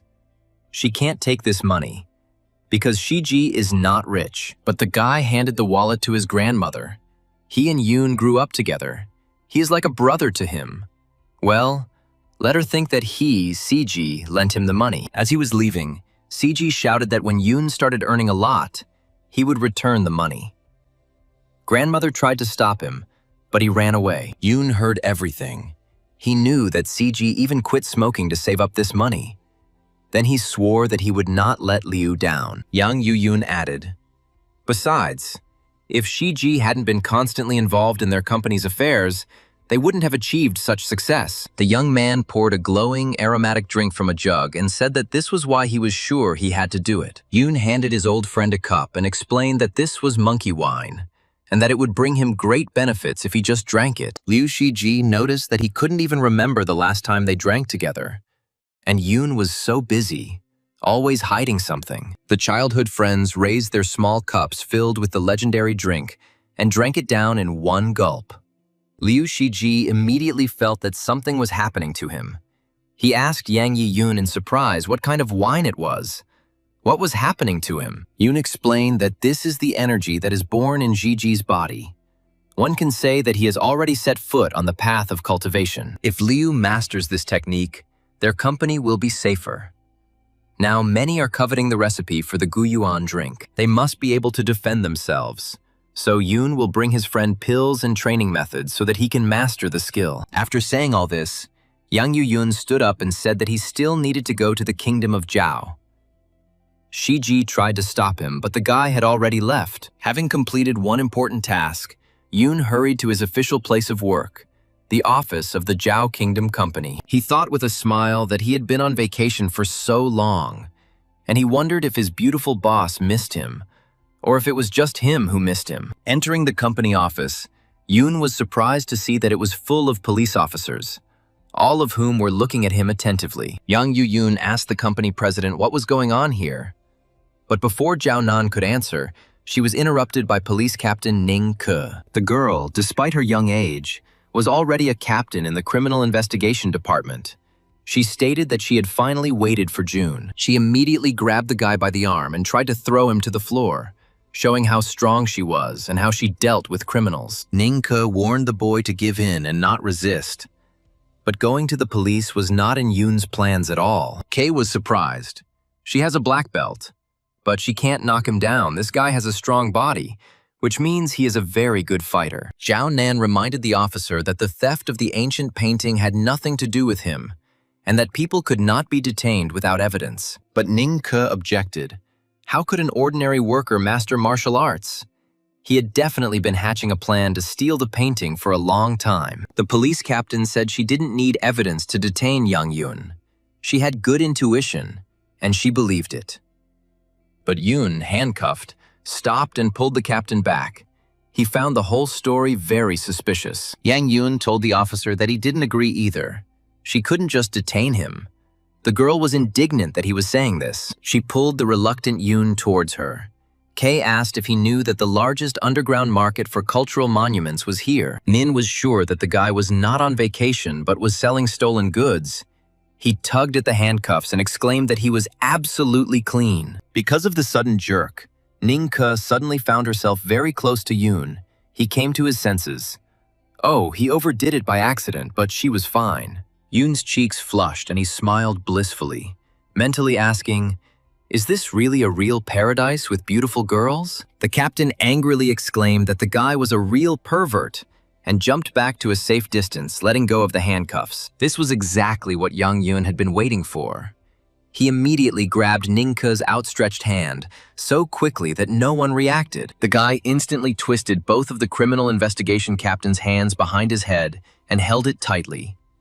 Everyone froze in surprise. Ning Ke shouted at the guy to let her go immediately, but he apologized and replied that, unfortunately, he couldn't do that now. The girl tensed, trying to break free, and at that moment, a button flew off her shirt, revealing her underwear underneath. Everyone present gasped in embarrassment. The guys blushed, staring at the young police officer's ample breasts. Ning Ke suddenly remembered how she once asked her daddy if she could become a police officer when she grew up. The father laughed and answered the little girl. Of course she could. She would become an even cooler police officer than her father. He was sure of it. He added with a smile that such a smart girl as his Kay would definitely be respected by her serious colleagues. Ning Ke fell to her knees and exclaimed in horror that now she would not get married. What a shame! Her colleagues rushed to their captain. One of the police officers ordered the suspect to be taken away from there. But by that time, Yang Yoon was no longer in the office. Deputy Ning Ke noticed Zhao Nan singing cheerfully near the entrance, and was surprised to see who this gorgeous young beauty was. Yang Yu-yoon ran away from the Zhao Kingdom Company office as fast as he could. He needed to calmly sort this all out. He cursed silently, wondering who had stolen this painting. He promised that when he found the thief, he would kill him with his own hands. Pulling his hood over his head, Yang Yu-yoon carefully approached his room in the university dormitory. No one should look for him here. He quietly opened the door and looked inside. He didn't sense anyone's aura, but it still wouldn't hurt to check just in case. Making sure that there was no one in his room, he sighed with relief and went inside. At least it was calm and quiet here. The guy threw off his hood. There was no point in hiding his face here. He was afraid that there would be a police ambush in his house. Yang Yoon was puzzled. The display cases in the kingdom of Zhao were well protected. There was an alarm system. An ordinary person could not get in. This means that the painting thief has good technique. Is he also a master of ancient martial arts? Where does so much of it come from? Yoon decided that he would practice and think at the same time. He needed to see what Sikong Yuan had told him when they met. June was a little confused, The master had a frightening number of different ancient scriptures. Where was the thing that Sikong Yuan gave him? And then he noticed an unusual book with a green jade alchemist's mark. The guy asked what it was. He seemed to have never seen it. That's right. These are the practices of Sikong Yuan. Yuan Shen Jing has 9 levels. The basis of the first level is the transformation of the power of the spirit into consciousness. With the power of thought, you can sense the state of your body, as if scanning it and seeing what is happening there. The higher the level of Yuan Shen Jing, the greater the field and content of what can be scanned and seen. It's cool. Concentrating, Yang Yuyun saw that it seemed like a girl was currently taking a shower in the next room and would be coming out very soon. Yun cursed. As soon as she finished washing, she would turn to face him. If only he could scan further away. But when the imaginary girl turned to face Yun, he saw a hairy guy who exclaimed how good it felt after the shower. Yunya felt sick. Wow, how his expectations had been disappointed. And he had already pictured in his imagination a fragile beauty with ample breasts. The guy realized that if he worked harder to master Yuan Shenjing, the results would be better. It was a very useful technique. Yang Yun remembered that he still needed to make a pill using the means he had obtained. There was a lot of work to do and very little time. He quickly took the great alchemical furnace out of the vessel of the universe. There was no time to waste. He still needed to find the stolen painting. To make the rainbow dragon pill and tempering pill according to Sikong Yuan's recipe, medicinal herbs from the mountain monastery are needed. But with the strength cultivation pill, it's more difficult. Yun decided that when he finished with the pills, he would go to Zhao's office again. Maybe he would find something. The guy approached the office of the kingdom of Zhao. Strangely, there was no security. Did the police really not think that June might return? It's good that Yun has the keys to the company, but he didn't need them. For some reason, the door was unlocked. Very strange. Yun turned on the flashlight and carefully walked around the office, looking around and examining the historical treasures on display. One of the display cases was broken into. It must have been the one that was robbed. When suddenly the guy noticed that there was something inside the case, he reached out and picked up a small piece of paper folded into a tube, wondering what it was. If it was some kind of message. It was a note from Zhao Nan. She wrote that she knew he was an unusual person, but she still hoped that he would not do this. The company's president reported that she sent the police because she wanted to check everything herself, and he did the rest himself. Yang Yuyun chuckled. Well, they thought of everything. So what should they do now? Someone clearly wants to set him against Zhao Nan, that's clear. Suddenly, the drawing of the vessel of the universe on the young man's hand began to glow. Something was clearly happening inside, but here's the thing. Yun looked at his hand in surprise. It was strange. He hadn't activated the vessel, which meant that someone was trying to get out. Most likely his friend, the Sable. Meanwhile, in one of the hotels, the robbers were admiring the stolen famous painting by the renowned artist Yan Liben. The guy exclaimed, "This is the 24 Ministers of Lingyan Ge, the original." The girl was amazed. So cool. She didn't expect it. The girl proudly puffed out her chest. All thanks to the fact that she had so brilliantly gotten inside and taken this rare painting. The guy objected. No, it was all thanks to his brilliant plan. So the girl shouldn't get cocky. She was just an executor. Yang Yuyun told them, "You both have unrivaled skills. One can only admire you," they happily confirmed. And then it dawned on them. They were in a strange room. They turned around and exclaimed in horror, "Who the hell are you? And how did you manage to get in here?" The thieves who stole the painting in the kingdom of Zhao clenched their fists. The guy quickly pushed off the floor and rushed at the calm Yan Yun. The girl screamed, however, "It doesn't matter who you are, but since you know our secret, we won't leave you alive. So know this. Prepare to die." Yun was surprised by such assertiveness. But these two are just amateurs. They are not even able to determine the strength of the enemy. A couple of minutes later, the beaten robbers were sitting quietly on their knees and begging for mercy. Their arrogance had noticeably diminished after the fight. The guy said to Yun, "If you like this painting so much, you can take it.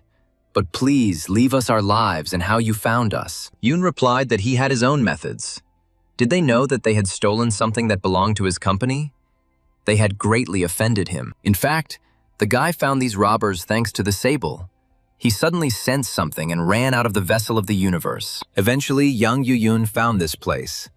He thought it was just right for him to search. But why did the little animal interfere? The guy explained to Yoon that they were simply carrying out an assignment. They did not want to offend him and were ready to give him this painting. Yang Yu-yun asked who ordered them to commit the theft. The guy replied that they have professional ethics. They cannot say. During the fight, Yoon realized that the two were also martial artists, and they had even managed to get past the security system. He took a vessel out of his pocket and said that this was a body-hardening pill for martial arts masters. The guy noticed that it had an unusual smell. The girl realized that this was a rare level-up pill. Yoon explained to them that this remedy was worth much more than the stolen painting. The famous strength return pill doesn't have even half the effect of this pill. He will give it to them if they tell him who hired them. The guy remembered. This is Yan Yoon. Everyone on the Masters Forum is discussing that he has a recipe for a pill for returning strength. Yoon objected. He didn't have that recipe. But he had offended the Ma family and 2 families from Beijing, and his sister was also going to study in Gudu. If these 2 are willing to protect his sister, he will provide them with body-tempering pills as thanks. The robber's eyes lit up.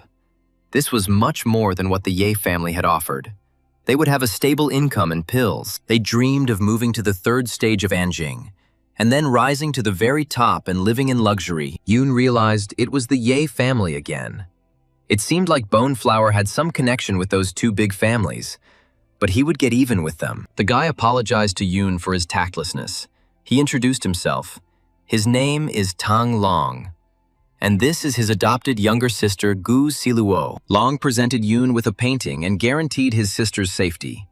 But Yoon immediately warned that if he was betrayed, the price would be high. The next morning arrived, and young Yu-yun decided to make amends for the wrong done by the robbers and return the painting to Zhao Nan's company. Throwing the tube with the painting behind his back, he went to the office of the Kingdom of Zhao. The guy remembered that Nan had sent the police away from there yesterday. However, there was a police officer standing not far from the office, and he immediately recognized Yang Yun and informed Captain Ning that a suspect had appeared there. The policeman said that the guy was heading to the Kingdom of Zhao, and he had a tube-shaped object on his back, possibly a grenade launcher. Ning Ke ordered Liu not to do anything and wait for reinforcements. She thought the guy was a petty thief, but he was dangerous. Without encountering any obstacles, Yang Yu-yun calmly entered the office of the Zhao Kingdom Company, where the uninvited guests were already sitting. The company president's door opened, and Zhao Nan walked out to the visitors who had come to cause her serious trouble. The man snorted. "Director Zhao, you finally came." The girl apologized to Director Li. She had a conference. Beauty Nan asked the guests what brought them here. They didn't seem to have arranged a meeting with them. Did something happen? The guest said that he would like to look at the painting that he left at their company's exhibition, and whether it would be convenient to show it. Nan reminded that according to the contract, before the exhibition began, in order to see the exhibit, one had to pay $1 million for the security system. She asked why he suddenly decided to look at it. Li replied, "Just like that. If the painting was stolen, how would Zhao compensate him for it?" Nan told Li that this was a matter of cooperation and trust between the 2 companies. Maybe he should think about it again. Director Li chuckled and asked why all the talk. Here's a check for $1 million. And now Director Zhao has to take it away. He said he trusted her company. But if she continued to interfere, he would think there was something wrong with his painting. Zhao Nan broke out in a sweat. She didn't know how else to dissuade Li from this. He obviously already knew that the painting had been stolen from them. That's why he came. At that moment, the doors opened and Yang Yun came in. He told Li that his painting was perfectly fine. There was no doubt about it. The guy calmly walked into the office with a painting over his shoulder. He heard the conversation and realized that these 2 had come here for a reason. He said that if you want to see the painting while it is under guard, then in addition to the fee for the system, you have to pay 20 million in penalties. Nan smiled. Yang Yun, as always, saves her. Li was furious. He found out that the painting was stolen, and this kid was intimidating him. Li shouted, "Who is this? If he can see the picture, he will pay not 20 million, but 40. Just show him." Yan Yun agreed. "Come on, get your money ready." He took out a painting tube from behind his back and put it on the table. Everyone's mouths dropped open. The guy asked everyone to calm down and sit down in their seats. Now he would show that very rare painting of Mr. Lee. And in Ning Ke's imagination, the guy took out a grenade launcher and exclaimed, "There is no problem that an excellent grenade launcher cannot solve." The faces of the visitors to the Zhao Kingdom companies stretched out in horror and surprise. Everyone always thought that this was a reputable company. They looked at the guy with the grenade launcher with fear and didn't know what to do, because they just came to find out if their valuable painting was safe. The detective captain's wild imagination pictured an explosion caused by a guy in the office of the company where he worked. Ning Ke gritted her teeth. Yang Yuyun is too dangerous. The police must use force immediately. It is too late to evacuate people. The deputy asked Ning if he would really enter through the ventilation. She replied, "I have good intuition. He will definitely go here." At the same time, Wang Yilin was secretly making her way through the ventilation. The killer of the stoneflower cursed. There was very little time. Looking down, the girl whispered, "I finally found your company, Yang Yun. It's time to pay with blood for blood." Ning Ke heard a strange sound. She raised her head and saw that the ventilation cover was quietly opening. There was someone there. She warned the others. "Be careful, he came." The guys admired. "Great job, Captain Ning. Now he's caught." Wang Yilin silently jumped out of the ventilation onto the floor. She was sure that there was definitely no one on the technical floor. Seeing the silhouette of the man jumping, Ning Ke shouted, "Don't move, it's the police! Raise your hands up and throw down your weapons." The surprised stoneflower assassin asked where they came from. They certainly couldn't have known that she would go here. Ning Ke cursed inwardly. It was too dark here. She could barely make out the silhouette of this man. Wang Yilin quickly pulled her pistol out of her holster. Well, since there was an ambush here, it meant she needed to quickly clear a path to her target. The mercenary immediately fired several shots in the direction from which the sound of voices and the rustling of bodies of the Gudu police officers was coming. One of the bullets narrowly missed Ning Ke's head, passing very close and cutting off several strands of hair from the girl's head. The captain was amazed at how fast he was. She had no idea that Yang Yun was not only a skilled warrior, but also a good user of firearms. Wang Yilin hid behind a wide pillar to take a breather and figure out what was going on here. She had to appear unnoticed. She didn't understand what the police were doing here. It could be a coincidence. In any case, they shouldn't expose her. The police had had enough of her. Captain Ning ordered the squad to implement Plan A, and the police officers obediently confirmed that they understood their commander. The police began to surround Yilin. She chuckled to herself. It was funny. They couldn't see anything, and they still wanted to surround her. She raised her pistol and thought that she could determine where they were just by the sound of their footsteps. She needed to shoot one of them. Suddenly, she felt the barrel of a gun touch her head. Ning told Yang Yun to lay down his weapon and surrender. Wang Yilin was surprised when she approached, and why the steps of this police officer were not heard. This is strange. Hearing Ning's words, the mercenary realized that she was also looking for Yang Yun. But she couldn't give him up. She had to kill the guy herself. The girl deftly grabbed the police captain's gun and pulled her head back. A shot rang out, and Ning Ke was confused about what it was. Wang Yilin snatched the gun from the criminal investigation captain's hand and delivered a powerful kick to the girl, sending her flying. But Ning Ke had no intention of giving up. She landed and prepared to attack her warlike opponent again. The girl cursed. She lost her gun. Now it ended up with the criminal. This is bad.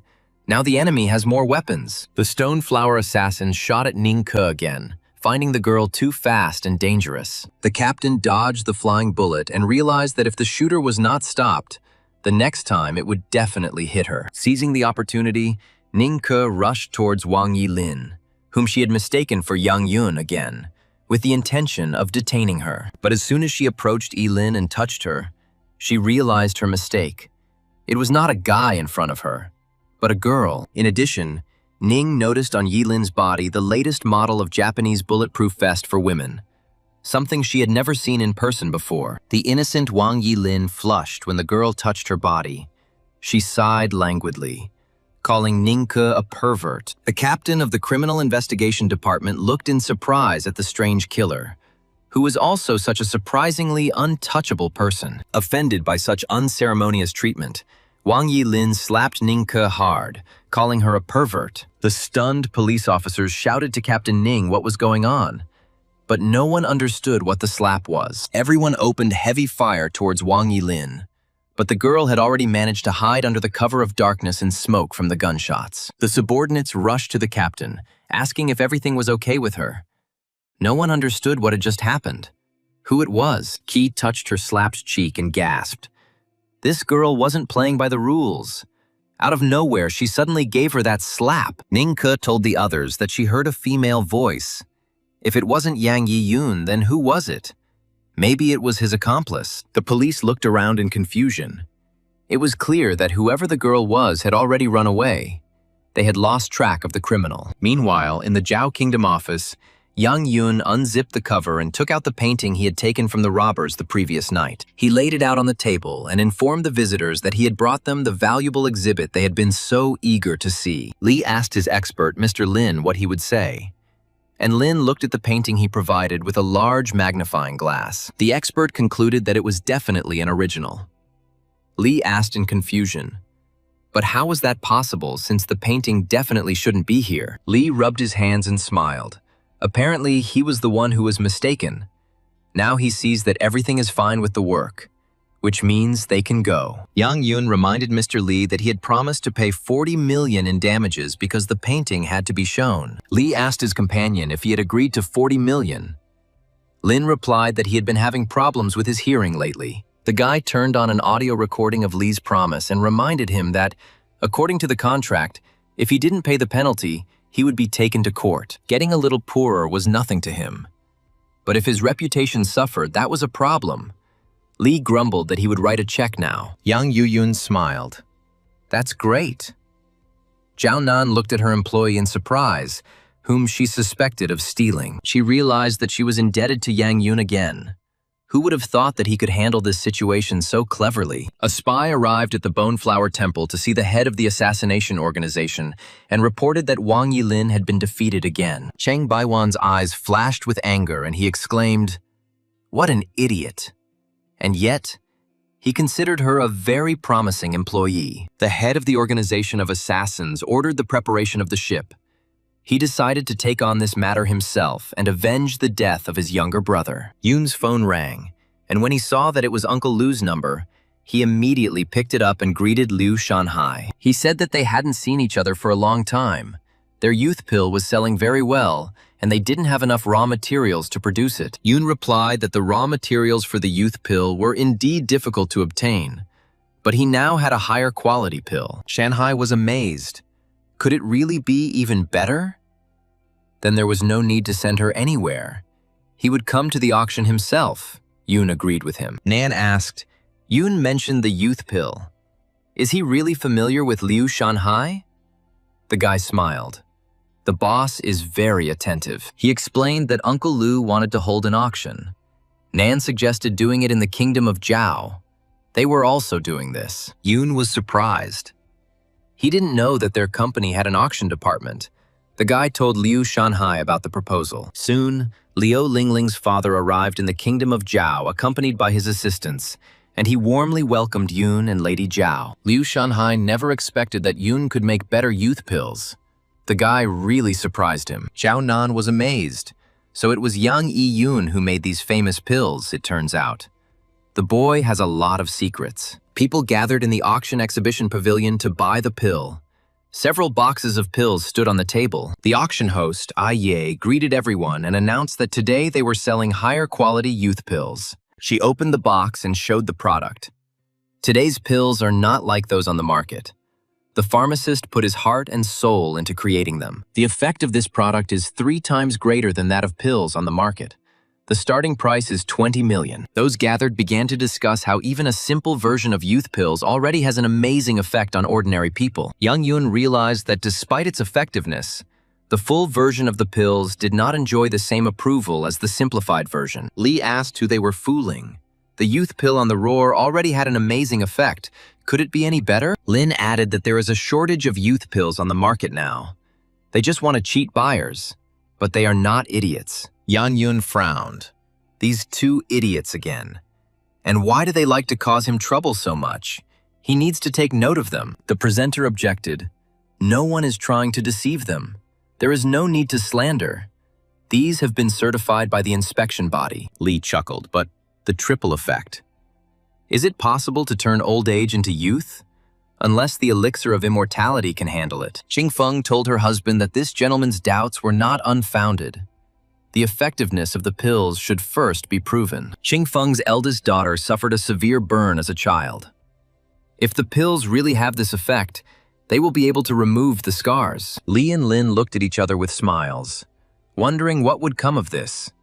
Those salesmen would surely embarrass themselves with the pill now. Yang Yuyun went to the head of the Murong clan and stated that of course they could demonstrate the effectiveness of their remedy. The guy reminded him that the youth pill was an auction item, and that Mr. Murong Qingfeng would pay for it if it was successful. The spectators whispered. It was Zhao Nan and Liu Shanhai next to this guy. And who is he? He looks completely ordinary. Buyers were surprised that he had really developed a youth pill. So young. And a veiled girl was watching all this. Qingfeng assured that if the pill really had such an effect, he would pay 5 times more for it. And Yun agreed to this. The guy turned to the presenter and asked Ai to bring them a pill. The girl took the box and headed towards them. Everyone froze. Ai Yi opened the pill box, and Yang Yuyun asked the lady to swallow it. The hand of the eldest daughter of the Murong clan leader was trembling. She took the iridescent ball in her hand and excitedly asked if it would really work and remove these scars. The girl put the miracle cure in her mouth and swallowed it, waiting with bated breath for it to work. Everyone held their breath, not taking their eyes off the beautiful girl's scarred face. Her father watching especially closely. Suddenly, the scars began to fall off like some kind of scab, and fresh, smooth skin appeared from underneath them, as if the burn had never been there. The girl looked at herself in the mirror and burst into tears. She again saw herself in the reflection as her true former beauty. The hall exploded. Everyone vied with each other to offer prices higher than the others. The offer price had already reached 150 million. Li apologized to Yang Yiyun for not showing him due respect. But the boy was doubtful whether he could sell them the pill. Yun smiled. Well, since they knew each other well, he was willing to give them something else. He had a rainbow dragon pill, a new product. The guy explained that she would make them alpha males. There was nothing like that on the market yet, so they could consider themselves to have received a treasure. Li Lin giggled and immediately swallowed the pills offered by Yang Yun, looking forward to having a lot of fun tonight. The older men froze, waiting to see exactly how this unusual young man's brand new pills would affect them. Suddenly, Li asked what happened. He felt like all his blood was just boiling. The expert replied, "It seems this is youth." Lin told Director Li that he was so handsome he had fallen into his net. His heart was fluttering with tender feelings for him. Li readily replied to Mr. Lin that he also could not resist. They must act as soon as possible. All the auction participants saw and heard the joys of these two. Many recorded it and decided that this mess should be posted online. Meanwhile, the head of the Stoneflower Assassin organization arrived in Gouda, and he noted with a grin that there were a lot of people there. Cheng Baiwan addressed the one who killed his younger brother, saying, "Your death hour will soon come. Damned Yang Yun." The auction finally ended. The remaining pills were sold at record-high prices, and there was a real fight for them. Shanhai told Yun that the effect of this series of pills was wonderful. The guy replied that if there were enough raw materials, he would make more. June smiled. After all, there was no need to worry about Director Li and Mr. Lin anymore. They had been terribly disgraced. They say that even when they were taken away by the police, they couldn't tear themselves away from each other. Shanhai wondered if Yun was a demon. Everyone was discussing the results of the unusual auction when a very unusual sweet smell began to waft through the corridors of the building. People asked each other what this smell was, where it was coming from. Who was the source of this wonderful smell? Xiao Nan asked in confusion what was going on. She suddenly felt very dizzy. The head of the company swayed. The guy grabbed the boss, but she immediately lost consciousness, just like all the people who were in the building. Yang Yun ran out into the street. The entire area around the building was littered with people lying down, and some strange smoke was to blame for this. Cheng Baiwan noticed that the smoke didn't seem to have any effect on Yang Yun, but it might be even better this way. It would be interesting. The guy asked the man in the mask who he was and why he poisoned all these people. If they had done anything bad to him. The head of the Stone Color organization instantly jumped off the roof. Yoon was amazed at how fast. But why was this villain here? Instead of responding, Cheng Baiwan attacked the guy, dealing him a very strong blow, which the guy was unable to completely block. The leader of the hired killers was surprised that this boy was really so weak, and he had hoped to meet a worthy opponent in him. Yang Yu-yun was injured. He realized that this was the strongest ancient martial artist he had met so far. Yoon flew back from the blow, but remained on his feet. Since the enemy was so strong, he would have to use his most powerful weapon against him. He took out his sword and told the villain that he was causing trouble again and again, and since he wanted to die so much, he would finish him off. Baiwan realized that this was the strange, fierce pressure that Wang Yilin had spoken of, so he needed to attack it first. The leader of the killers noticed that the boy really did pull objects out of thin air, which meant that Wang Yilin hadn't lied about that either. And what else he could do? Yang Yun's energy was so strong that with every step he took, he destroyed the asphalt pavement in front of the office building. Suddenly, the girl with the veil said to Yoon, "You are too angry. You can go crazy. Besides, you are not his rival yet." The girl explained that this was the head of the Bone Flower Temple, Cheng Baiwan, who was at the 5th Anjing level, and Yang Yun at the 4th. The guy understood, which means that the 3rd level of the Qi cultivation period is equal to the 4th stage of the Anjing level. Cheng Baiwan asked the girl what Dugu Wu Qing was doing here. It was none of her business, so he advised her to get out of here quickly. The head of the assassination organization once again rushed to attack the guy with the clear intention of finishing him off no matter what. But Dugu Wu Qing put up a shield and blocked Cheng Baiwan's furious attack, protecting him from Yang Yiyun's attack, and pushed him away. Despite the warning from the head of the Stone Flower, the girl entered into battle against her longtime evil enemy Cheng Baiwan. A blade flashed in her hand, and Yoon felt that this warrior was no less powerful and skilled than the leader of the hired killers. The girl was a master of cold arms. Her eyes sparkled, and the streams of energy made her appearance very terrifying. Cheng Baiwan closed himself off to avoid the massive amount of cutting streams of weapons Dugu Wu Qing was aiming at him. The warrior struck the leader of the secret assassins, knocking him back. Baiwan did not expect such a strong attack from her. Cheng Baiwan fell onto the pavement, smashing the square into small stones, and he realized that he could die from this furious Wu Qing fury. The girl did not weaken her pressure for a second. She immediately rushed towards the lying enemy, intending to finish him off. But he dodged. The Stone Flower's leader was perplexed.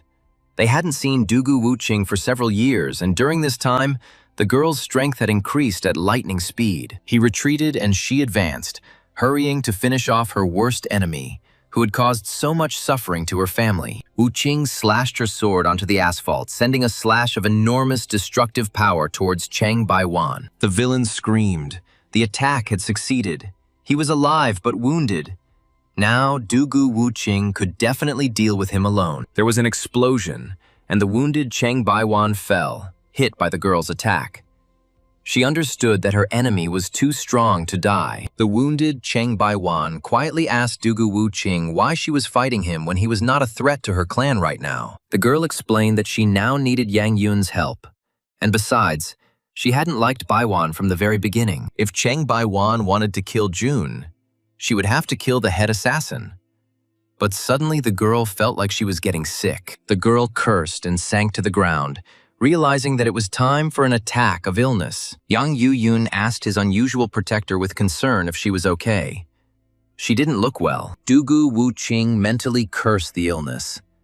This attack had come at a time when she could have finished off Baiwan. The girl's entire body began to become covered in eerie grayish spots, as if she were already dead. Yoon asked if she could get up and what was on her face. It was the first time the guy had seen such strange symptoms of illness. Instead of answering, she took the young man's hand in hers. He was amazed. It felt like he was greeting an ice statue. Yang Yun pulled his hand back. He felt very cold. He was perplexed. His body was emitting cold. Spots appeared on his body. It looked quite creepy. And then he realized that this was exactly what she wanted to ask him for help about. Just at this time, Cheng Baiwan came to his senses and said to the girl, "I didn't think that you hadn't yet recovered from this terrible disease." Yoon looked at the bone flower leader in surprise. This guy had suddenly become much stronger than before. The girl also noticed this, but due to the attack, it was too difficult for her to engage in battle with Cheng Baiwan again. The assassin leader said to Dugu Wuqing, "Once the poison has taken effect, you won't be able to resist me." Young Yu Yun was puzzled as to why his strength had suddenly increased dramatically, since he had been injured and should have weakened. If Dugu Wuqing is at the 8th stage of Anjing, then he has reached at least the 7th stage of the same Anjing. But how? Wuqing said it was his blood seal magic. The deeper the wound, the greater his power. But she assured that she would still protect Yun. The girl shouted at Cheng that he had colluded with foreigners and that today she would kill him in the name of the Dugu family. Baiwan laughed. After finishing her fiery speech, Dugu Wuqing suddenly fell down, losing consciousness from weakness. Baiwan chuckled. She was probably pretending, he told Yang Yiyun, that no one would bother them now. It was time to pay the bills. Yun gritted his teeth. The 7th stage of Anjing.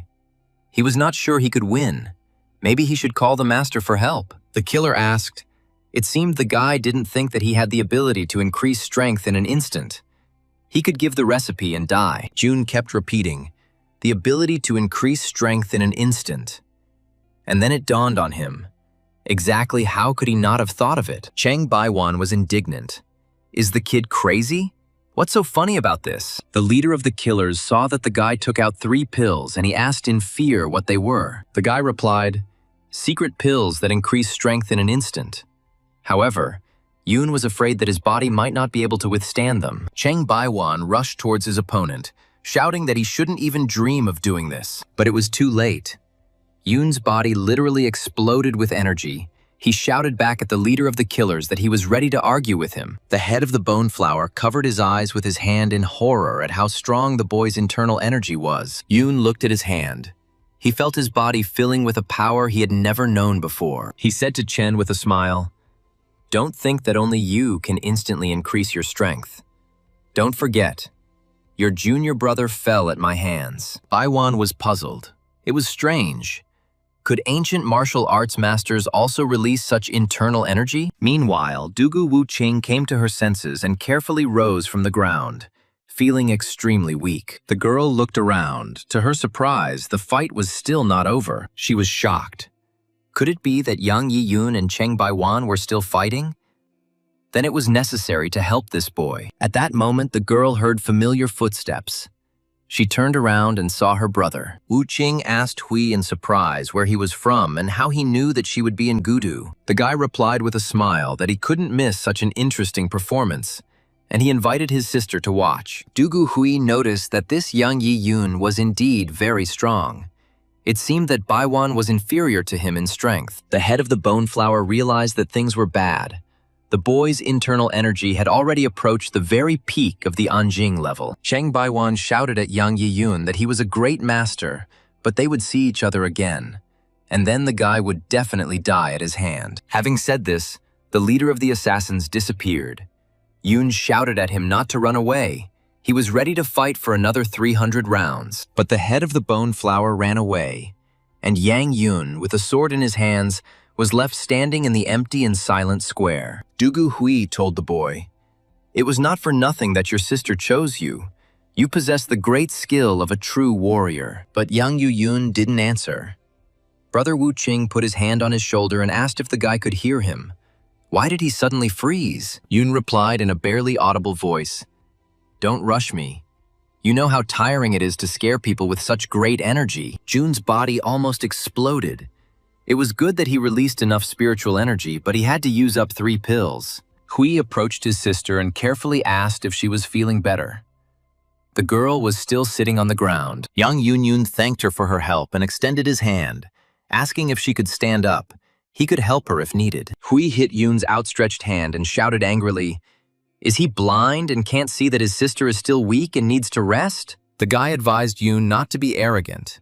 His sister saved him only because she had a request, but he doesn't trust him and will keep an eye on him. Yoon asked the girl if this request was probably about the black spot on her face, and the strange coldness emanating from her body. She confirmed that many people say that this is the result of her being crazy about tempering swords. But this is not true. In fact, it is because of frostbite in the forbidden area of Mount Emei, and the greater the strength of Wuqing, the more corrosive the poison becomes. When she was almost in despair, she discovered Yang Yun's youth pill and decided to try it. Dugu Wuqing purchased such a pill at the auction and consumed it, not really expecting any effective results. She didn't expect that his pill would be able to stop the growth of the black spot and weaken the effects of the terrible poison. Even though it was temporary, it still gave the girl hope. For many years, she went to famous doctors, but they could not help. Yang Yun was puzzled. This poison was very strange. It would be good if he could find at least something about it in his master's records. She confirmed that this poison is indeed very rare. It is not used on Earth. It can only be obtained in a place rich in spiritual energy. The master noticed that Yang Yun had some unusual luck. But the boy didn't understand what the master was talking about. She asked if Yun remembered the technique of creating yin and yang. She could transform the yin energy of this poison into spiritual energy. The brother and sister did not see the deity, so they decided that Yun was so tired that he had gone crazy, and he asked the master what to do. Yuan Tianxi replied, "The method is very simple, but for Yun, it is necessary to make a sacrifice. Then it will work." The boy didn't understand what kind of victim he was, but the master explained that he could only save her after he had completed dual cultivation with her. Only in this way could Yang Yun absorb the yin energy of her poison, transforming it into his own spiritual energy. The master was confident that Yun would resist, as he would have to sacrifice his own physical form. Yun sighed. Even though the sacrifice was great, he couldn't sit idly by. She cursed. At his current level, the guy wouldn't be able to cope with the poison. The master said that acupuncture of the 5 elements and yin-yang will help temporarily stop the poison. 3 procedures per week are needed. Yun will be able to completely heal her only after reaching the 5th stage. Then he will master the use of the technique of creating yin and yang. The guy told Wuqing that she could be cured. But right now, his strength was not enough for this. He could only temporarily stop the poison. The girl sighed and said that until he healed her, she wanted to follow him everywhere and protect him. They went to Yun's house. After conducting his investigation, June felt a cold energy wandering through her 8 odd meridian vessels. Yun said that with acupuncture he could stop the poison's effects, and that outsiders needed to leave. Dugu Hui exclaimed that he was not an outsider.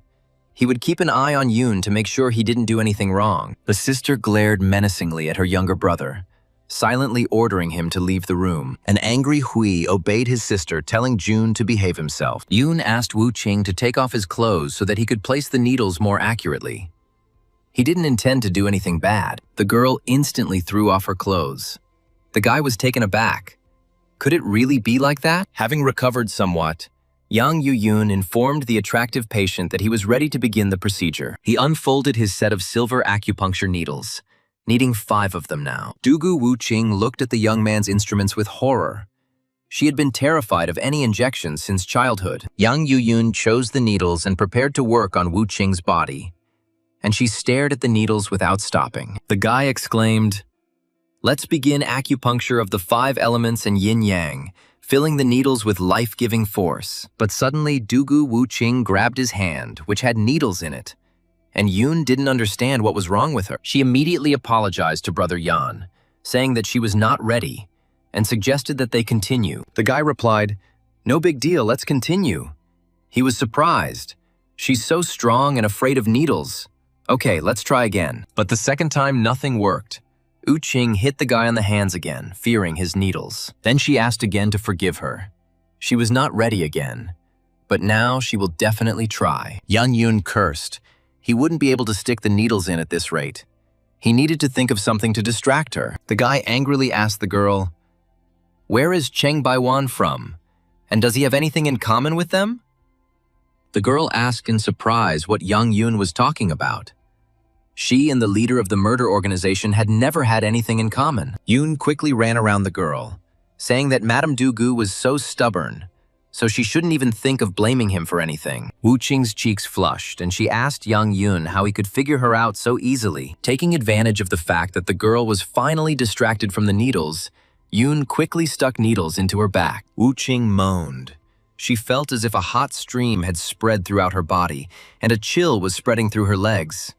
How pleasant it was. An angry Du Hui immediately kicked down the door of the room where the procedure was taking place. He exclaimed, "Yang Yun, I knew you were planning to do something indecent to my sister." Wu Qing glared at her brother, and he himself saw the needles sticking out of her back. Hui's eyes widened.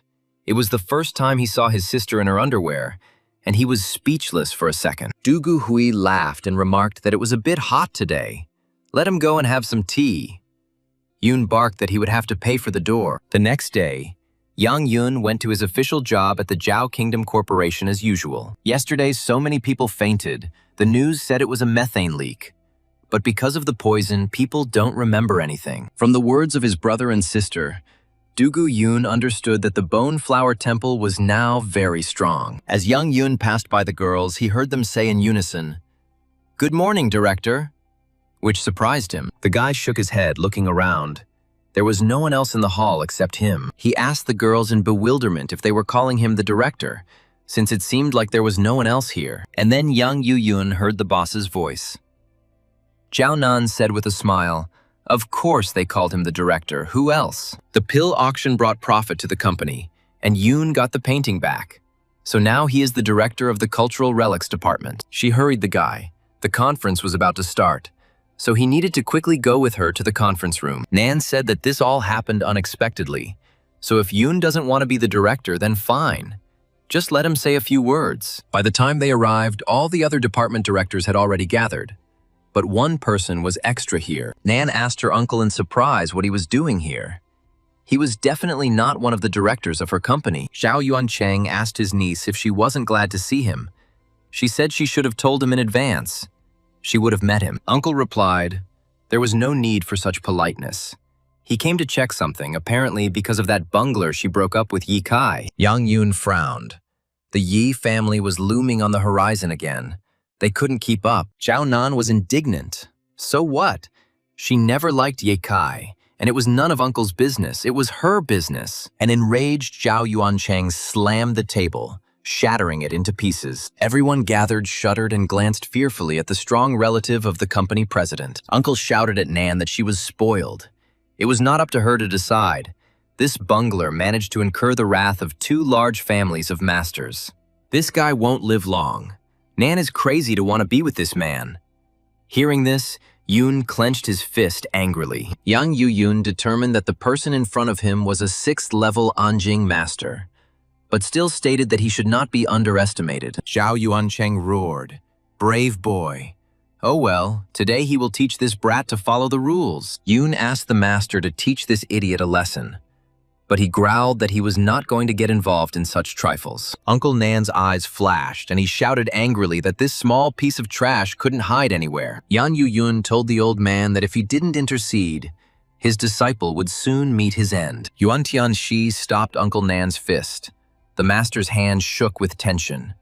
He was unable to move. Xiao Yuancheng didn't understand what was happening.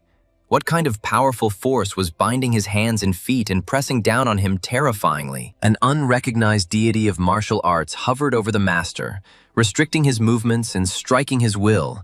The fighter was filled with horror. Uncle Nan felt like he could barely stand on his feet, and suddenly fell powerlessly to his knees in front of the boy. The trembling Yuancheng asked the master to spare him. He never imagined that such a young man could possess such power. Everyone present opened their mouths in amazement. They thought Yang Yun was a simpleton, a poor student working part-time. Zhao Nan was puzzled. Her uncle was at the 6th stage of Anjing, but he still fell to his knees. What level was Yang Yun at? The guy told Yuancheng why you immediately attack someone who hasn't done anything bad to him. Yun explained that Zhao Nan was his benefactor, so he shouldn't bother her. Otherwise, he wouldn't be so kind next time. The frightened Zhao Yuancheng muttered that if he knew that the master had such strength, he would not have mentioned any Yi Kai. Zhao Nan suggested stopping the squabbles and starting the conference, since everyone was already gathered and waiting. Yang Yun warned him that since Yuancheng was the boss's uncle, He would let him go this time. But next time, he shouldn't expect that. Uncle Nan assured the boy that he would never again dare to appear in court and cause a scandal with such a powerful gentleman. In the end, the conference did begin. But those gathered were impressed by what they had seen and were not thinking clearly. Young Yu-yun practiced diligently every day and reached the middle of the third stage of qi tempering. But his progress was very slow. The guy realized that there was a lack of living energy in the place where his house was located, which is why he was moving forward so slowly. She sighed. He was now just a remnant of the original spirit, and his help to Yoon was sapping his strength. For the world she comes from, reaching the Jindan level in 3 months is commonplace, Yoon said, as there is little vitality here. The master objected. Even here, there might be enough energy to fill the channels. Yoon needs to search thoroughly. Xi's consciousness can only intimidate Yoon's enemies, but next time, he might not be able to protect his disciple. In addition, the sable essence that Yoon subdued is a treasure hunter. There is information about this in the scriptures. Yoon agreed. The master speaks truthfully. You can't always rely on him. You need to increase your own strength. The next day, young Yoon firmly decided to go look for a place to train where there would be more vital energy. Yoon and Dugu Wuqing arrived at Gudu, one of the largest real estate agencies. The guy apologized to Wuqing for forcing her to go with him, but her younger brother Hui was nowhere to be seen. Wuqing explained that it was her duty to protect Yoon, and she left her brother at home. He would only be a burden to them. They went into the agency. Yang Yoon approached the receptionist, who reluctantly told the person on the phone that a client had come to see her. The girl smiled dutifully and asked the gentleman how she could help him. He explained to the agent that he wanted to buy a villa near Mount Lishan and asked for some advice. The agent chuckled to herself. "This worm wants to buy a villa," she replied. "The villas there are quite expensive. Will they suit the guy?" Yoon waved his hand. Money is not a problem for him. He wants a big yard, and for the villa to be right at the foot of the mountain. The administrator pointed to the girl and advised me to consult with her. She knew more about this. Tang Shuang was very surprised that the gentleman had come to see her. She was new here, only on her second day on the job. The girl was surprised that Yoon wanted to go to the villa without looking at the others. She honestly said that something was wrong with this villa. "Several clients have already moved out," Yoon smiled. "Tang is very honest, but he wants to see this particular villa." Yoon knew that this was the only place that was suitable. No matter what he had to do, he would still look at her. Soon they arrived at the villa, and everyone got out of the real estate agency car. Yang Yoon looked at the magnificent house and asked Tang Shuang if this was the villa. The guy noticed that the villa had a very suspicious aura. Something was definitely wrong with this house. They opened the wide doors and walked inside. The room was empty, dark and quiet. The real estate agent said that it was her first time here too. Were there really ghosts here? Yoon replied, "There was no need to scare yourself." Suddenly, a spider descended right in front of Tang Shuang's face, and the girl, whose nerves were on edge, was terribly frightened. The real estate agent closed her eyes and screamed shrilly to be saved, as if she had actually seen a ghost. Dugu Wuqing became wary and looked closely at one of the walls of the villa. There was clearly some movement there. The girl pulled out her sword and, screaming, "Die, evil spirit!" struck the wall of the house with unprecedented force. There was a deafening explosion. One of the walls of the huge villa began to hum and crumble. The sun's rays penetrated through the resulting crack, and Wuqing cut through part of the house wall with her sword. Yang Yoon was horrified and shouted that he wanted to buy this villa. But now it was in such a state, how could he live here? Wuqing apologized. She thought she saw something behind the wall, and behind the wall her younger brother Hui was shaking and wondering if he should go out. They had already walked around almost the entire house, and Yoon asked where the ghosts were. Everything seemed to be fine. Shuang told the gentleman that they had only missed one part of the villa, the wine cellar. As soon as they went down to the wine cellar, they immediately saw a huge seal on the floor. Yang Yoon asked what it was. In fact, the guy recognized the seal. It is a system described in the master's books, usually used to restrain various evil spirits. Yoon heard a rustling sound behind him and turned around abruptly. In the darkness, he saw a pair of glowing eyes. Something behind the guy curiously asked what other formation. What does it all mean? Yang Yoon, in a panic, hit his younger brother Wu Qing with all his might, mistaking him for a ghost, and shouted, "Here he is, the ghost of this house!" Yun shouted angrily, "How dare the ghost scare him? He will kill him now!" Wu Qing also joined in, helping brother Yang. Shuang picked up one of the barrels and also prepared to help, saying that she needed to drive out this evil for the sake of the people. The beaten brother Wu Qing shouted for them to stop.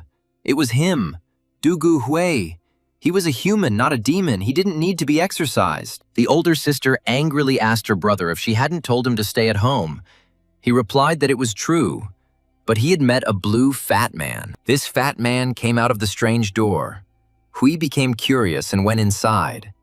And when he entered, he found himself here. And he didn't want to scare anyone. Jun and Shuang watched the brother and sister squabble. The agent was surprised. So there is such a convenient thing here. Yuan Tianxi told his student that this was not an ordinary formation at all, but a defensive one. And the energy here was very powerful. C felt intermittent energy fluctuations underground. There must be some kind of crypt there. Yun was horrified. Was he really going to train right above the crypt? How horrible. Wu Qing asked Yun what was wrong. He smiled and replied, "Everything is fine. They looked at everything. They can go back." The girl apologized and promised to pay for the repair of what she broke. Yun reassured her. She wanted the best after all. The guy told the agent that he had decided to buy this villa and offered to come back and sign the contract. The girl was taken aback. Suddenly, from the far corner of the cellar, a piercing scream was heard. It sounded like a man who had been scared half to death. Yun turned towards the sound and asked who it was, as there shouldn't have been anyone in the house. He immediately rushed to check. Wu Qing and her brother rushed after him. The frightened Shuang asked him to wait for her. All four of them stared in surprise at the girl, shaking like an autumn leaf, in the very corner of the cellar. Wang Yilin whispered in horror that she didn't mean to. She only wanted to kill young Yun, and that's all. She didn't want to bother anyone here. Yun recognized her and asked the assassin from the Boneflower Temple what she was doing here and what had scared her so much. Dugu Wu Qing asked Yun if he knew her, and he explained that she was the assassin from Boneflower who wanted to kill him. But Yun didn't understand why Wang Yilin had become like this. What had happened to her? Was there really something here? Dugu Hui chuckled. Yes, they were also afraid. If there really was a ghost here, then he would catch it for them. At that moment, a terrible laugh was heard in the cellar. Everyone looked around in confusion and were stunned. Right above them, a monster hovered, its eyes flashing. Hui whined, "Mr. Ghost, have mercy," he simply said without thinking. Wu Qing drew her sword and rushed at the enemy. Young Yun warned her to be careful. The girl loudly asked who was pretending to be a ghost here, and immediately attacked the monster with cutting streams of her sword. Several streams landed right next to the monster's burning, bloody eyes. Dugu Wu Qing asked if she had cut down that ghost. She had put a lot of strength into that sword attack. But Yan Yun saw that there was not a single scratch on the monster. This attack had not harmed it at all. She was surprised. How interesting. He didn't even know that there were such souls on Earth. Yun asked the mentor what he should do now. The master told the guy to stop asking for help from morning to night. Such perfumes may be rare for ordinary people, but he is a practitioner. The knowledge that the teacher imparted to him is enough for Yun to deal with the ghost. This time, she will not do anything. Yang Yun realized that he would have to resort to extreme measures and use his most terrifying power. He shouted at Wu Qing to move away, and the girl immediately responded and moved to the side, leaving the guy alone with the ghost. The guy used the true fire chi, and an unquenchable flame swirled in his hand. With a concentrated effort, Yang Yun released a stream of unquenchable flames towards the ghost, consuming everything in its path. Dugu Wu Qing was startled by this torrent. She couldn't believe that the guy possessed such terrifying power. Suddenly, from the direction where the ghost was, a scream was heard. Someone was shouting, "Have mercy!" Xiua realized her mistake. She would not scare people. The master told the guy, "Okay, that's enough. This is not an evil spirit at all. This soul can be useful to him." Yang Yun clenched his fist and the stream of flames immediately stopped. Everyone looked towards the ghost. The girl tearfully thanked them for their leniency. She said that she did not want to harm them, only to make them leave. She assumed that this spirit was imprisoned here by the formation. He did not know whether it was an accident or whether people did it. If this formation didn't exude such strong yin energy, this girl would have been free long ago. Yoon thought, "It seems like this girl has been here for a long time. I wonder if this is her real body or just an illusion." He asked the girl. "She guards the crypt," the spirit answered. "She is from the Song dynasty, served the owner of this land. Her name is Wu Mo Chio." Zuer didn't want to stay here at all, but she knows that the underground crypt is very dangerous, so she drives away everyone who comes here. Yoon was horrified. She lived here for about 800 years. He asked the mentor why her ghost remained here. She replied, "This is not a ghost. With the help of living energy, she became a living soul. If she had cultivated, she would have already killed Yoon. This girl is like a saint. She has no flesh but a living soul. 10,000 years ago, she encountered a ghost cultivator. If she hadn't been at a high enough level, he would have died. But as a result, he obtained the ghost cultivation technique. So, if Yoon were to obtain Chuer's soul and her ghost cultivation art, it might be of use to him in the future." Seeing Hui shaking, Yoon barked. Could he be of any use? The ghostly girl had already disappeared. Hui objected. He just ate something bad and his stomach hurt. Yoon yelled that his sister was much stronger, and he was just crap. Suddenly, Yang Yoon felt that everything before his eyes was swaying and floating. Dugu Hui asked Yoon with concern what was wrong with him. He didn't look very well. And Yang Yoon lost consciousness and fell down. Wu Qing rushed to him. Hui said in confusion that it wasn't him. He didn't do anything. The boy came to his senses only the next morning. He was lying in the bedroom of a villa at the foot of Mount Lishan. Yoon was carefully laid down in bed and covered so that he could sleep peacefully and regain his strength. Yang Yoon rubbed his eyes and asked in surprise, was it really a new day already? But why didn't he remember anything? He hit himself on the head, just like yesterday. It seems he fainted because he used too much of his power. Suddenly his blanket moved. The guy was taken aback. What kind of news was this?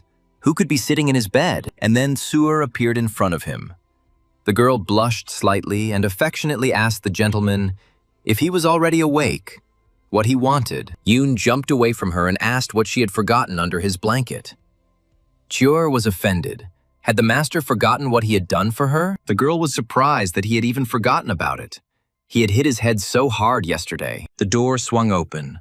Wu Qing exclaimed, even the ghost was not spared. And Nan reminded that they have a child. And he goes to the left. A stunned young Yoon shouted that he would explain everything to his women. Yoon sat up in bed. It was just a dream. The guy sighed. What a pity that this is not reality. But then, right in front of him, Suer actually appeared, and the girl asked, Sir, are you awake yet? The surroundings of the mountain villa were filled with Yang Yun's loud scream. He was truly frightened by the ghost in his sleep. The guy called the real estate agency and said that he decided to buy a villa and would live there for a while. Shuang replied, No problem, Mr. Yang. When you decide to leave, then we will sign the documents. Yang Yun agreed, saying that he would wait for the prepared documents for the purchase of the villa. In this way, he will be able to solve the problem of Chuer. The master promised to pass on to him the technique of the secrets of Feng Do. In addition, she decided to teach him the secret art of living consciousness to protect himself from dangers. Yoon felt that the teacher had begun to impart to him the secret art of living consciousness. After receiving the techniques, he told Zuer that he could free her, but she had to be prepared for anything. The girl replied that Chuer had been imprisoned here for 800 years, and if the master freed her, she would thank him well. According to the mentor's method, Yoon must first open his own living consciousness. Then the guy has to place magic into Zuer's forehead, after which he can gain control over her. Yoon wondered if this was the secret art of living consciousness. It was as if he had entered into a contract between master and slave. Now the life and death of Chuer are in Yang Yiyun's mind. The guy chuckled to himself. He is just a tyrant. At this time, the Boneflower assassins attacked the village house where Yang Yun grew up. Chen Qibian defended his master's relatives, but their forces were not equal. And after long torture, the man was seriously wounded. The target of the attack was Yun's younger sister, Yang Shanshan. and the villain looked at the young beauty with lust. The Bone Flower agent warned the girl not to scream or resist. Otherwise, she would die along with her grandmother. Dugu Wuqing told Yoon that things were bad. It seemed like his sister had been kidnapped by Bone Flower's people. The boy's eyes flashed. What he feared most had happened, which meant his student was either dead or seriously wounded. Yoon read the note. Baiwan told him to come to the peak of falling clouds and bring the recipe, otherwise the hostage would die. The guy's hand began to burn, he muttered angrily. They dared to attack a loved one. Cruel punishment is coming. He quickly took out a strength-enhancing pill from the universe vessel to deal with the villains. The shimmering, miraculous ball instantly went into his mouth. Yoon absorbed the power of the pill. He rushed to the car and shouted to Dugu Wuqing that he was not forcing her to come with him. It could be very dangerous. The girl understood that Bone Flower would not let Yang Yun go so easily. It would not end well. She could not leave him. Wuqing shouted to Brother Yang, "The more people, the greater the power. She will go with him." Yoon replied that if the girl helped him execute that brute Cheng Baiwan, he would repay her. They jumped into Yang Yun's car. The guy stepped on the gas and the car sped off to the designated meeting place. The car was racing along the highway at breakneck speed. Wuqing slightly closed her eyes. She was not used to this. Suddenly she shuddered. Asked what that sound was just now, as if something had fallen on the car. On the roof of the sports car, crouched and clinging to the roof, sat her younger brother Dugu Hui. The headwind mercilessly tore at the stubborn young man, but he shouted, "You can't just leave me." After some time, Yang Yuyun and Dugu Wuqing reached Falling Cloud Peak.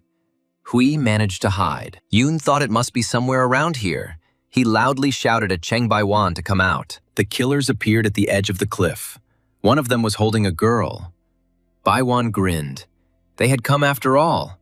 How brave! Yang Yuyun saw his sister in the arms of one of the thugs. Shanshan was unconscious. The one holding the girl chuckled. Now Yang Yun was his, and now his inglorious end would come. The guy screamed. They grabbed a weak, defenseless girl. What is this? He suggested that they take him instead. Cheng Baiwan ordered 2 of his subordinates to deal with Dugu so that she would not interfere with the battle. The Bone Flower assassins rushed at the girl, shouting for her to die, Wuqing noticed. And they were fast. Yang Yun warned her to be careful.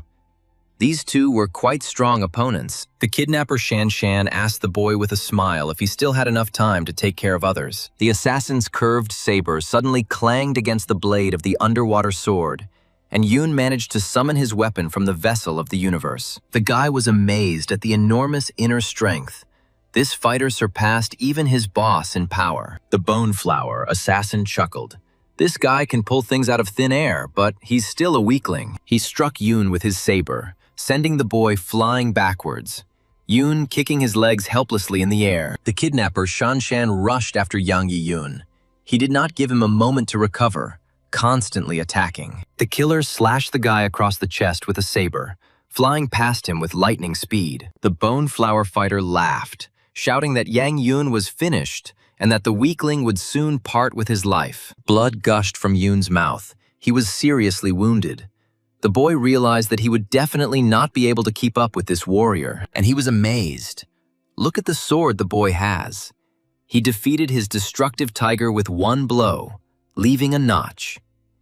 The killer looked with lust at the powerful weapon, blazing with a terrifying aura. The villain decided that this sword would be his after he finished off this pathetic kid. He shouted to the guy, "You don't need this sword, give it to me.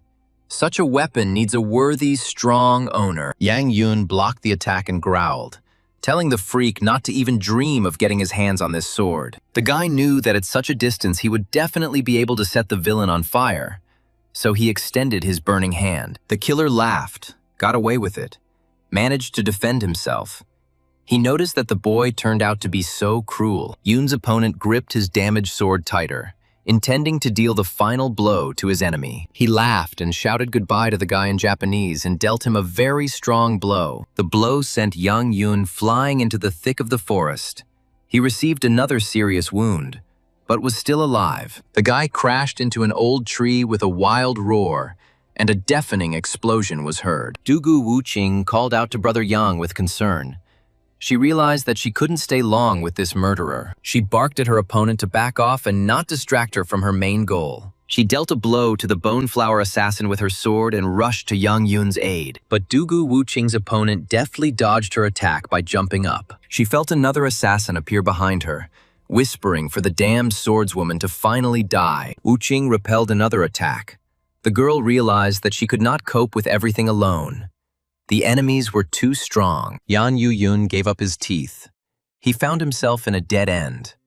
The guy understood that the fighter was at least on the 8th step of Anjing. His enemy's strength is almost like Dugu Wuqing's. If he uses his full strength, Yun will be finished. And the enemy was already approaching.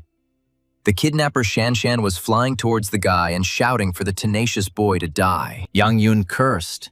There was no escape from this idiot. The bone flower assassin swung his weapon to strike. Yun already thought that he was finished.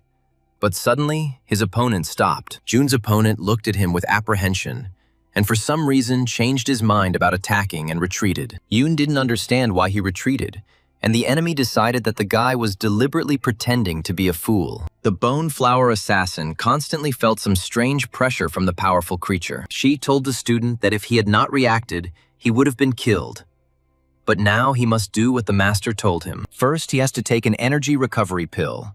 A golden ball appeared in the guy's hand. He obediently threw the remedy into his mouth, and in that very second, his wounds healed and his strength increased sharply. Now Yun must direct the yin and yang energy into a strike.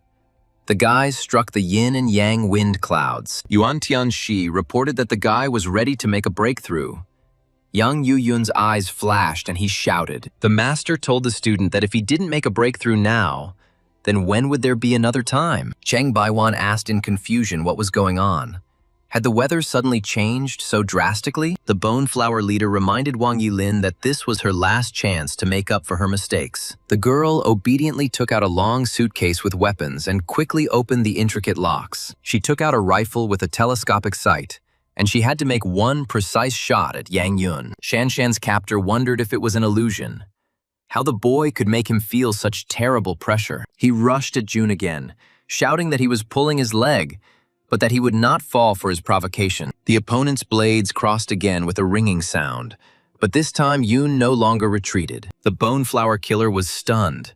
The guy took his blow with just one hand. How so? This time, Yang Yun blocked the enemy's attack with complete calm, without even moving. The assassin's fighter noticed with horror that the guy seemed to be about to give him a kick. He couldn't believe his eyes. Yang Yun actually delivered a humiliating kick to the swordsman, sending him flying backwards. The boy dealt a slashing blow with his terrifying sword to his opponent who had lost his balance. The girl's kidnapper screamed, and a terrifying energy flared around him. Stones and fire flew. The wounded bone flower assassin couldn't understand how the boy had gained so much strength in such a short period of time. He angrily asked Yang Yun what he had done in the end to suddenly become so strong. Yun shouted back at the killer to let his sister go or he would be finished. There would definitely be no mercy. At that moment, the sight of an optical rifle flashed in the thicket, and Wang Yilin began to carry out her task. She chuckled to herself, deciding that this time Yang Yun would definitely be finished. With a weapon like that, she wouldn't miss. At that moment, someone behind the shooter giggled and swung to strike. Wang Yilin sensed that there was an enemy behind her at the last moment, and she turned away from the shot but was still hit. Dropping her rifle, the unlucky killer groaned. Who else could it be, since all the enemies were below under the rock? Dugu Hui smiled contentedly. It seemed like he had arrived just in time to prevent Yun from being killed. The killer said that Jun and his men were outnumbered anyway, and if he gave up the recipe, he would consider letting his sister go. Enraged, Yang Yun rushed towards the wounded enemy with all his might, determined to finish off the villain immediately. The killer was stunned. The guy seemed to have gone crazy. Things were bad. He couldn't be dealt with such wounds. But at the last second, Cheng Baiwan appeared in front of Yang Yun and shielded his wounded subordinate. The head of the bone flower noticed that if the guy didn't want it the good way, then it would be the bad way. He wouldn't fall for his games again. Yun gritted his teeth. 2 against 1. This was the most dangerous battle of his entire short life. Baiwan realized that that fool Wang Yilin had ruined everything again. He suggested to Qian Ye to attack Yang Yiyun together. But he was hesitant. Two bone flower warriors attacked the boy at the same time, but he repelled their double attack with one blow. The head of the organization and one of the strongest fighters were forced to retreat. Cheng Baiwan ordered Qian Ye to leave this guy to him while he went to catch his sister. Qian Ye didn't need to be persuaded. He ran away. The fighter thanked Cheng Baiwan for saving his life. Yang Yuyun saw his opponent running away. He realized that something was wrong. Maybe they decided to kill the defenseless Shanshan. The boy gave chase, shouting that his sister's kidnapper was wasting his time trying to escape from him. Suddenly, he heard that the leader of the bone flower was chasing him. The guy turned around. Well, it was time to fight him. Cheng Baiwan shouted to Yun that his opponent was him, not Qian Ye. And the leader of the assassins ran and struck the guy. Baiwan grabbed his enemy's arm, trying to restrict his movements. The Bone Flower Temple's chief assassin smiled widely under his mask, saying that he had caught the guy. But Yang Yuyun objected. It was he who had caught Cheng Baiwan, and now he could not escape retribution. The boy grabbed the hand of the leader of the Bone Flower assassins and pulled him sharply towards himself, seizing the initiative in the fight. Baiwan was taken aback for a second, which was enough for Yun to deliver a powerful blow with his sword. Blood gushed out from Cheng Baiwan's mouth, and he wondered how this was possible, since that flow of internal energy was clearly a farce. After striking the Bone Flower Temple's chief assassin, Yun once again set out to chase after Qian Ye, but Cheng Baiwan had no intention of letting him go. He attacked the guy with a whirlwind that stopped Yun. Yang Yun angrily shouted at the enemy to back off and delivered another crushing kick. Cheng Baiwan fell to the ground with a scream. The head of the assassination organization was seriously injured. He screamed hysterically in pain and humiliation, a stream of blood gushing from his mouth. He realized that it was time for him to flee. Dugu Wuqing was surprised and asked Yun, "Brother Yang, what is this? Why are you here? Where are the others?" But Yun didn't respond. He inflicted heavy injuries on her opponents with astonishing speed and rushed to catch up with Qian Ye. The young man flew over the cliff and saw that his sister's kidnapper was walking towards the girl with a sword. Yun screamed for the bastard to die. The frightened Qian Ye exclaimed that if Yang Yun killed him, he would deeply regret it later. But the guy didn't listen to him. He knew one thing. This bastard had stolen his sister and now intended to kill the girl. Dugu Hui had been watching the battle from a tall tree all this time, he said. So Yun had been hiding his strength all this time. Dugu Wuqing, having dealt with her enemies, also jumped onto the cliff after Yang Yiyun. A shaking Qian Ye begged the man not to kill him, promising to give him whatever he wanted. But the guy mercilessly chopped at his enemy's chest, and he watched in horror as his own blood spilled around him. As he was losing consciousness, Qian Ye thought that he would not be able to accept the fact that he would be killed by some pathetic brat. Dugu Hui was amazed by Yang Yun's composure. The young man took the life of his wounded opponent without flinching. Wuqing was surprised, not a drop of doubt. And where did this guy learn such powerful techniques? He is full of mysteries. Yang Yun said loudly that there would be no mercy for those who dared to harm the people dear to him. The boy ran up to his younger sister, asking Shanshan how she was feeling. The girl was unconscious. After scanning her body, he thought that it looked like she had simply lost consciousness. There was no physical damage. Looking at Qian Ye's body, Yang Yun noticed some bright stone. He asked in surprise, "What is it?" The guy picked up the stone and looked at it. It looked like the bastard had dropped something before he died. Yun felt a weak spiritual energy, but it was definitely not a spiritual stone, the master suggested. It was a flame stone. Such a stone can be used to establish a system. Yun broke through to the 5th stage of qi tempering in this battle. The master is pleased with him. Yuan Tianxi reminded his student that he had forgotten to complete something, and it was very important to him. Yang Yuyun remembered. That's right. He completely forgot about that bastard Cheng Baiwang. He definitely needs to be finished off to avoid any problems. He asked Dugu Wuqing to take his sister away from here. and he should check if Cheng Baiwan was still alive. The girl tried to stop Brother Yan, but he had already jumped off the cliff down to where they had fought with the head of the bone flower. Wu Qing was at a loss as to how she could take Shan Shan back. She couldn't drive. Maybe it would be better to stay here. The boy ran faster than the wind, and soon he recognized the place where he had dealt Cheng Baiwan the final blow. After examining the place, Yun cursed. The enemy was alive, but judging by the tracks, he was seriously wounded, and the guy would be able to catch up with him. Now, thanks to the transition to the 5th stage of tempering, Qi Yun can use his consciousness to see a situation 9 meters away. Yun gave chase. He had failed last time, but now he was determined to eradicate all of Cheng Baiwan's evil. And the wounded leader of the assassins muttered, "Just wait, Yang Yun. I'll return to the Bone Flower Temple and this will be your day of judgment." The guy stubbornly pursued his enemy through the mountain forests, following his bloody tracks. He jumped from branch to branch, led by the smell of his enemy's blood. The main thing now was to catch up with him. Jumping onto another large branch, Yang Yun saw a fresh trail of blood, meaning Cheng was close. The guy touched his finger to the enemy's scarlet, bloody trail. It was still wet. Yun noticed. "Cheng Baiwan, you are definitely somewhere close. You couldn't have run far. The blood is very fresh." Looking around, the guy saw bloody stains on the stones, which meant his enemy had jumped there from the tree. He jumped down from the tree and looked around carefully. Here, Cheng Baiwan rested a little and ran on. The tracks led Yang Yun to a large cave, and the boy wondered if he was hiding in this cave. Soon, the cave became completely dark.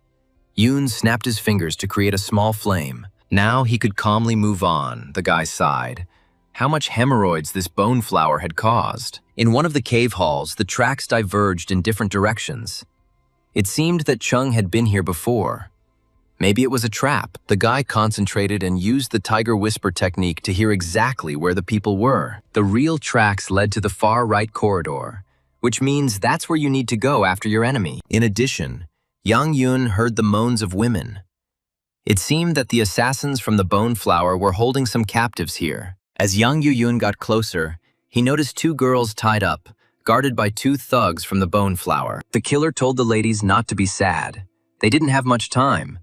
The other asked his brother to let him enjoy the moment. One of the captives shouted at Chu Sheng to let her sister go.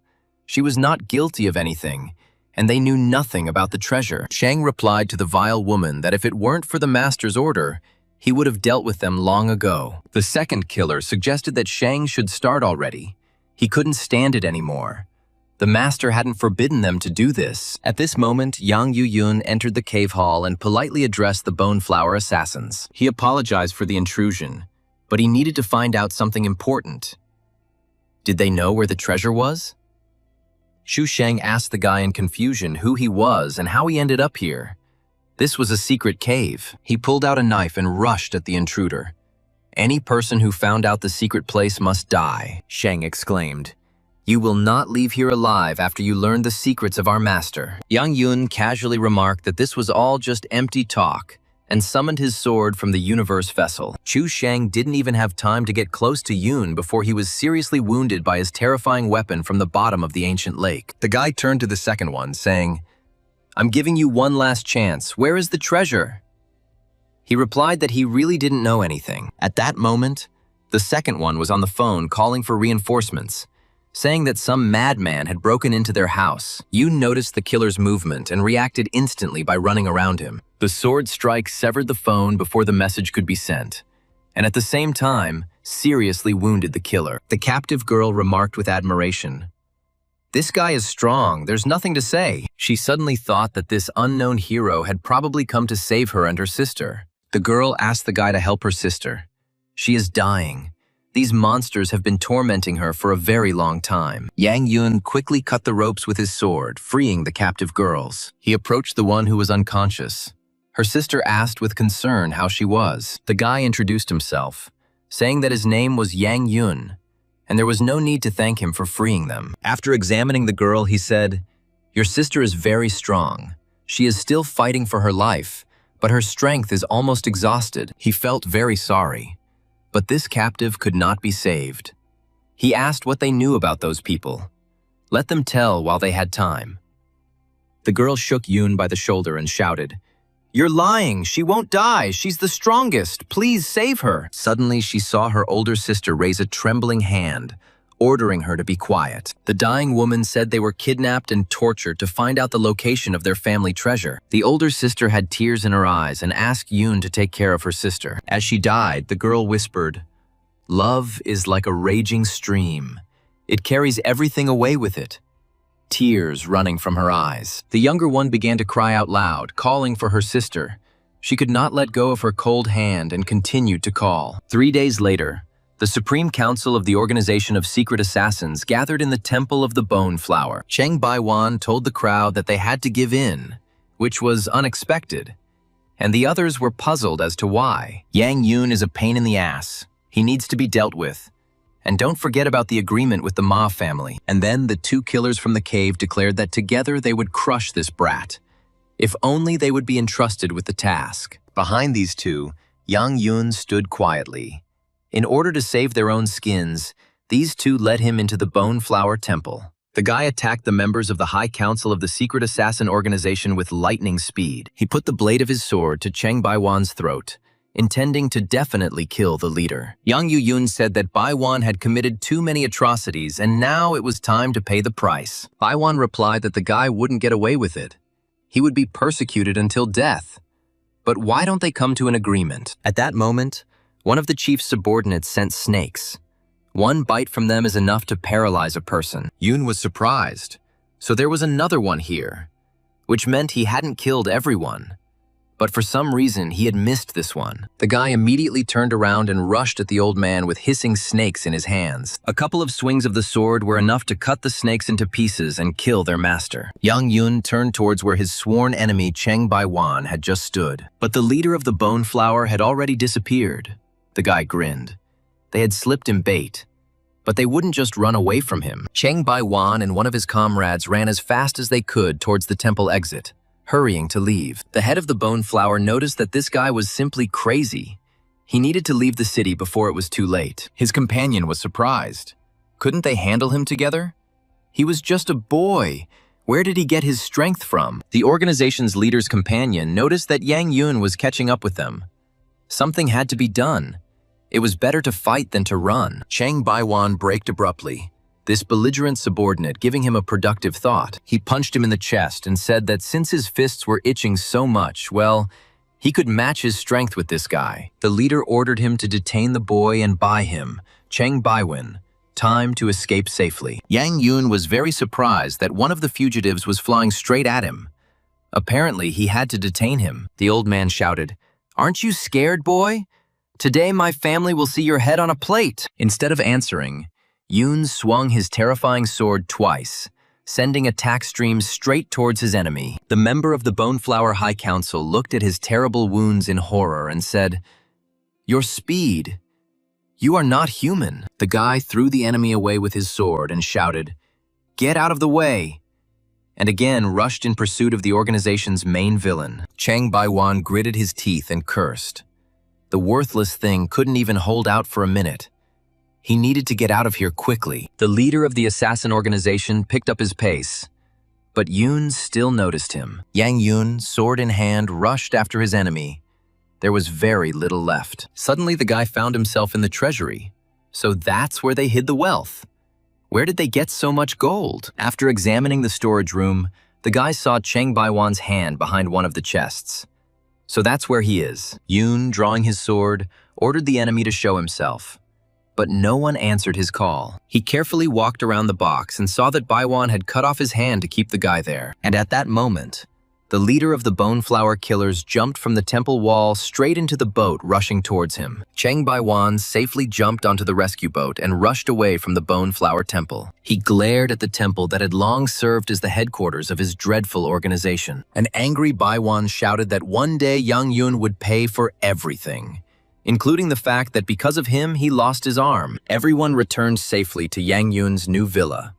But Shanshan still hadn't come to her senses. Xue reassured everyone, saying that the girl's condition had stabilized. Yoon was worried that he had lost Baiwan. Xue told Yoon that Dugu Wuqing had never left her room since her return, and she was very worried about her. Jun asked Q Yoon to look after his sister while he was away. and Q Yun promised to take care of her. Yang Yu-yun hurried to Dugu Wu-ching's room. After the battle in the mountains, she had become much worse. Her illness had worsened. When she saw Yun, she said she couldn't hold back the poison any longer and asked for acupuncture to stop it. The guy replied that he could help get rid of the poison completely, and the girl was very happy. Yun's cheeks flushed, and he explained that this method might seem very strange to Wu Qing. His technique will absorb the poison from her body, and she will feel much better, she exclaimed. Wow, I have never heard of such a thing. But then, Dugu Wu Qing suddenly felt worse. She gasped and began to lose consciousness, quietly falling onto the bed. Yun cursed. Apparently, he was too late. The poison had already spread throughout the girl's body.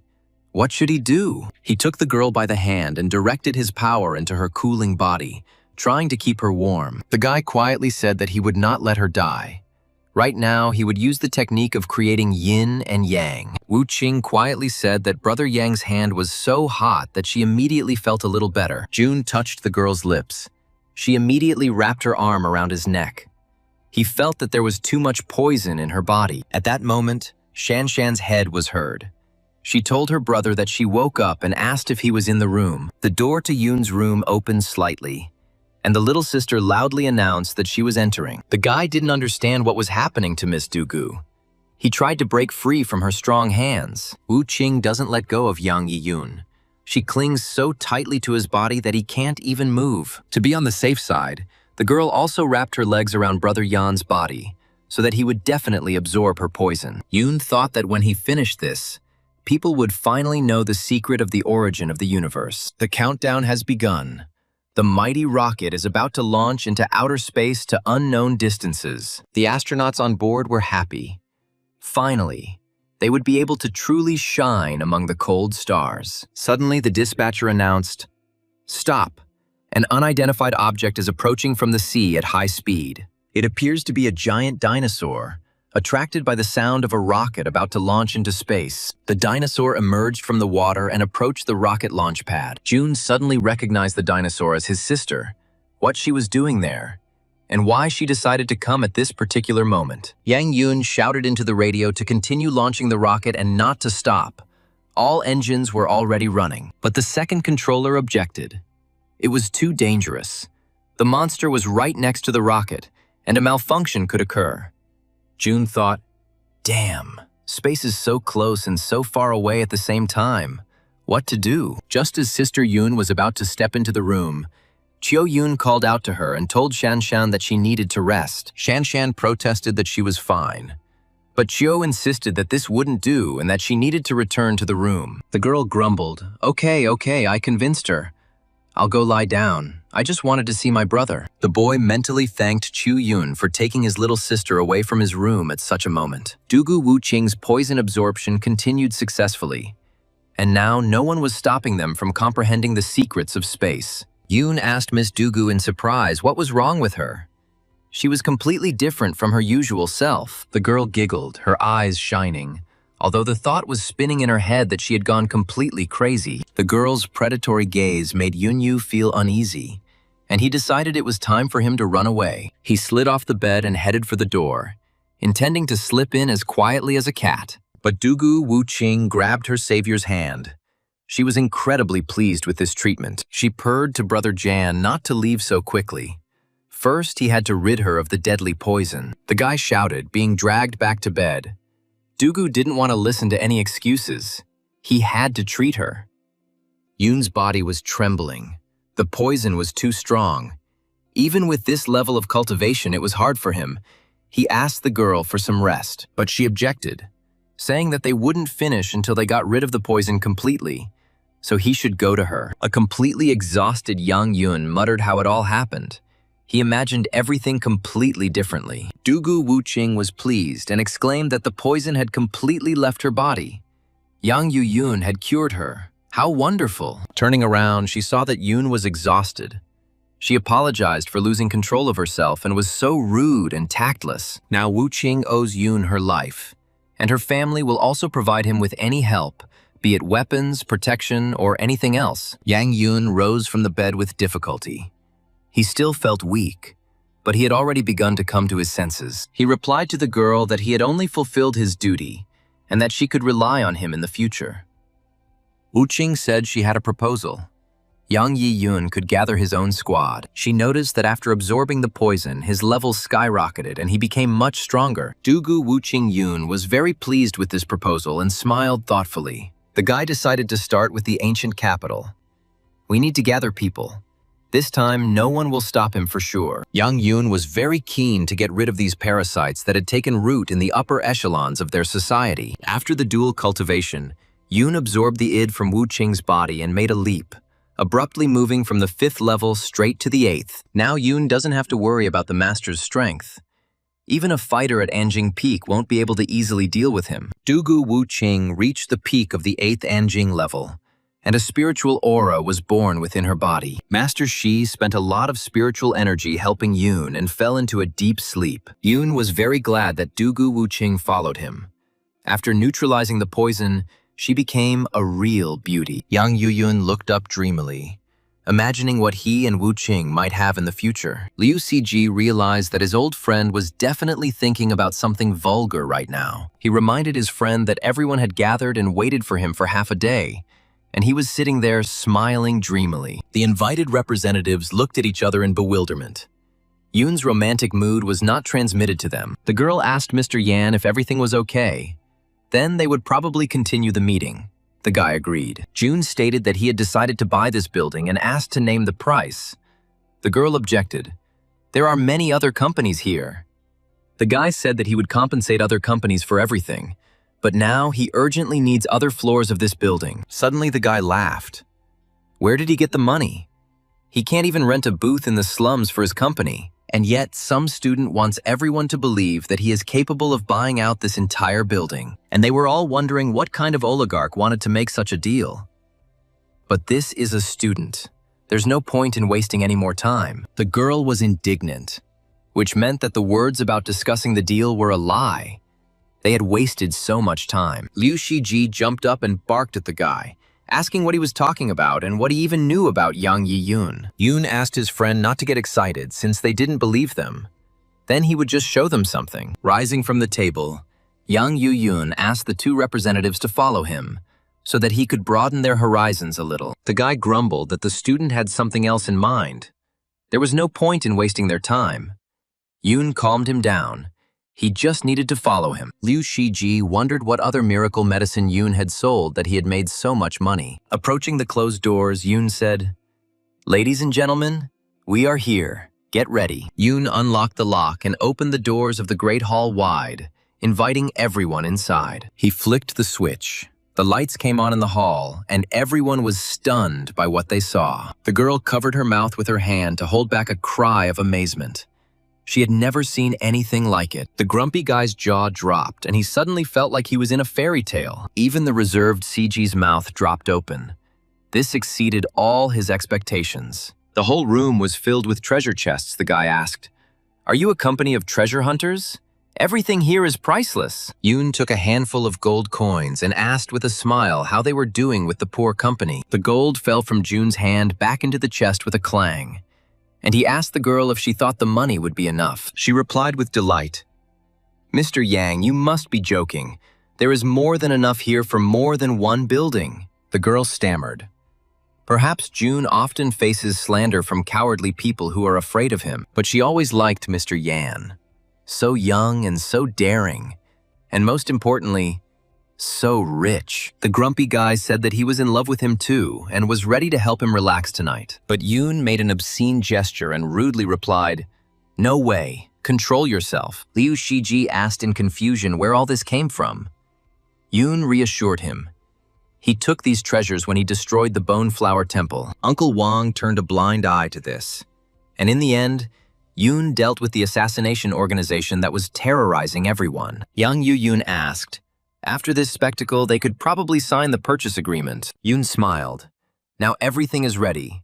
The next stage is to build up strength in the capital. After occupying the building, Yang Yun gathered all his friends and employees to announce something important. Yunqi's company is growing rapidly, and Yun decided to place craftsmen in the capital.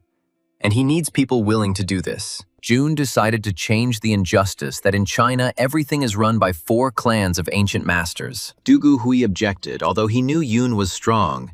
It was madness to compete with the 4 great families. Chu Yun confirmed that the power of the 4 great families was not something that could be dealt with so easily. Jun assured everyone that he had the power to change the situation and create a 5th player in the arena of the ruling clans. Security Chief Li Dai told Yun, "There is no doubt that you can confront the master family, but it is very dangerous." Chu Yun said that she was not willing to risk her life for this, even though she owed her salvation to Mr. Yang. Yun explained that he would lead them through a martial arts path they could never have imagined. The guy's aura flared, he exclaimed.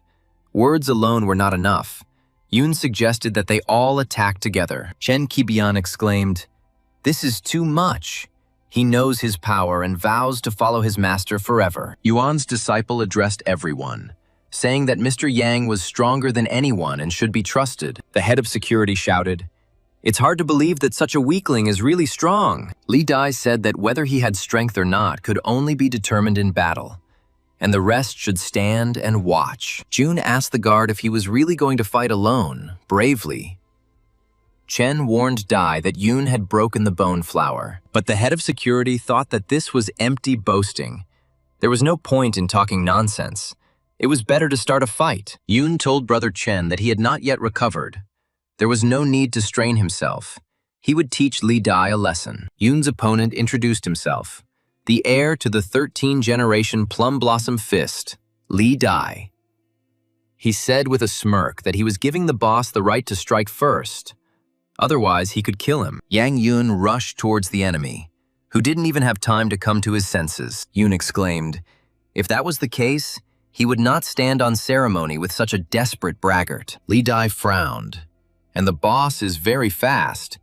Is he really as strong as everyone says? Yun's movements caused flashes of energy to appear in the hall, and he swung his arm, ready to strike the head of security. Yang Yun saw the confusion on Dai's face, and his fist passed very close to his body without causing any damage. Everyone present watched with interest the sparring between the young leader and the head of security. The streams of energy were so strong that they lifted Chu Yun's light dress, and the guys gasped in delight. When the sparring began, Li Dai realized his mistake, and the moment the fist was a millimeter away from his face, he froze. But at the last moment, Yang Yun deflected the blow because Dai had decided to surrender. The head of security realized that he would definitely not be able to withstand such a force, and certainly would not win. He gave a sign of surrender and showered praise on the technique and strength of his young leader. But Yang Yun interrupted him, saying that there was no point in being sycophantic, and he turned to the others, asking who still had doubts. The former treasure thieves Tang Long and Gu Si Luo remained silent.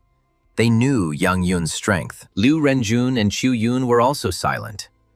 Everyone in this hall owed something to Yun. Standing next to Yang Yun were his most loyal supporters, Dugu Wuqing and Liu Shiji, who thought that the others had decided to attack. The ancient martial arts masters took a few steps forward, heading towards Yang Yun. Yun told his loyal friends that everything was fine. Let them let all these people pass. To the surprise of Yun's friends, the ancient martial arts masters approached and knelt before the boy. Even those who had recently doubted have now decided to join the young master of unprecedented strength. Tang Long exclaimed that he had long ago realized the master's power and had decided to follow him forever. The masters of ancient martial arts cried out in unison that they swear to serve faithfully and truly. Yang Yun smiled. Come on, just follow me and you won't regret it. Yun promised not to persecute those who disagreed, and if they changed their minds in the future, they could always come to him. At this point, Yang Yun announced the establishment of the Yun sect and vowed before heaven to henceforth rejoice or mourn with his brothers. Yun exclaimed that now everything belonged to him and his brothers and sisters. Tang Long smiled. Q Yun also smiled with inspiration. She enjoyed being next to such a strong and courageous man. Yang Yun promised his friends that they would form new pillars of masters of ancient Chinese martial arts. Dugu Wuqing said that she had a request, but she didn't know whether Mr. Yang would agree to fulfill it. The guy was surprised. It seemed like he had never refused her anything. So why such doubts? The girl begged Mr. Yang to accept her brother as a disciple of the sect. and Hui was horrified when he heard this. Dugu Hui shouted that he would bow to this kid. No sects, and rushed towards the exit. Brother Wu Qing grabbed the handle of the front door, preparing to leave the room where the new sect had formed. Turning around, he said, "I leave these games of thrones of yours to you, sir. I don't like all this." Suddenly, a sword whistled past those gathered, flying towards the front door. As it flew past the assembled group, the sword lifted the kimono of one of the masters, revealing his hairy legs to everyone. The Wu Qing sword pierced the door right in front of her little brother's nose. Hui was terrified. Dugu Wu Qing shouted angrily. If Dugu Hui took one more step, he would be in trouble. The young man asked his sister in fear if she would kill or maim her own brother. The girl explained that she only wished the best for her brother, and now he must humbly bow to the master. Hui shouted that he would rather die of hunger here or jump out of the window than call Yang Yun master. But after receiving blows from his elder sister, Dugu Hui obediently bowed and asked the master to accept him as a disciple. Wu Qing knew that if her brother missed this chance to study with Yang Yun now, there might not be another one. Yun noticed that this was too much, he said to Wu Qing. It seems Dugu Hui doesn't want this. Let him decide for himself. The girl again obediently asked to accept Dugu Hui, in exchange for which she agreed to work for the master day and night. Hui was shocked. It was the first time he saw his sister beg someone like that. Why was his sister humiliating herself like that? Yun asked Wu Qing to stand up. He was not an emperor.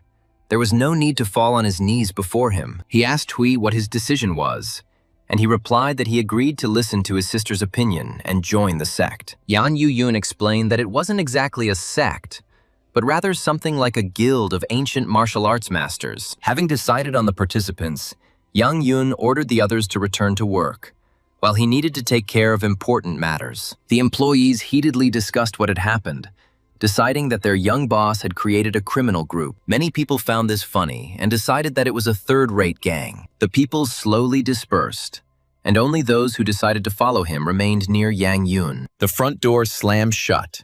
Yun told his supporters that they were finally alone, and that rumors could not be allowed to spread. Now he is going to tell them something very important that must not go beyond the room. The people who left the hall pressed their ears to the door, wanting to know what these masters were planning there. Yun saw that they were being eavesdropped on and generated a shockwave of enormous power. The curious eavesdroppers at the door clutched their heads in sudden, terrifying pain. Falling to the floor, they groaned. What kind of shockwave is this? It could even go deaf. The disciples were amazed at such strength, such power, far from the level of Anjing. Tang Long added that the master's level had increased significantly since their last meeting. Yun said, "And the walls have ears." He formed his spiritual eye. It is impossible for what he is about to tell them to leak out. He called his students to follow him, and a scarlet ray, just like their teachers, lit up their foreheads. The surprised martial arts masters felt like they were being transported somewhere. A moment later, they all appeared in some new space that looked like heaven. Yun explained that this was his sea of consciousness. One could say a spiritual world. Outsiders could not get here. Yang Yun made a small sign and said that from now on, he would give them techniques and advice for cultivating the foundations. Right above the students, treatises appeared from nowhere and headed towards them. These techniques are comparable to those of the ancient masters. Once they master them, their strength will surpass that of ordinary masters. But there is one condition. They cannot fall into the wrong hands.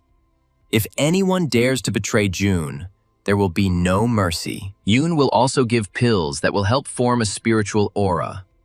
But they must serve him faithfully and truly. The messenger reported to the head of the Ma family that the Bone Flower Temple had been destroyed, and that Ma Xingtian, whom they had sent, had also been killed. Old Man Ma asked, "Did this Yang Yun intervene again?" The messenger confirmed, "Yes, it was his work." The enraged head of the Ma family killed the messenger who brought the bad news. The old man growled that he swears that since Yang Yun has decided to disgrace their family, he will suffer greatly. Meanwhile, Yun's students sat in a circle and began training to master the basics. Yun was pleased. Everyone was very capable. Under the influence of the pills, a small amount of spiritual aura was already forming in them. He said, "You must sense your aura."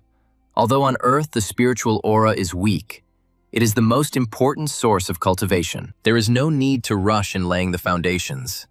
Then, over time, they will be able to surpass even his current strength. Yang Yun told everyone that they had achieved a lot today. Everyone had tried their best, and now it was time to return to the hall. Dugu Hui exclaimed. He felt his strength growing steadily. This was a completely different level. The guy was delighted. If things continued like this, he would be able to defeat any master and become the strongest. Yang Yun hit Dugu Hui hard and called him a fool. He said that the guy is too narrow-minded. Why fight with someone? They are cultivating the Tao. The goal is not to get into the top one. They are just at the beginning of their journey now. There is no point in provoking the masters and making enemies over a drop of cultivation. Yun noticed that it was already quite late, so the disciples needed to rest, and everyone bowed to the master. Yang Yun asked Brother Chen, Tang Long, and Gu Siluo to stay a little longer. He had business with them. All three approached the master. He told them that they probably knew. His sister was recently kidnapped. Fortunately, she got off with just a fright. The girl will soon go to study at Gudu. Yun asked Tang Long and Gu Siluo to ensure her safety. The former thieves bowed to the master and exclaimed that they would not let him down. Chen Qibian. Yun entrusted with overseeing the organization and recruiting people. He will be the manager of the Yun Association. If possible, Chen's school can join so he can restore it. Qibian was surprised. He couldn't protect Shanshan, and the master appoints him to such a post. Of course, he will do his best. Liu Shiji, Yu Yun asked to continue running the company, as they needed finances to build the settlement. Wu Qing is the strongest among them all. Yun asked her to be his bodyguard and secretary. Yan Yun announced that this was all. Now was the time to rest. And then they needed to train hard to quickly become stronger. In the evening, when everyone went to bed, Yang Yun went down to the wine cellar with Chuer. The master told him that there was something sinister hidden underground, so he would not touch this formation for now. It's a pity. There is a place with strong spiritual energy there. Suer told him that there is another place of energy concentration nearby. They found the place. But first, Yun decided to read the treatise on formations that the master had left him. The spiritual energy gathering formation can increase the cultivation speed of masters. It requires 2 low-level spirit stones and 3 fire stones to set up a formation. Then you need to draw a formation with spiritual energy and use blood essence. After finishing, Yun said, Gan heaven, Kun earth. Yin-yang transforms the 5 elements that produce all things. Wind, rain, thunder, lightning. The atmosphere of the heavens and the veins of the earth. Having said this, Yun dripped his blood onto the firestone. As soon as a few drops of Yang Yun's living blood fell onto the firestone, the formation came to life. The entire villa was instantly filled with spiritual energy. It literally lit up. Yun was surprised. Although this formation was simple, it required a lot of energy and was more draining than alchemy. But still, the formation collects all the spiritual energy within a radius of 5 kilometers. Excellent. Suer exclaimed that it was divine. She felt how all the spiritual energy was continuously flowing here. The girl said with pleasure how nice it was. The strength was constantly increasing. Yun wondered if it was Chuer's ghost cultivation speed that had increased, or if it was his own. Suddenly, Yang Yun heard Chiu Yun's voice, asking him if he had time now. He was very surprised. It was already very late. Why did Chiu Yun come? The girl replied that she wanted to thank him. Yun saved her, sheltered her, helped her with cultivation. She has neither money nor power, and she wants to repay him in another way. June blushed slightly. What other way? What was wrong with her? Was she in too much of a hurry? It was the dead of night, and Yang Yun found himself in a rather awkward situation. She and Chiu Yun sat silently on the bed in Yang Yun's room, afraid to even look at each other. Yun said that this was her first time doing this and asked not to judge her harshly. The guy asked, confused, what she had come up with. The girl's cheeks flushed, and she asked the gentleman to simply close his eyes and not say anything. June obeyed, but he himself thought, what is he doing? He already has Wu Qing, but he can't reject Chiu Yun. The guy heard the familiar sound of clothes being unbuttoned, and everything inside the guy trembled with excitement. He listened to this sound. Was he really mistaken? and the girl unbuttoned her thin dress. June quietly activated his spiritual eye to see what was going on. The girl unbuttoned her dress. Yoon blushed. No one could resist in such a situation. At this moment, Chu Yoon told the master that she was ready. Young Yoon opened his eyes and looked around excitedly. Chu Yoon stood with her back to the guy, and a formation was imprinted on her back. Yoon was stunned. He had already seen such a formation in the collection. Could this really be a treasure map? The girl confirmed that Cheng Baiwan kidnapped her and her older sister to reveal this secret. He killed the entire Chu family, demanding that her father discover a way to destroy the formation so that he could spare the lives of his daughters. But my father did not agree. He knew Cheng Baiwan's methods very well. Father told Chu Yoon not to be afraid. This old fox wanted to destroy the formation, so he wouldn't dare touch her. He told her to continue living. Feelings are like a river in the kingdom of death, and love is like a flower on its bank, Chu Yoon said with tears in her eyes. And with those last words, her father fell dead. Young Yoon clenched his fist. He couldn't imagine that Boneflower was involved in such atrocities. He swore on his manly honor that he would personally kill Cheng Baiwan. The guy decided that they would go after Baiwan in a couple of days and needed to deal with him and his accomplices as soon as possible. Since Chu Yoon is now a member of the Yoon sect, all the evil that Cheng Baiwan did to her, Yoon will return it to him. The girl thanked the master with a smile. 3 days later, Yoon and Chio Yoon were in the Gobi Desert. The guy said that this area was consistent with its formation. The girl was surprised once. As a child, her father had brought her here, and Yoon had recognized the area so easily. The guy noticed that she had been slacking off instead of training, so she was already exhausted. Chu Yoon was offended. Not everyone had the same cultivation speed as him. June threatened that if she talked too much, he would leave her here. The girl apologized. They continued on their way and soon found themselves on a road among the rocks. Chu Yoon said that she recognized this place. Their target must be somewhere nearby. She had already been here with her father as a child. The guy replied that in fact they had already arrived at the place. He remembered the words. And love is like a flower on its shore. It is a flower on that shore. However, these stone gates seem to weigh several tons. So how did the old man get through them? Chu Yoon explained that to open the gate, one must apply a lot of internal energy. Yang Yoon thought, this must be akin to true qi. Okay, let's give it a try. The secret markings on the gates began to glow, and they began to open. The guy opened the gate, and the place where the treasure lay was found. Entering the cave, June thought that it turned out that it could be opened using true qi. He looked into the center of the cave and was stunned by how beautiful it was. The guy was surprised. There was a jade platform and a crystal coffin on it. How interesting. Yang Yoon suggested that Chu Yoon go there together, but the girl objected with a sly smile. Her cultivation was too weak. She would rather wait for him here. These treasures were found by ancestor Chu Yoon, and she couldn't give them to Yoon. She decided to use him only as a stepping stone. Yang Yoon felt that he couldn't use his spiritual eye in this cave and couldn't see what was at the very top. He asked Chu Yoon to stay within his sight and wait for him here. The guy quickly jumped onto the large platform. He froze and looked around while everything was quiet and calm. June took a cautious step. It seemed there was no danger yet. Most likely, the danger is the body in this coffin.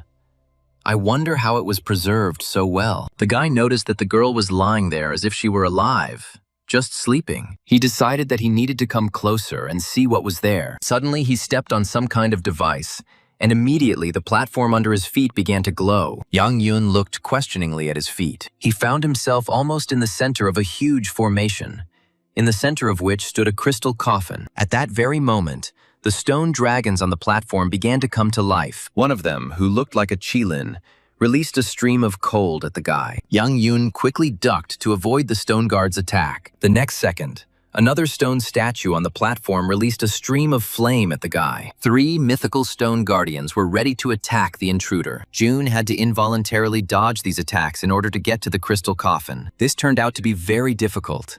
Even though the guards were made of stone, they aimed accurately. One attack nearly took away a valuable body part from June, and the boy exclaimed that it was too much. The boy shouted for the guards to be careful. If Yang Yoon hadn't been at the 8th stage, he definitely wouldn't have been able to dodge. The guy decided to move to the edge of the platform outside the formation. He realized that it was very dangerous here. He almost lost his legs. There were piles of skulls lying around the platform. Yoon wondered if this was their formation.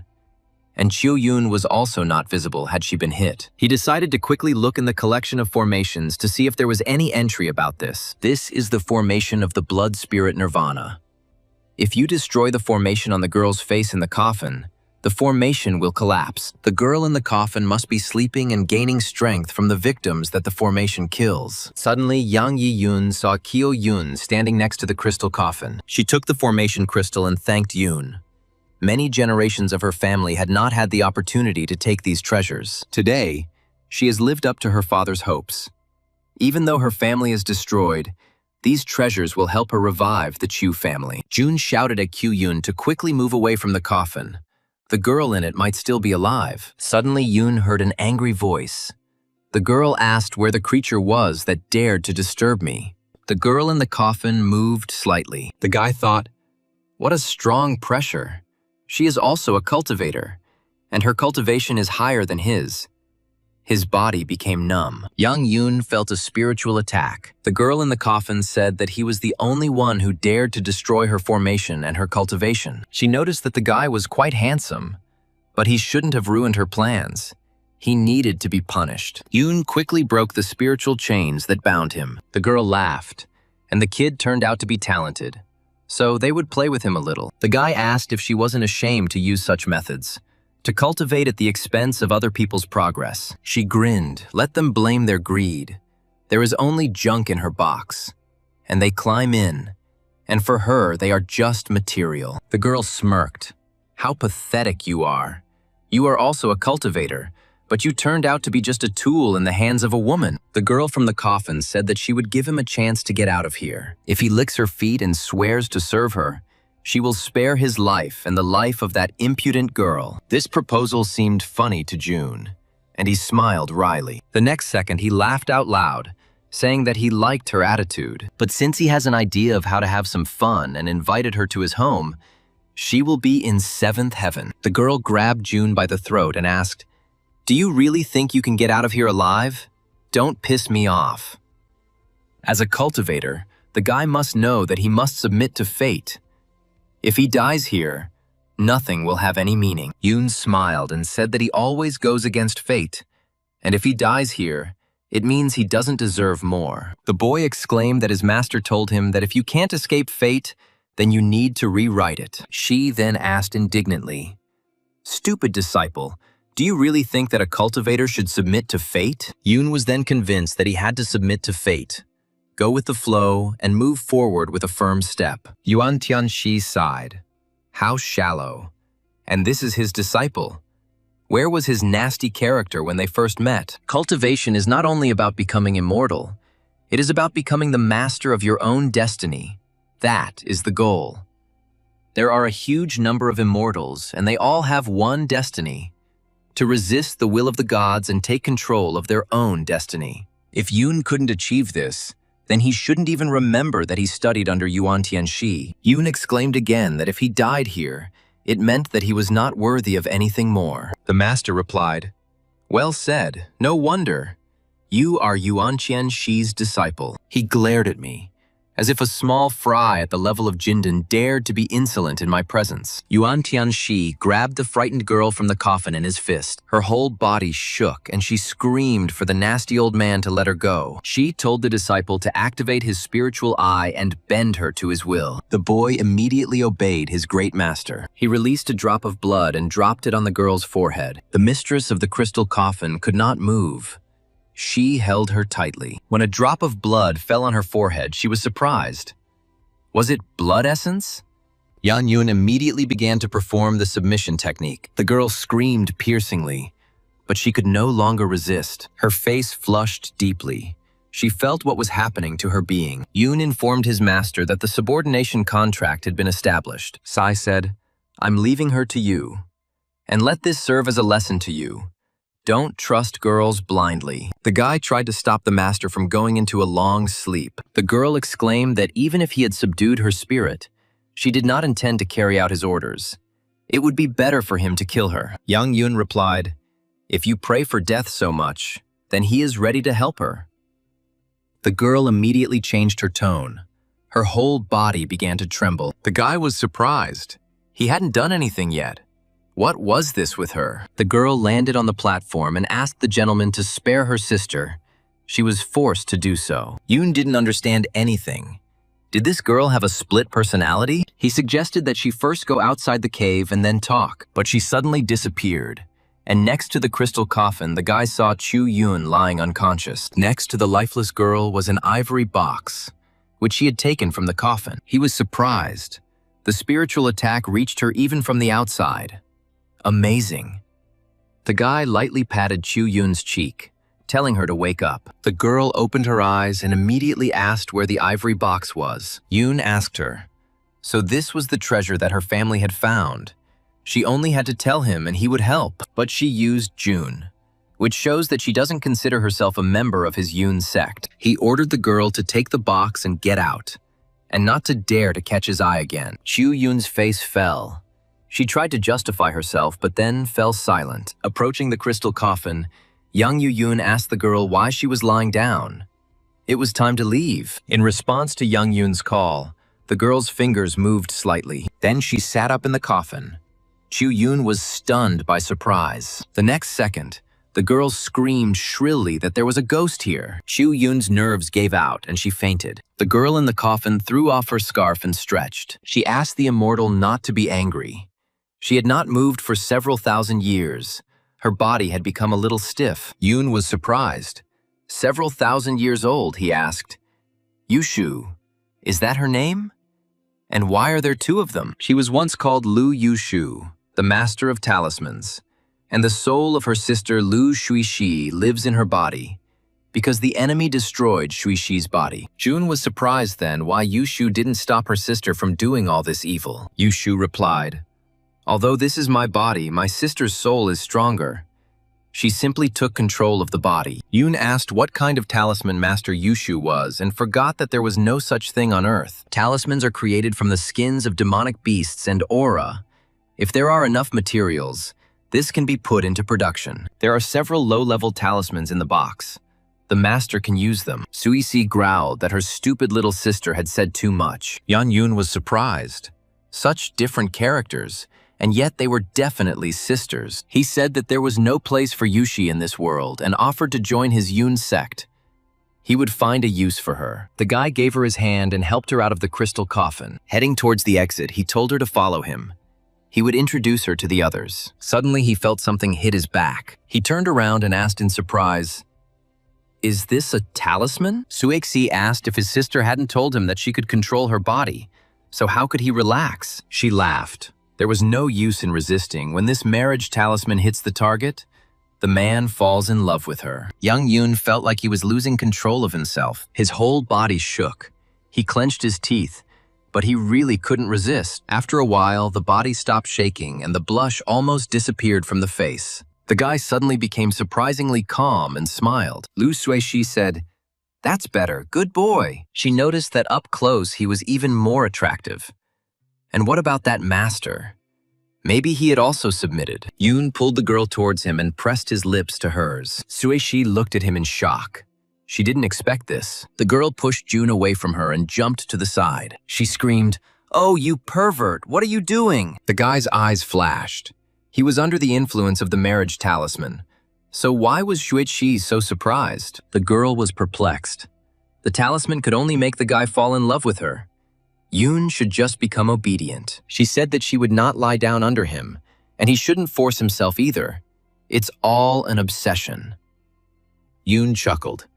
First, she used the marriage talisman, and now she's trying to back out. The guy said that she wants it herself, so she is the one who is forcing herself here. The girl thought, "Oh my God, every man under the influence of this talisman looked like a sheep. Only June is like a ferocious anaconda. And Shuishi is just the victim he has chosen for himself." But the girl did not agree. She shouted that this would not happen. Lu Suishi shouted that she was the hunter here and would not give up this role. Now the girl herself pressed her lips to Yang Yun's lips. At this time, right next to him, Chu Yun, who had fainted, began to come to her senses. Opening her eyes slightly, she looked questioningly at the strange couple. Chu Yun was very surprised that a battle between a dragon and a tiger was taking place here. The girl sighed. In broad daylight, in the midst of a great heritage, they have neither shame nor conscience. But then she decided it was definitely just a dream and she hadn't woken up yet. The next morning came, and all three spent the night in the cave. Lu Suishi snored peacefully, covered with Yang Yun's clothes. The guy remembered the previous night and was horrified at what he had done. He cursed mentally. How would he look Wu Qing in the eyes now? Yushu reproached her sister, saying that she never expected such a thing from her. Suishi stated that since they had a spiritual contract, and even that was the case, all he could do was take her as his wife. But June wasn't going to do that.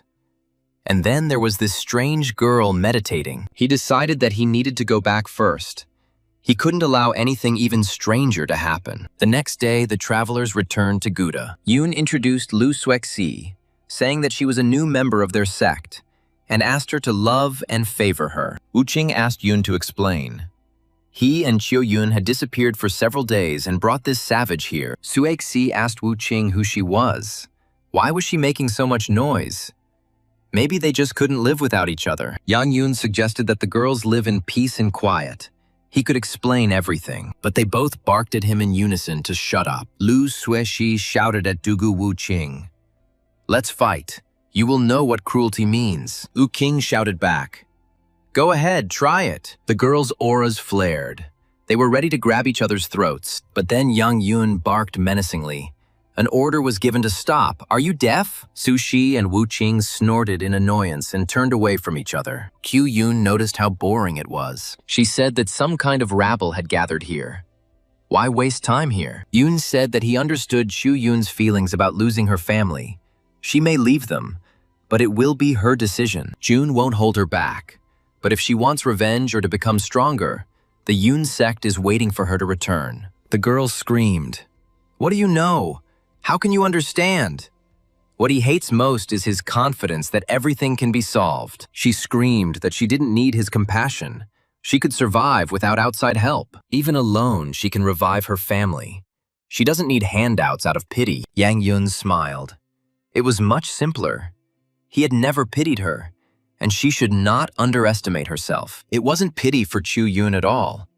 It was an investment in her. The girl listened to him in confusion, with tears in her eyes. June gave her the opportunity to become stronger in the sect, but the price would be her help in establishing the sect's power throughout China. Dugu Hui added, "It's true that they didn't expect to be here, but it's still a good opportunity." The girl looked around in confusion. Tang Long also suggested that she stay.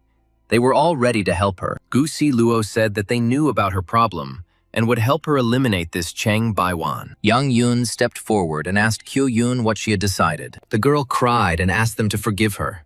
She had told them so much. June said that in that case, he would welcome her back to their Yun sect. Qiu Yun sobbed and confirmed that she would stay. As soon as this touching scene ended, Wu Qing placed her hand on Yun's shoulder. He asked in surprise what had happened, and the girl asked him to say a few words. The sect master said that he would not delay the others, but he still had a couple of things to do. After dismissing the students, Yun and Wu Qing went to his office, and he asked what was going on. He noticed that Dugu Wu Qing was sad and had difficulty speaking. Finally, she asked if he really was inseparable with that woman. The guy confirmed, but said he could explain. Wu Qing cut him off, saying it was none of her business. Wu Qing knows that since ancient times, the strongest have had several partners. The path of masters is limitless. She's just afraid that Yun will become too proud, basking in fame and female attention. Yun sighed. Ah, how nostalgic. Wu Qing's words reminded him of a friend from the past. He remembered Liu Lingling telling him almost the same thing in the mountains under the cherry blossoms. The guy promised that he would not forget his origins and would use force only for the right purposes. Dugu Wu Qing replied, "That's good. Maybe she's worrying too much." At this time, Lu Suexi was standing outside the door and eavesdropping. She chuckled, promising that the origins of June would be destroyed by her. Returning to Lishan Villa, Yun went down to the wine cellar and immersed himself in cultivation in the center of the formation. His cultivation had reached the peak of the 8th stage, and if this continued, He would advance to the foundation formation stage in a month. Sable ate the new divine beast pill and went into hibernation. The spirit of Chuer has also already broken through to a new level. Suddenly the phone rang. It was Zhao Nan. He asked the boss why he was calling so late. Nan asked June to come to the company tomorrow. She had something to discuss with him. He promised that he would be there on time tomorrow. Nan also reminded him that his vacation was almost over, and they hadn't met even once. In the morning, Yang Yu-yun went to the Zhao Kingdom company. Nan was surprised. It seemed like they had just seen each other. But Yoon had changed so much. She asked who these beautiful girls were. Yoon laughed and said that they were his secretaries. But Nan had invited him on some business. Chao Nan assumed that Yoon wanted to resign. But she asked him to help her one last time. Sitting in a luxury car, Nan said that this was his last assignment, after which he could go about his business. Next week was her grandfather's birthday. All the great families would be there. Nan wanted Yoon to pretend to be her boyfriend. Yang Yu-yun asked if all 4 great families would come. So Ye and Ma would come too. Zhao Nan explained that she needed Yoon's help to break off her engagement with the Ye family. The guy exclaimed, "This is really a rare opportunity." Jun's eyes flashed, and he said that he would repay the Ma and Ye families many times over for all the evil. Nan explained that he would go to bed with her in the evening, so that no one would have any doubts. Yoon thought with a smile that they would share the marriage bed with her. He imagined Nan sweetly calling him a vulgar person. Xuexi and Wu Qing understood everything at once and kicked the guy at the same time. He winced from the pain and the girl's furious looks. Nan asked what Yoon had already come up with. He would sleep on the floor, and other rooms would be prepared for the girls. The girls whispered to June that he better be careful. They would be watching him. After some time, they found themselves in the central area of Beijing. The car stopped near Zhao's huge house. The car doors opened and the guests stepped out. Nan walked next to Yang Yi-yun, followed by Yoon's secretaries and Zhao Ai-yi's permanent secretary. Yoon asked, "So this is the Zhao family estate?" Beijing architecture has a special style. The servants bowed low to their mistress and cried out welcome. Nan warned Yoon when he met her parents not to be like a log. They must not be revealed. Having agreed on everything, they entered the residential part of the house. The girl took off her shoes and said loudly that she was home. The dog was the first to meet his beloved owner. He ran out into the corridor with a cheerful bark and rushed towards Nan. The dog jumped up and squealed joyfully, licking his beloved mistress. She petted Wang Zi and asked if he was a good boy. Mommy came home today. Yoon asked if Wang Zi hadn't been to Gudu and how he ended up here.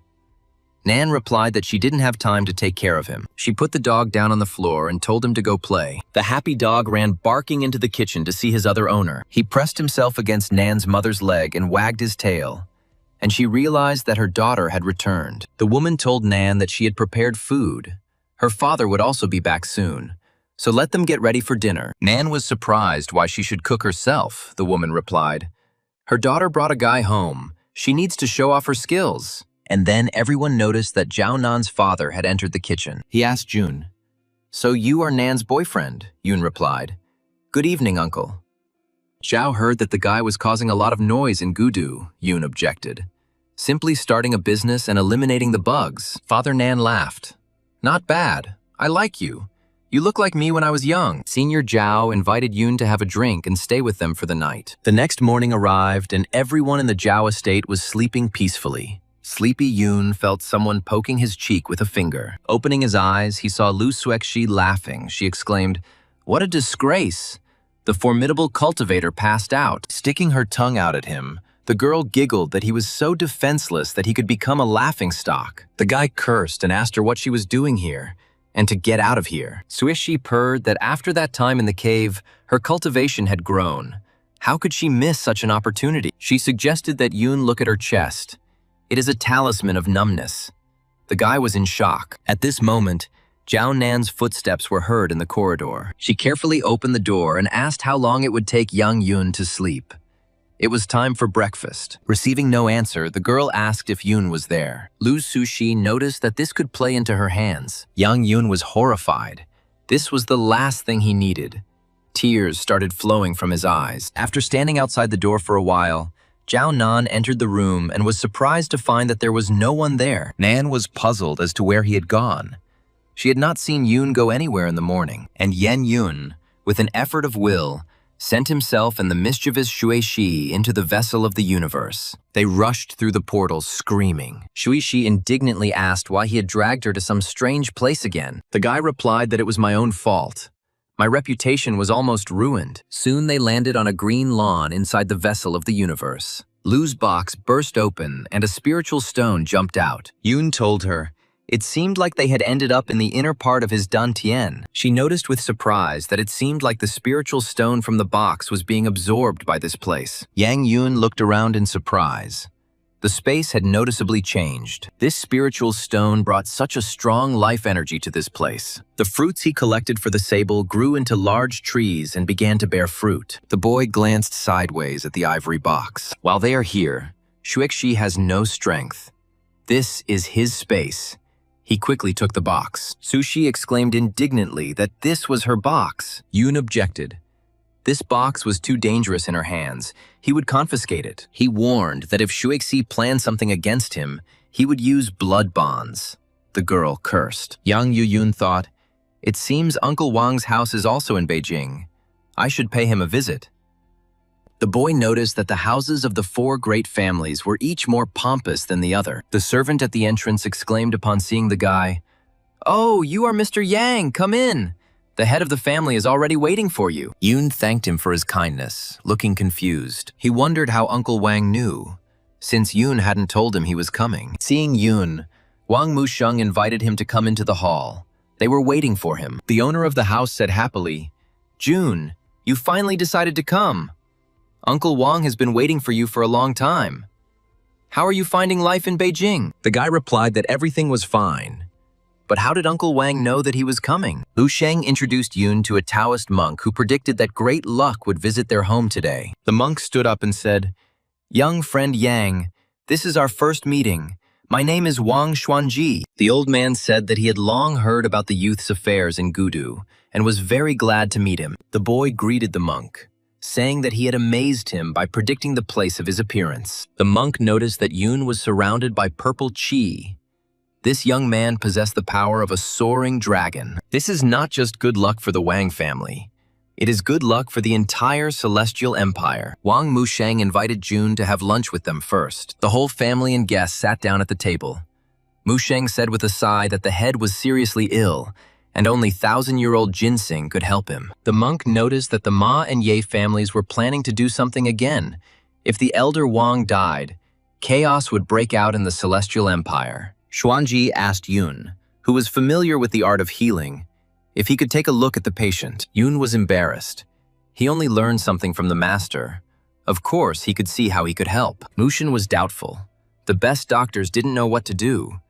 But his wife reminded him that the guy had saved their son. June was escorted to the bedside of the head of the Wang family. The guy noticed that there were no wounds on the outside. He needed to use the spiritual eye. The scan showed that the cerebral nerve was damaged.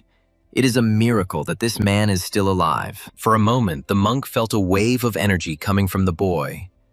But it was not an inner strength, interestingly enough. Turning to the Wang family, Yoon said that he gave a 70% chance that he could cure the head. Everyone except the Taoist monk was shocked by what was said. Yoon wondered why they had such a reaction. Was it because the chance of success was too small? Mushin took the boy's hand and said with admiration, "Even the famous doctor from the capital gave up." He assured the guy that if there was any chance, they would agree to try. June replied that in that case, he would do everything possible. He explained that he would use medical needles and asked not to interfere. He needed complete concentration. The guy noticed that the leader had been in a coma for a long time, but his muscles had not atrophied. And judging by the scars, he was a warrior. To begin with, he decided to stabilize the channels of the head of the Wang family with the help of true qi. The needles, filled with power, entered the motionless body of the old warrior. After some time, his skin color began to improve. Yoon stuck the last needle into the place where the foreign object was stuck. Yoon saw that the fragment was too close to the channel. It was necessary to simultaneously stabilize the channels and pull out the fragment. The guy concentrated. The decisive moment had arrived. Using his strength, Yang Yuyun tried to remove the foreign object, but the fragment only moved slightly from its place. Yoon was surprised. He spent so much effort, and the fragment only swung a little. Suddenly, he noticed that the vessels began to tremble. This is very dangerous. The guy cursed mentally. The channels were too fragile. Li Jia told her husband that it seemed to be really tiring for the guy. Was everything really okay? Mu Sheng noticed that the head of the family's skin was improving. It had already been 2 hours since Yang Yunyun had started treating the head of the Wang family. Wang Musheng paced the room excitedly while Jun was busy. Finally, the guy made the finishing move. He sighed tiredly. He had very little strength left. Everyone looked at Yang Yun with excitement, waiting for his verdict. Mu Sheng asked him worriedly if everything was okay. Yun replied that he had used up too much internal energy, but fortunately, the gentleman is fine. Yun stabilized his channels and moved the foreign body. The guy said that we need to find a surgeon who will remove the foreign body. Then he will remove the needles, and then the gentleman will wake up. Mushin shouted to his wife to call the surgeon quickly. He thought that Jun had saved a member of the Wang family again, and he mentally promised Guozhang to take care of his son as if he were his own. The monk was amazed. The guy solved the problem that even China's best doctor couldn't handle in 2 hours. He truly is a superhuman. 2 days later, the Zhao estate began celebrating the birthday of the head of the family, Grandfather Nan. At the appointed time, influential guests began to arrive at the estate. The respectable gentlemen and the young heirs quietly talked among themselves. Most of the guests knew each other well. Yan Yun grumbled loudly. You wouldn't expect less pathos from great families. One of the Zhao family's employees registered guests with gifts. Yun noticed that the number of gifts was very impressive. Yan Yun approached the registrar and asked to accept his modest gift. The registrar didn't understand who this guy was, what family he was from. This bottle looks pretty cheap. He waved casually to the side, telling the boy to leave his gift there. Yun thought, what a snob. Does the Zhao family really have such people? Oh well, there's no need to make a scandal at the holiday. At this moment, Yi Kai entered the house and immediately exclaimed that young Yun had forgotten himself here. The failed groom Nan asked Yun if he really thought he was worthy of being here. Let him roll back to his gudu. Yun chuckled. It seemed that Ye Kai hadn't learned a lesson from their last meeting, but he was ready to repeat the lesson at any time. The head of the Ye family scolded his grandson not to waste his time on this savage. Ye Kai turned towards his grandfather. Ye Zhaitian told Yun that since today was the Seven Zhao festival, he would let him go, but they would definitely settle the score later. The guests asked each other where this guy came from who dared to insult Yi's family. The head of the Ye family noticed that Yun was quite brave to come here. Everything was going well for him. But that was until today. Lu Shuxi walked over and asked Chief Yi, Hey, you've been going on about it for half a day.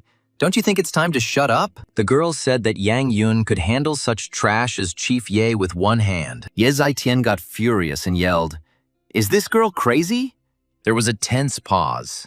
Everyone was on edge. And then the birthday boy, Zhao Chengsheng, appeared and said, Brother Ye, why are you arguing with the youth? You know they have hot blood. Second Uncle Nan confirmed. That's right. Let's calm down and resolve everything peacefully. Ye Zhaitian objected. Brother Zhao was probably joking. But we need to get back to the main thing. The Ye family had prepared a gift for the head of Zhao. The box he brought contained a sparkling true crystal, and Chief Ye hoped that it would help Brother Zhao reach the top of Anjing. Everyone's mouths dropped open in surprise, and Yun immediately recognized that it was a low-level spiritual stone. The guests were shocked. The Ye family spent a fortune to acquire the true crystal. Yun thought that since there were other spiritual stones on Earth, there was no need to worry about cultivation. Ye Zhaitian proposed that today would be the day to announce Ye Kai and Zhao Nan's engagement, and then there would be more than one special event. But Nan took Yun's hand and said that she already had a boyfriend, so she couldn't marry Ye Kai. Grandfather Nan and her uncle were stunned by what the girl was saying. Ye Kai angrily yelled that Zhao Nan didn't care about the Ye family. This engagement was arranged a long time ago. How could this savage be any better? Then everyone heard Wang Xuanji's voice. He chuckled and said that he had missed a good show. He told the birthday boy that the Musheng family was very busy, and would Head Zhao mind if he, a monk, represented them? Headmaster Zhao bowed and replied that it was a great honor for them to welcome the great seer and master of alchemy, Monk Fang. Fan laughed. There was no need to stand on ceremony. He asked to accept a modest gift of a pill of life-giving blood. Zhao Changsheng asked if this was the same living blood pill, the universal antidote and internal energy enhancer. Yun could tell from the smell that this was not a high-ranking remedy. It seemed the alchemy level here was very low. Wang Xuanji smiled. He was in such a hurry that he didn't bring a gift, but he could tell the Zhao family's fortune after the banquet. Chief Zhao exclaimed that this was excellent and invited everyone to come in. The guests headed towards the large banquet hall. Walking past the gifts, Alchemist Fan stopped in surprise. He caught the scent of pills. He asked the birthday boy if he really had another family of alchemists represented today, and the head of Zhao objected. Fan asked permission to examine the gifts. Everyone was surprised. Could there really be a pill in the world that could excite the master so much? Approaching the mountain of gifts, Monk Fan examined everything carefully. Wang Xuanji advised Brother Fang to look in the northwest. He felt incredible power there. Fan thanked Brother Wang. He actually found the pill there. The alchemist exclaimed, "This is the long-lost, small, primordial pill." The Taoist monk Wang asked permission to see who had given such an amazing gift. Looking at the list, Xuanji exclaimed, "Yes, it is June." Yun laughed, "Not bad. This is really his gift. Elder Wang is an excellent seer." The guy clarified that this was the legacy of his master. So without a doubt, this was the original pill. The guests were shocked. How could this happen? Where did the boy get such a rarity? Uncle Nan hugged Yun with a laugh and exclaimed that the guy was simply something. He realized this back in Gudu. Monk Fan invited Yun to honor their school with his visit and demonstrate his art of alchemy. The birthday boy invited Monk Fan and the others to join the celebration, not allowing him to take the boy away with him. The alchemist agreed with Changsheng, but he seemed very agitated. Everyone was excitedly discussing the appearance of a pill, the recipe for which had been lost many centuries ago. Ye Kai quietly told his grandfather that if this continued, their engagement would definitely end. Ye Zhaitian reminded them that they were distracted from Zhao and Ye's engagement. Even if this guy had skills, he was still a savage. Wing Xuanji warned the head of the Ye family that he did not speak to the guests like that. If he continued, he would not look at his status. Yun was surprised at how powerful the aura was. The monk was at least at the top of Anjing. The head of Ye was much weaker. Wuqing asked him if he felt the power, and he confirmed it. Sushi snorted and called Yun a coward. If she were him, she would have made the old man beg for mercy on his knees. Zhao Yuanchang asked the gentleman to calm down and resolve everything peacefully. The Taoist monk snorted contemptuously and went to his place at the banquet table. The guests sat down at richly laid tables, laden with delicacies. Nan's relatives never left Yang Yun's side. Ma Xiaoyu asked his grandfather what they should do. Yang Yi Yun has quite a close relationship with the Zhao family, Head Ma asked. So what? He killed their man. It's dangerous to openly oppose him. Let Ye deal with him first. Indeed, the head of the Ye family and his grandson were indignant as they looked at Yun. Ye Zhaitian couldn't bear it any longer and crushed the cup in his hand. The guests turned to the head of the Yi family with concern. He growled that his patience was at its limit. How much longer could he ignore them? They didn't give a damn about their family Yi. He reminded that initially both their families had agreed on the engagement. And he, the head of the Ye family, demanded a clear answer. Nan told Grandpa that he drank too much that day and agreed to the engagement. How could it be serious? Monk Wang noticed that everyone had already eaten and drunk their fill, and it was time for him to keep his promise. He announced that he would now tell fortunes for the Zhao family. The Wang family has a dragon, and Zhao has a phoenix. The meeting of a phoenix and a dragon is a good omen. He asked Changsheng who the dragon was. Zhao Chapter replied, "If Nan is a phoenix, then it is a dragon." The monk suggested, "Far in the sky, close before our eyes." Everyone looked at Yang Yun in surprise. The boy asked in surprise if the elder Wang was talking about him. The head of the Ye family shouted that he didn't believe it. This savage without roots. How could he be a dragon? Wang Xuanji said that this guy saved his grandson Zongren and helped Wang Taiyaru, and now he is a person from the Wang family. As the head of the Wang household, the monk betrothed Yun to the Zhao family and let the dragon and phoenix tablet confirm their marriage. Yang Yun was stunned. He was finished.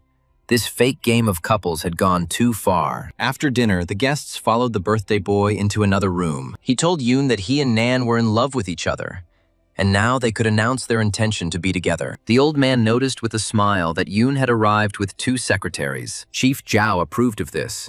They won't let him and Nan get too close together. Yoon smiled wryly. The boy asked Zhao Chengsheng where they were all going now. He replied that the 4 great families have a tradition of holding a martial arts competition after the banquet. Each family sends a participant to fight. The Ma and Ye families have a claim on Jun. They will not let him go so easily. Guests flocked to the venue where the martial arts competition was taking place. Young Yoon noted that the situation of the 4 great families of Beijing was very different. Nan asked Jun why he was so excited when Mr. Wang announced his prediction. Young Yoon said, "Zhao Nan is such a beautiful girl. What else do you need?" Suddenly, Yoon heard someone calling out to him. It was Ye Wu, the 7th level Anjing ancient martial arts master. The guy looked at him in surprise. He saw this man for the first time. Ye Wu asked Yoon if a trash like him would dare to come down and accept the challenge. Head Zhao told his son-in-law not to pay attention to him. He is a fool from the Ye family. We need to wait for the draw. Ye Wu laughed. It turns out the guy is only capable of hiding behind the head of the Zhao family. What a coward. Yoon's face darkened as the Ye family fighter continued to provoke him. He shouted that the worthless kid was afraid to enter the arena because he was trash. Young Yoon was about to go down when he heard movement behind him. Wu Qing could not stand these insults and rushed at the impudent man. Suexi giggled. Oh, the little dog rushed to protect its owner. Ye Wu laughed that now the guy was hiding behind a skirt, he really was trash. Dugu Wu Qing growled at the fighter to shut up. He was not worthy of her master. He was like a bug under Young Yoon's foot. The Ye family fighter called Wu Qing a piece of trash and asked if she had said enough. Ye Wu rushed towards the sharp-tongued girl. He shouted that he would finish her in one blow, so she shouldn't cry afterwards. Wu Qing easily blocked the attack. Noticing that it seemed the brute only knew how to chatter, Wu Qing counterattacked and sent the bragging Ye family fighter flying. He was perplexed. This strength and speed. Could it really be that the girl was on the 8th step of Anjing? Ye Wu rose again after falling. He exclaimed that it was a bluff.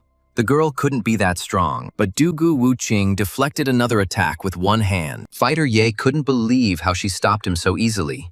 Even though he had put in 70% of his strength, Yang Yun's bodyguard took up her favorite sword. The girl made a swift lunge, the blade of the sword approaching the enemy's throat. Ye Wu thought with horror that he would not be able to dodge the blow. The opponents met in the arena. Now Dugu Wu Qing attacked. She struck the impudent fellow with the hilt of her sword, throwing him far away from her. Ye Wu crashed to the ground, breaking through the arena's covering. Everyone watched this unexpected fight in surprise. Ye Wu asked in a barely audible voice if he had really lost. The fighter remembered the threat from the head of the Yi family that if Yang Yun did not die, then he, Ye Wu, would die. The girl approached the enemy lying on the ground and asked if he would continue to fight. He shouted at her not to get cocky. Of course he would fight. Now he was fighting at half strength. Removing his hand behind his back, Ye Wu took out his retractable combat blades. Yang Yuyun shouted at Wu Qing to be careful. Ye Wu made a sharp lunge and slashed the girl with secret retractable blades. Dugu Wu Qing felt that these blades were poisoned. Fighter Yi took advantage of Wu Qing's momentary hesitation and struck her again. Rushing after her, Ye Wu screamed for the girl to die. Grabbing her hand, he shouted that she was caught, and now she wouldn't get away. Meanwhile, the head of the Ye family quietly took out a poison pill. Ye Zhaitian threw a poison pill at Dugu Wu Qing. A blast of poison hit the girl. Her legs gave way. She clenched her teeth and turned to face the head of the Ye family. She didn't expect him to attack from behind. Ye Wu dealt another blow to the wounded Wu Qing with his poisoned blades. The girl screamed. Blood gushed from the wounds. She felt the effect of the poison. The Ye family fighter burst into laughter, exclaiming that the girl was finished this time. But at that moment, he suddenly received a strong kick to the face. Yang Yun punched Ye Wu to the ground, breaking his face. He gave the scoundrel a kick that sent him flying, knocking stones out of the arena. With great force, Ye Wu fell to the ground, raising clouds of dust. Everyone looked at one of the Ye family's strongest fighters in surprise. Ye Wu's entire body shook, and a pool of blood flowed out from his broken face. He gathered his strength and stood up. The fighter did not understand what had just happened. Ye Wu didn't see Yang Yun's movements. Even the master didn't have such terrifying strength. With his teeth knocked out and his face swollen, the fighter looked questioningly at the guy. Yun growled that he hadn't expected a sneak attack. But since Wu dared to do it, he was prepared for the consequences. Ye Wu begged for forgiveness, saying that he was stupid and that he would give up the antidote. At this time, he again brought forward the poisoned blades. Shouting that the boy was a fool, he attacked Yang Yun. But the guy calmly stopped Yi Wu's hand with the poisoned weapon. The Ye family fighter was perplexed. The boy deliberately allowed the poisonous needles to pierce his hand and then grabbed him. Yun exclaimed, "Only the grave can straighten out a hunchback.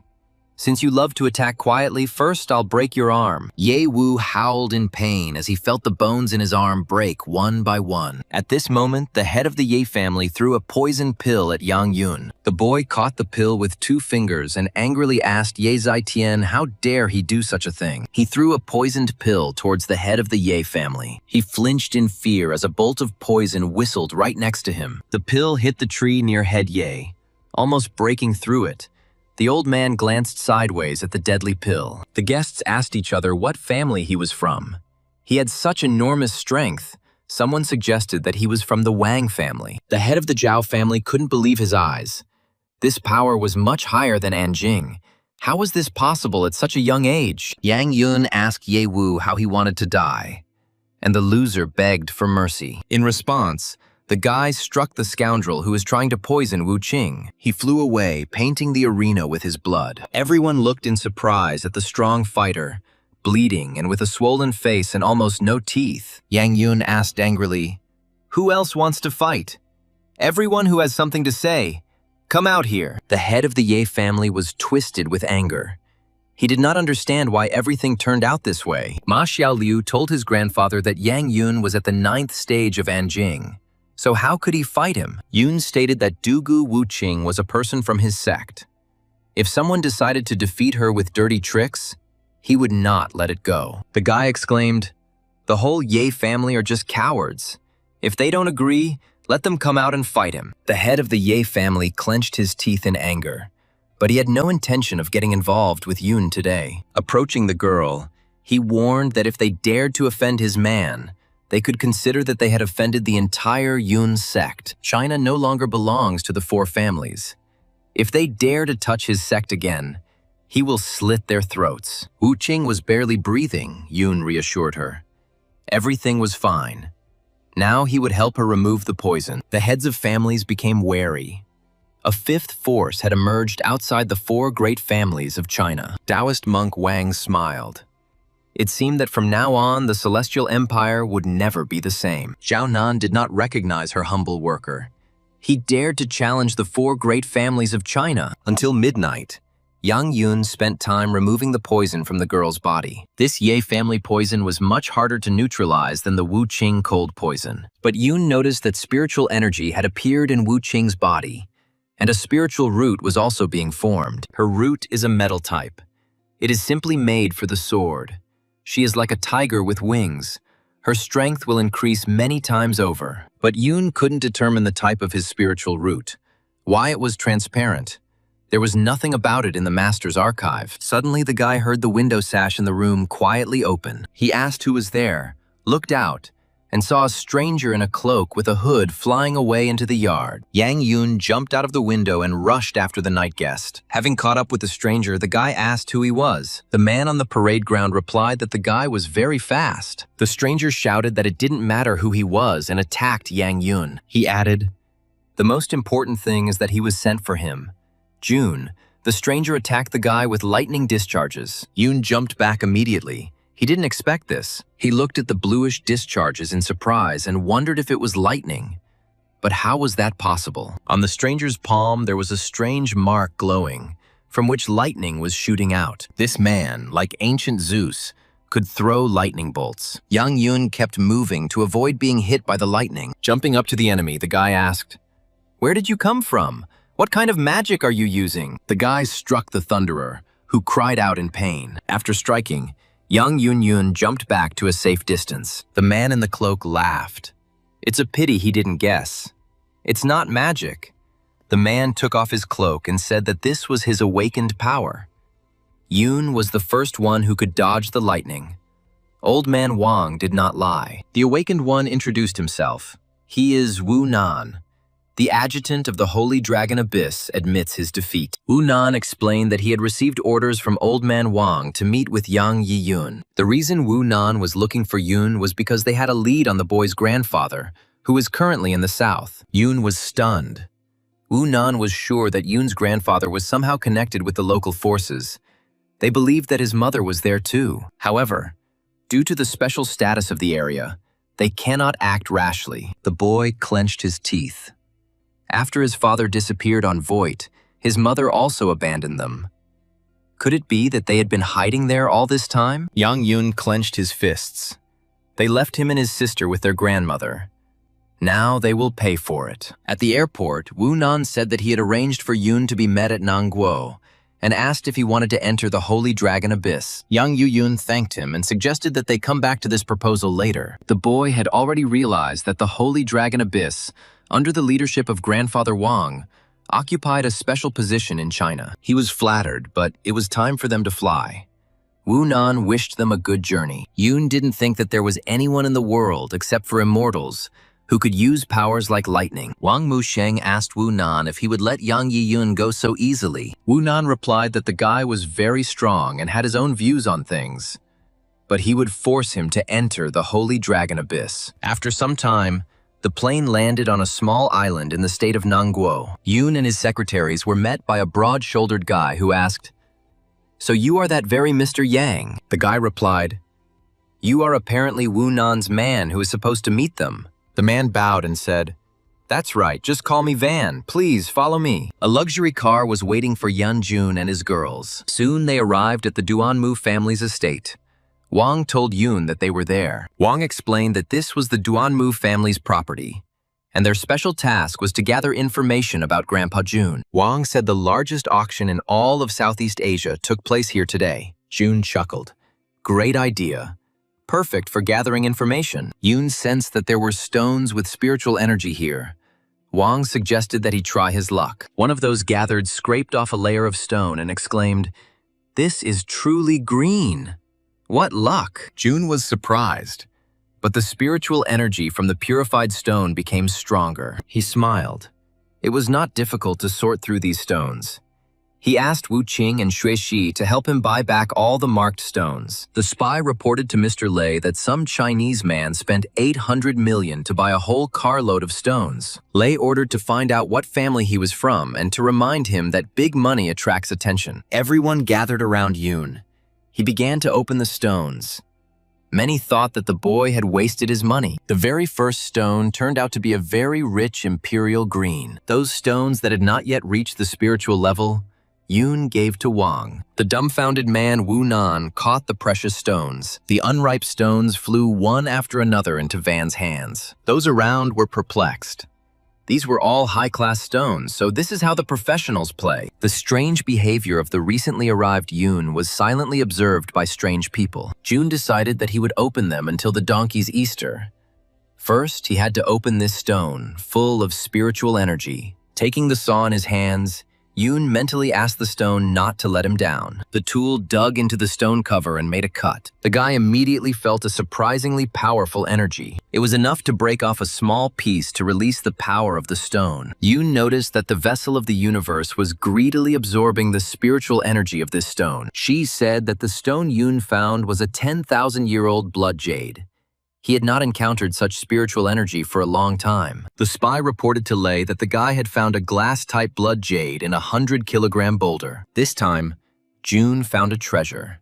This stone, full of spiritual energy, was able to awaken the master. One of those present clapped his hands and said that he did not expect such a young man to be a master. But the mind does not wait for a beard. The man introduced himself. He was Mizuno, the director of a jewelry company, and he was ready to buy this bloody jade. Everyone was stunned to hear that Mizuno was willing to pay more than $1 billion for the stone. Lei asked Mizuno where his manners were.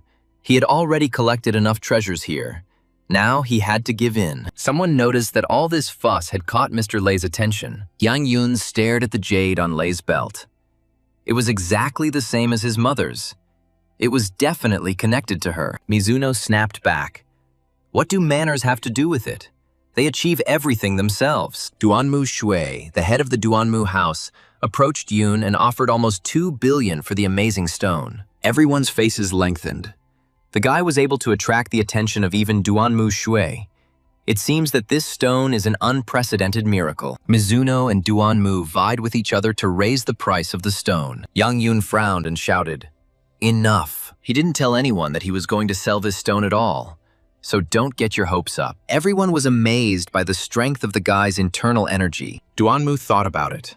For some reason, he had a feeling that he had seen this face somewhere before. At that moment, a blade whistled through the air, flying towards Yun. Dugu Wuqing swung her sword and blocked the attack. The girl asked, "I wonder where this rat attacked from." The bandit upstairs laughed, and the young lady had a great reaction. He said the wait was not in vain. Now this stone will be his. He advised not to resist.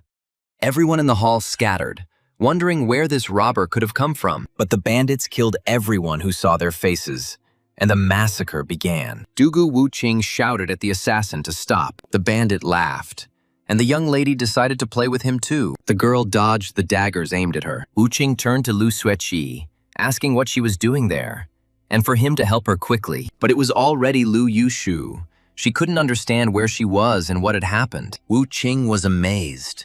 It was as if Shu Shi had been replaced. The bandit shouted to the young lady that she shouldn't get distracted because she could die that way. The robber immediately attacked Dugu Wu Qing. The girl defended herself with difficulty. This scoundrel turned out to be strong. Duanmu Shui roared, "How dare you make a noise in my domain? You must be immortal to do this." The bandit leader laughingly advised the old man not to show off.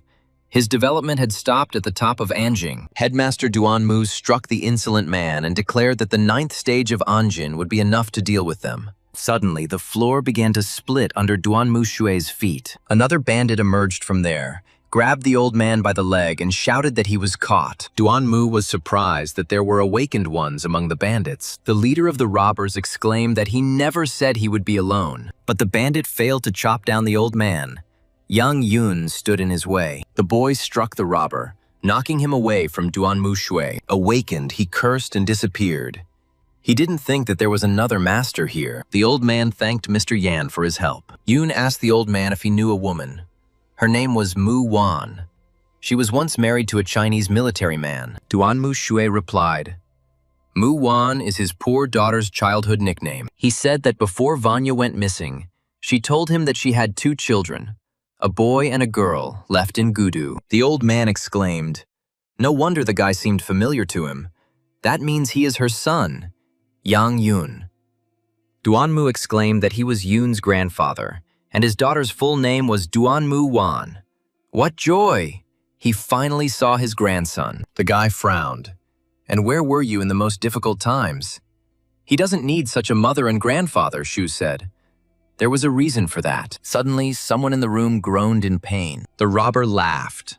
What a touching reunion. The bandit took out the remote control and pressed the red button. Yang Yun turned to the hall full of people with concern. The floor beneath people's feet burst into flames.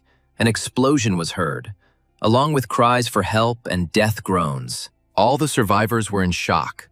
The bandits mined the hall and set off an explosion. Yun looked at the dozens of dead people and exclaimed, "Bastard!" The bandit leader kicked Yun in the leg. The robber grinned.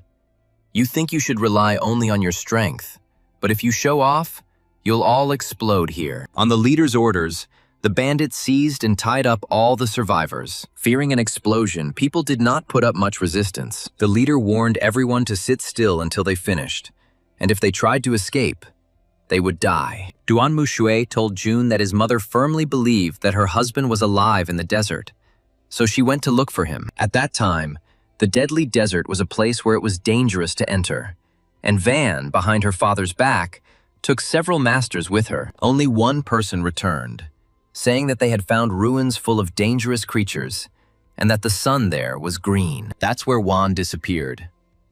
Later, Duanmu Shui looked for her but found no ruins. The bandit leader laughed. Ruins in the desert. This story is only for fooling children." The robber, laughing, said that it seemed like the lady had staged the whole thing in order to run away to her boyfriend in another country. And they were losers. Yang Yun glared at the bandit. He yelled, stared, apparently decided to kill me, and hit the guy. Yun smiled, took hostages. "You really are trash, but you decide to fight one-on-one."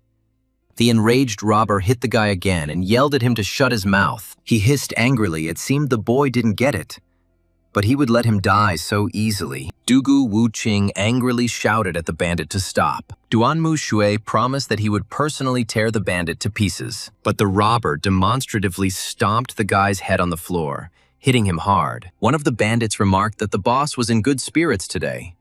Another explained that he hated being called trash. The leader grabbed Yun by the hair and lifted him off the floor. He asked Jun with a grin, "Well, kid, are you happy?" Yang Yuyun smiled and told the trash to scratch him some more. The enraged robber screamed for the boy to die and took out a hidden blade, declaring that the bloody jade would be his. At that moment, the doors swung open and Wang informed Yun that the mines had been defused and the building was clear. Yun replied, "Well done, Wang. It's no wonder you're Wu Nan's henchman." Yang Yuyun released his inner strength, pushing away the robber and getting rid of the ropes. The robber exclaimed, "It is impossible to defuse all the mines in such a short time. Could they have been discovered earlier?" Jun rushed at the vile robber. The guy struck him in the chest with terrifying force. The bandit leader groaned and blood gushed from his mouth. The guy, his eyes flashing, suggested that he find out about this from the Lord of the Dead. The two strongest fighters immediately rushed to the wounded boss. They were all amazed at how oppressive Yang Yun's aura was. The leaders shouted at them not to let the boy intimidate them. They should all attack him together. They all shouted at the guy to die, and the awakened one threw a combat dart at him. Yun calmly caught the dart with 2 fingers. The second bandit attacked Yang Yun with lightning speed while he was distracted by the dart. The guy noticed, and this robber is pretty fast. The bandit yelled at the boy not to dare run. Where had all his courage gone? At that moment, the awakened one cautiously emerged from underground. He jumped on Yang Yun's shoulders and shouted that he was caught. The awakened one shouted that he was holding the boy so that his comrade would act faster. Suddenly, the bandit stopped. He was confused. Did the guy really stop him with a hidden weapon? Yang Yun delivered a crushing kick to his opponent. It's time to use the caught dart. He thrust it into the eye of the awakened one, who had thrown the dart at him. Blood gushed out. The mole man cried out, "Ah, my eye!" The second bandit realized that this boy was too strong. He underestimated him. Yang Yun asked the robber what he was thinking about. The guy slammed the bandit's head into the floor with all his might. Meanwhile, the gang leader tried to run away as far as possible. Looking back, he sighed with relief. He was able to run quite far. He must have lost the chase. And then he suddenly bumped into Yang Yun's chest. He recognized his colorful shirt. The guy asked the robber where he was going in such a hurry. Yun had 2 of the leader's henchmen in his hands. The bandit asked in surprise if these 2 hadn't been able to detain the boy. The robber realized that he had only one last trick left to use. He fell on his knees before the boy and begged the great master to forgive him. Yang Yuyun abandoned the bodies of the gang leader's top henchmen. He smiled and promised to give the boy all the treasures he had if Mr. Yang let him go. But instead, Yun stomped the bandit's head into the ground with a powerful blow. The impact was so strong that the soil around it cracked. Yun asked the robber, "What makes you think I'd let a scumbag like you go?" Duanmu Shui asked Jun if he was okay. He replied that everything was fine and asked his grandfather how things were in the building. Grandfather explained that the robber's accomplices were all low-ranking fighters and had already been dealt with. Headmaster Duanmu suggested that his grandson leave everything to his children and return his estate. Grandfather Jun's estate was not as pompous as those of the Beijing families, but it was quite cozy and comfortable. Lu Xuexi asked Mr. Yang plaintively what happened. She couldn't see anything. Yun asked angrily how she dared pretend not to understand after today. The girl babbled pitifully that she was not pretending. She really didn't understand. Jun said they should deal with the fact that Xuexi used his sister as a shield. She probably regretted that he didn't die. The girl objected that they had always been devoted to him. How could he think such a thing? Yun knew that Xuexi had long ago determined that the building was mined. She, like him, has a spiritual eye. One only has to look, and it is impossible not to notice. And just when the bandits showed up, She returned the body to her little sister. What a coincidence. The girl's cheeks flushed, and she declared that they couldn't do that. Yang Yuyun warned that he was currently asking his elder sister, and if she couldn't show up, Yoon would use a special technique. The girl asked warily what this special technique was. Yoon lightly pushed the girl and she fell onto the bed. She became frightened and asked what the gentleman was going to do. Yang Yoon confidently grabbed her ankle and pulled her foot towards him. She stammered, "No, not there." The guy asked her, "If you still won't admit it, then feel the 13 meridian movements." The girl blushed and gasped. Gritting her teeth, she repeated again that she couldn't do that. Yang Yuyun remarked angrily. It seemed that Lu Shuxi was not satisfied with this. Now Yoon used the true art, the 1,000 meridian movements. He pressed the Yongchuan, Gongsun, and Duyin points on his feet in turn. Susi could hardly contain herself. It was so good. She was already at her peak. The girl screamed that she couldn't do it anymore. She admitted it and promised that she wouldn't do it again. Yan Yun exhaled. If only he could do it right away, he wouldn't have to resort to this method. He promised that he would not spare her in the future. So let her remember this incident well. The girl quietly muttered that June was a bastard. There was a loud knock on the door of the room. The servant apologized to the young master for disturbing him, and the head of the family asked him to have tea with him. The guy replied that he would be right there. Shuxi shouted for him to untie her first. Duanmu Shui asked his grandson. So he founded a sect and gave that gang a beating. Good job. Chief Duanmu didn't think the Ye and Ma families were that sensitive, but he was curious about how the boy discovered the mines. Yoon lied that he smelled explosives, and his assistant Wang quickly began to defuse the mines. The grandfather was delighted. The boy was capable beyond his years, almost at the stage of innate energy. Yang Yoon said that his grandfather was flattering him. Duanmu asked his grandson what he was going to do next. Maybe he should stay with his grandfather. His opportunities in Nangguo were enormous. The boy thanked his grandfather for his concern, but he was not accustomed to the local climate, and his grandmother and sister would not leave their homeland. The head of the family rose from his chair and said, "Okay, with such skills he won't be lost in China," and invited his grandson to follow him. He said that in his youth, as a result of a fight with the great families, he was exiled to Nangguo, and he was unable to protect his daughter. Yang Yun's grandfather felt that he owed him an unpayable debt. He told his grandson that outside of China, he could command the people of the Duanmu family, and they greeted the young master with unanimous approval. The people of the Duanmu family exclaimed that they were ready to follow the young master at any time. Yang Yun was at a loss and didn't know what to say. Duanmu said that the Congress of Masters was approaching. Although the great families expelled him, he still had the right to participate, and the Yun sect could too. It is said that this year's Congress will be held earlier due to the breakthrough of the leader of the Holy Dragon Abyss, and other sects will also participate. Grandfather warned Yoon that he should be careful because of the great families. Duanmu also said that the leader of the Holy Dragon Abyss is said to be similar to Yoon. Both of them are incredibly strong. But don't worry, he will only be an observer. Yoon won't meet him in the competition. The boy warned his grandfather that when the time came for them to meet in the arena, he would not give in and would fight with full force. Shua laughed. There was no one in all of China who would dare to challenge him like that. Yoon was amazed at how strong his aura was. Yoon decided to leave the bloody jade as a gift to his grandfather as a token of gratitude for his care. Shui wanted his grandson to stay longer, but he was in a hurry to return to China. He had too much to do. Yoon returned to his room and thought, this trip was a success, but he still doesn't know the power of the ancient sects that exist outside of the four great families. Yang Yu-yoon hoped that he was not inferior to them in strength. The next day, the guy went home with his secretaries. A few hours later, they were already at Gudu Airport. The travelers were met by the always neat Liu Shiji. Yunya's childhood friend noticed that the girls were in a very bad mood. He asked what had happened in Nango that there was such a fire in the harem. Yoon asked how things were going in the sect. CG said that thanks to Yoon's method, the guys had already begun to cultivate chi. Yan Yoon thanked his friend for his efforts, and they arrived at the villa while talking. The guy was stunned as to why the villa was emitting such a strong aura. Yoon rushed into the house, asking CG to look after the others. This aura was very strange. It didn't look like a beast. Having run into the house, he immediately headed to the wine cellar. To his surprise, it turned out that the ancient burial site that Zuer was guarding had been dug up. Zuer asked the sable not to dig. saying that if the owner returned, how would they explain this to him? Yang Yun cleared his throat loudly. Su-er and the little animal turned to the guy. The girl exclaimed, "Master, you've returned!" The delighted sable rushed onto its beloved owner's chest with a joyful squeak. Enraged, Yun hit his pet, Yelling at what he had done here, the little animal burst into tears of resentment, and the boy shouted that he had only left him for a short while.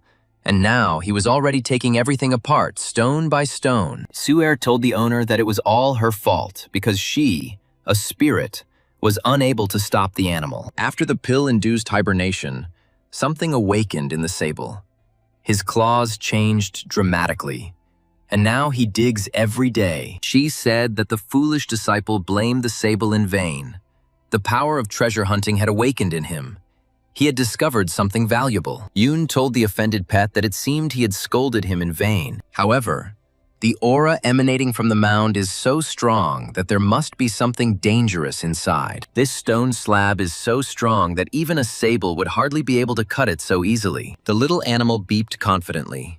Nothing of the sort. And then Yun saw with horror the renewed claws of the sable.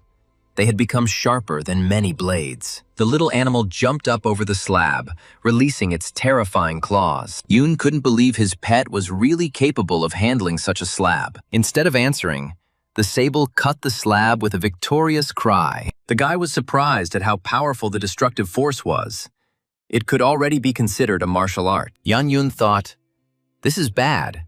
It seems like something is about to burst out of the crack." And indeed, an evil spirit immediately appeared, and Su-er shouted to the owner to be careful. Yang Yun quickly applied one of the ancient techniques. A stream of true, unquenchable flame flew at the evil spirit. The guy realized that it was a restless soul guarding the crypt. There must definitely be treasure underground.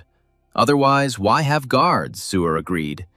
But it could be dangerous there. Yun understood that no matter what, the ancient burial mound had already been dug up, and it could not be left like that.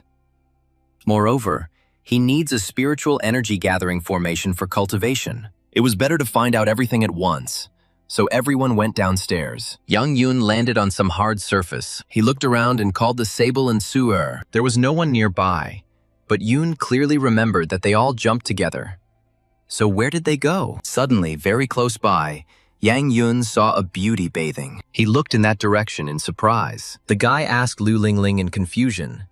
She had gone away to study. The girl winked at him cheerfully and chirped that they hadn't seen each other for a long time. Yun asked her if she was not in France, and why she did not say that she was returning. Lingling asked in an offended tone, how could he even say such a thing?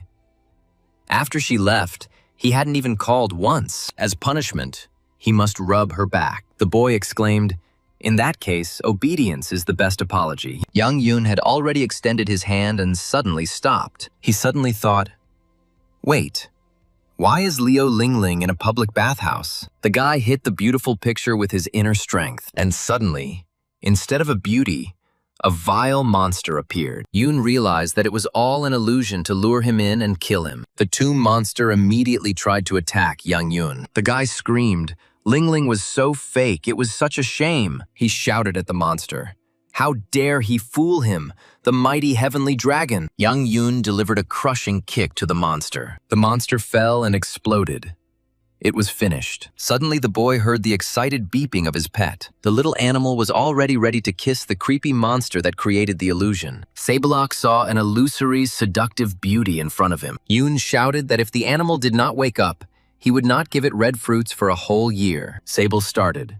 The illusion disappeared, and he saw a disgusting monster in front of him. The animal was horrified when he saw who he almost kissed. Horror quickly turned to anger, and sharp claws appeared again. Having cut the monster down, the little animal angrily squeaked that the scoundrel had scared him to death. Yun asked if everything was okay with Cure, and she replied that spirits were not affected by illusions. They approached the coffin.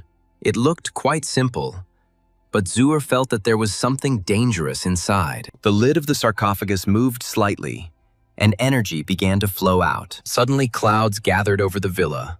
Lightning flashed and thunder struck. Yang Yun asked in surprise. He seemed to hear lightning strike. A dead hand took hold of the edge of the coffin. Someone was clearly getting ready to leave. And then a skeleton in armor of incredible strength flew out of the coffin. Everyone stared at the monster in surprise, not knowing what to do. Young Yoon wondered in surprise if it was a zombie. Its terrifying aura seemed to be consuming the guy. With a wild cry, the sarcophagus's occupant rushed at June. The guy quickly came to his senses and turned to the vessel of the universe. He summoned from there his favorite weapon, the sword from the divine lake. As soon as the weapon was in Yoon's hands, he counterattacked the enemy. The ghost warrior clearly did not expect such a powerful rebuff. Having flown a short distance, the skeleton stopped. Yang Yoon was amazed. There wasn't a single scratch on the monster after the sword strike. The tomb warrior laughed. The boy was weak compared to him. The skeleton's eyes flashed, and he struck the ground with his only hand. At that very second, razor-sharp stones jumped out of the ground. Young Yoon managed to fly up and dodge the stone attack. The ghost warrior rushed forward with a cry and attacked the guy again. Yoon cursed. This one-armed skeleton was too strong for him. Meanwhile, the monster dealt the guy a strong blow to the chest. The blow sent Young Yoon flying and crashing into the stone wall of the crypt with all his might. Blood gushed from the boy's mouth. The tomb warrior had seriously wounded him. Wanting to finish off the uninvited guest, the ghostly warrior rushed at the guy. Suddenly, Zuer screamed at the tomb dweller with all her might. She screamed at the top of her lungs for the undead not to touch her master. To the surprise of everyone present, the ghostly warrior screamed in fear, and streams of blood gushed from his eye sockets. The wounded June was surprised, and she reminded him that he had said that Xuer would be useful. This is her ability as a spirit at the second level of cultivation. But this numbness is temporary. Yoon noted that if the master had the strength to lecture him, he could help. But she had only just recovered his divine energy, and if he blindly entered into battle again, he might lose his strength and soul. Yoon objected that even if he died, Shi's spirit would still dissipate. But since Master was so carefree, it meant he definitely had some kind of plan. Sai chuckled. The little one hadn't studied his notes well. Against this zombie, he could use the palm that shook the heavens. To begin with, June decided to take a look at the power of this ghostly creature. By this time, the enraged zombie had already gotten rid of the numbness that Zuer had placed on him. Yoon noticed that the creature had come to its senses too quickly. The one-armed tomb zombie charged at Yang Yoon with renewed vigor. With a wild cry, he approached the guy with lightning speed. It seemed that in just a couple of seconds, his bony hand would deal Yoon a fatal blow. But the guy also rushed into battle. He began to transform energy on the fly, and then Yoon used the heaven-shaking palm technique against the enemy. A deafening explosion was heard in the foothills of Lishan. In the bamboo forest on the mountain, an old man lay and watched the battle. He muttered thoughtfully, "Energy conversion. Well, almost perfect." Yang Yoon stood amidst clouds of dust and smoke, and Xuer worriedly asked the owner if he was okay. When the clouds cleared, Xuer saw with horror that the wall of the house was damaged. There was a hole in the wall that resembled the outline of Yang Yun's palm. The guy groaned that this time he almost died fighting this zombie. Xuer told the owner that although the zombie was destroyed, the house... Yoon cried out, wondering what had happened to his newly restored house. And at that moment, something quietly flew out of the open coffin. The sable was the first to notice the coffin's strange behavior, squeaking questioningly. Yoon said, "It seems there is someone else in the coffin. We must be careful." And indeed, a black figure of a woman with burning eyes flew out of the sarcophagus. The black woman rose to the very ceiling of the huge tomb. She looked silently at Yang Yun, the spirit and the little beast. Her eyes flashed, but she said nothing. Soon she flew out through a crack in the slab and disappeared from sight. Yoon was confused as to who it was. She said it was a pathetic demoness and nothing more. The demoness who had just escaped was the master of zombies. And with the help of a zombie servant, she killed people and collected materials. Such demons have a magic crystal for storing spiritual energy. It can be useful to Zuer. Looking into the sarcophagus, Yoon indeed saw a large crystal. He decided that it would be better to just take it for now and then decide what to do with it. At that moment, an old man from the top of the mountain entered through the hole in the wall. He asked if there hadn't been fun here just now. Looks like the old man was late. Too bad he couldn't hang out. The old man noticed that it was not bad here. There was a formation for collecting spiritual energy. An excellent place for cultivation. The old cultivator poured the rest of the wine from the bottle into his mouth. Sable, smelling the alcohol, literally began to salivate. The strange guest shook the bottle, shaking out the last drops. He looked inside and said in surprise that the wine was already gone. Yoon asked from what dense forests he crawled out.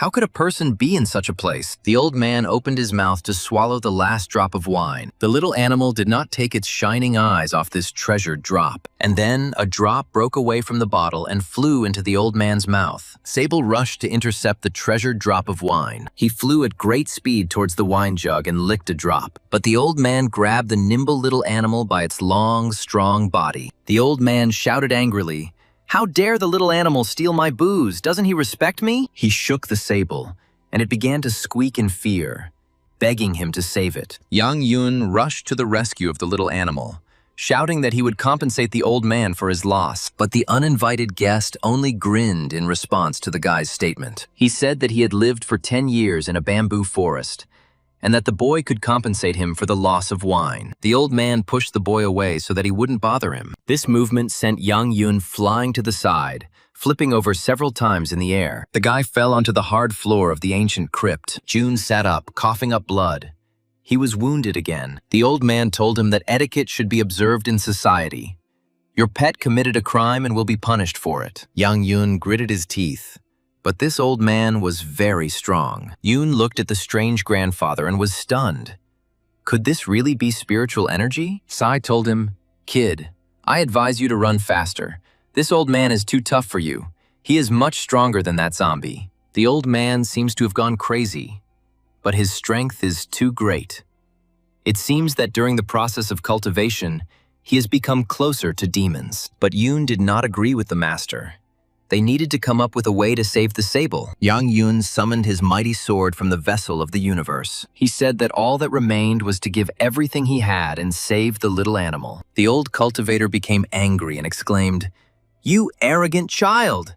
The old man said that in that case, the boy would accept punishment for his pet. He suggested that the kid attack and show the old man what he was capable of. Yoon frowned, considering how best to attack. Pushing off the floor, the guy launched into a swift attack. He shouted at the old man not to look down on him. Having dodged the blow, the old man noticed that the speed was not bad, but the accuracy was still lacking. In response, he hit the guy with his fist. Yang Yun crashed into the basement wall, destroying part of the wall with his body. Sitting amidst the rubble and clouds of dust, Yoon muttered, "He really is strong." The old man asked his opponent if the boy was still alive. Angered by the failure, Yang Yu-yun jumped up with renewed vigor. Tongues of flame danced around the guy.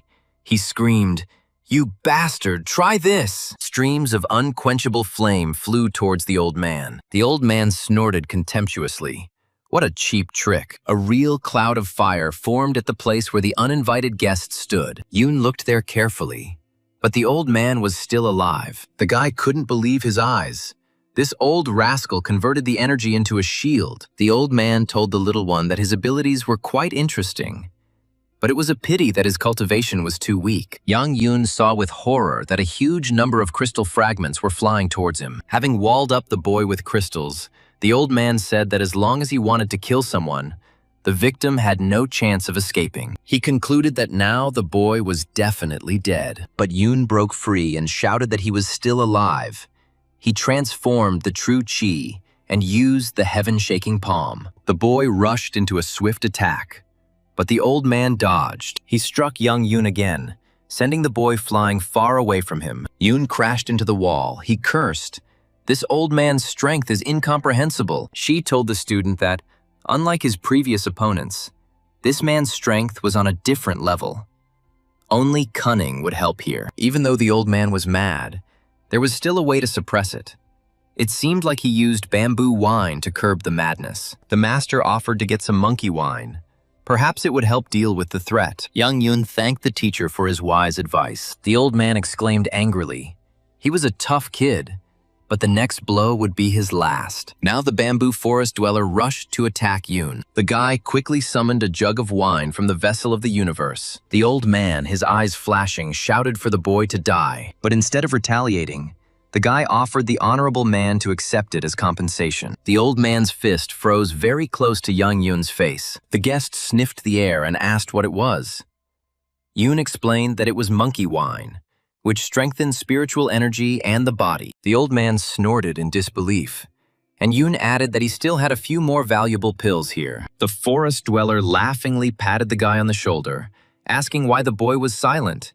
He wouldn't have fought with him anyway, come on. The old man still didn't understand what family his skills came from, or whether he was a disciple of some sect. Yang Yoon introduced himself and said that he was the head of the newly founded Yoon sect.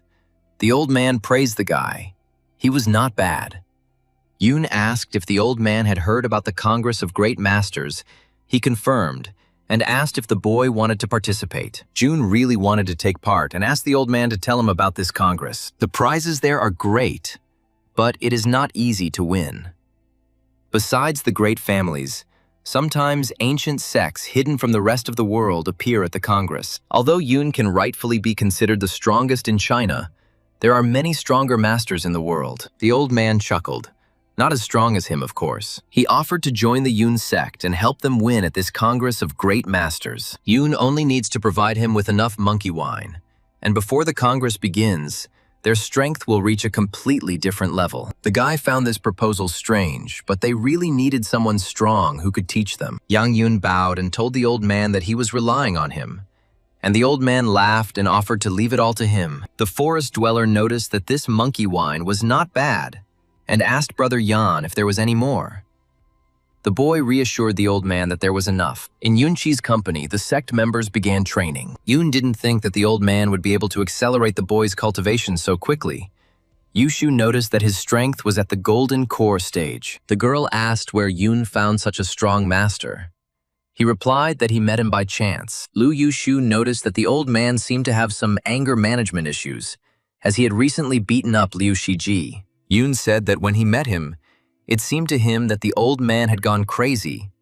But apart from his anger, everything was fine with him. From grandfather Yoon, he learned that in the ancient sects there were warriors of the 5th and 6th stages of the heavenly level. However, this drunkard from Mount Lishan is stronger than all of them, because he has surpassed the level of the sky. Although Master Yuan Qianxi has rich cultivation experience, even he can't bully that old man so easily. Jun told Lu Yushu that if they wanted to improve their level, they had to face dangers to become stronger. Only under this old man's leadership, at least until Yoon grew stronger, would their Yoon sect be safe. Bloody clouds hung over the central headquarters of the Bone Flower Temple. The owner of the secret assassination organization summoned Cheng Baiwan. He said that Baiwan shouldn't worry about Jun. Chung should focus on what he was assigned to do. Baiwan tried to object. What about the lives of his people? He must take revenge on this creature. The owner said that Baiwan had caused so many problems for their organization that he should have been killed long ago. But he needs that thing at the Congress of Great Masters, and if Baiwan fails this task, he must understand the consequences. The head of the organization hissed. Yang Yoon is just as problematic as his father. Unknown people pinned a photograph with a dagger to Liu Lingling's door in Paris. Seeing this, the girl recoiled in horror. Several months passed, and the date of the Congress of Great Masters was approaching. The head of the Divine Sword Sect ordered everyone to be ready to leave. The Primordial Chaos Sect Master declared that victory would be theirs this year. The leader of the Heavenly Demon Sect warned everyone that one person needed to be eliminated during the Great Masters Congress. Masters from the legendary Penglai Mountain also headed to the Congress. The fighters of the Tai Yi School were also confident that they would win. The Ancient Women's Sect, the Palace of 100 Flowers, prepared very carefully for the Congress of Great Masters. The head of the Ye family ordered that they must kill Yang Yoon at the meeting of the Great Masters. Zhao Chengsheng laughed, wanting to see how far his future son-in-law could go. The head of the Ma family reminded his grandson to use a secret means to finish off Yang Yoon when they met in the arena. Wang Xuanji was eager to see how Yang could surprise everyone this time too. Yang Yoon told his guys that the day of the Great Masters Congress had arrived. The sect members looked at their young leader with hope. Yoon said that he has gone through a lot of difficulties in recent years, and everything he has is only thanks to the help of the guys. He reminded them that they had gone through many days of hard training for today. This means that they will definitely win at the Congress of Great Masters. Today, they will show the world what young Chinese cultivators are capable of. Inspired by the sect leader's speech, the martial artists of the Yun sect set out on their journey. Thanks to the training of the old man from Mount Lishan, they were all very strong. Young Yun exclaimed, "Congress of Great Masters, wait for us! We are already coming!"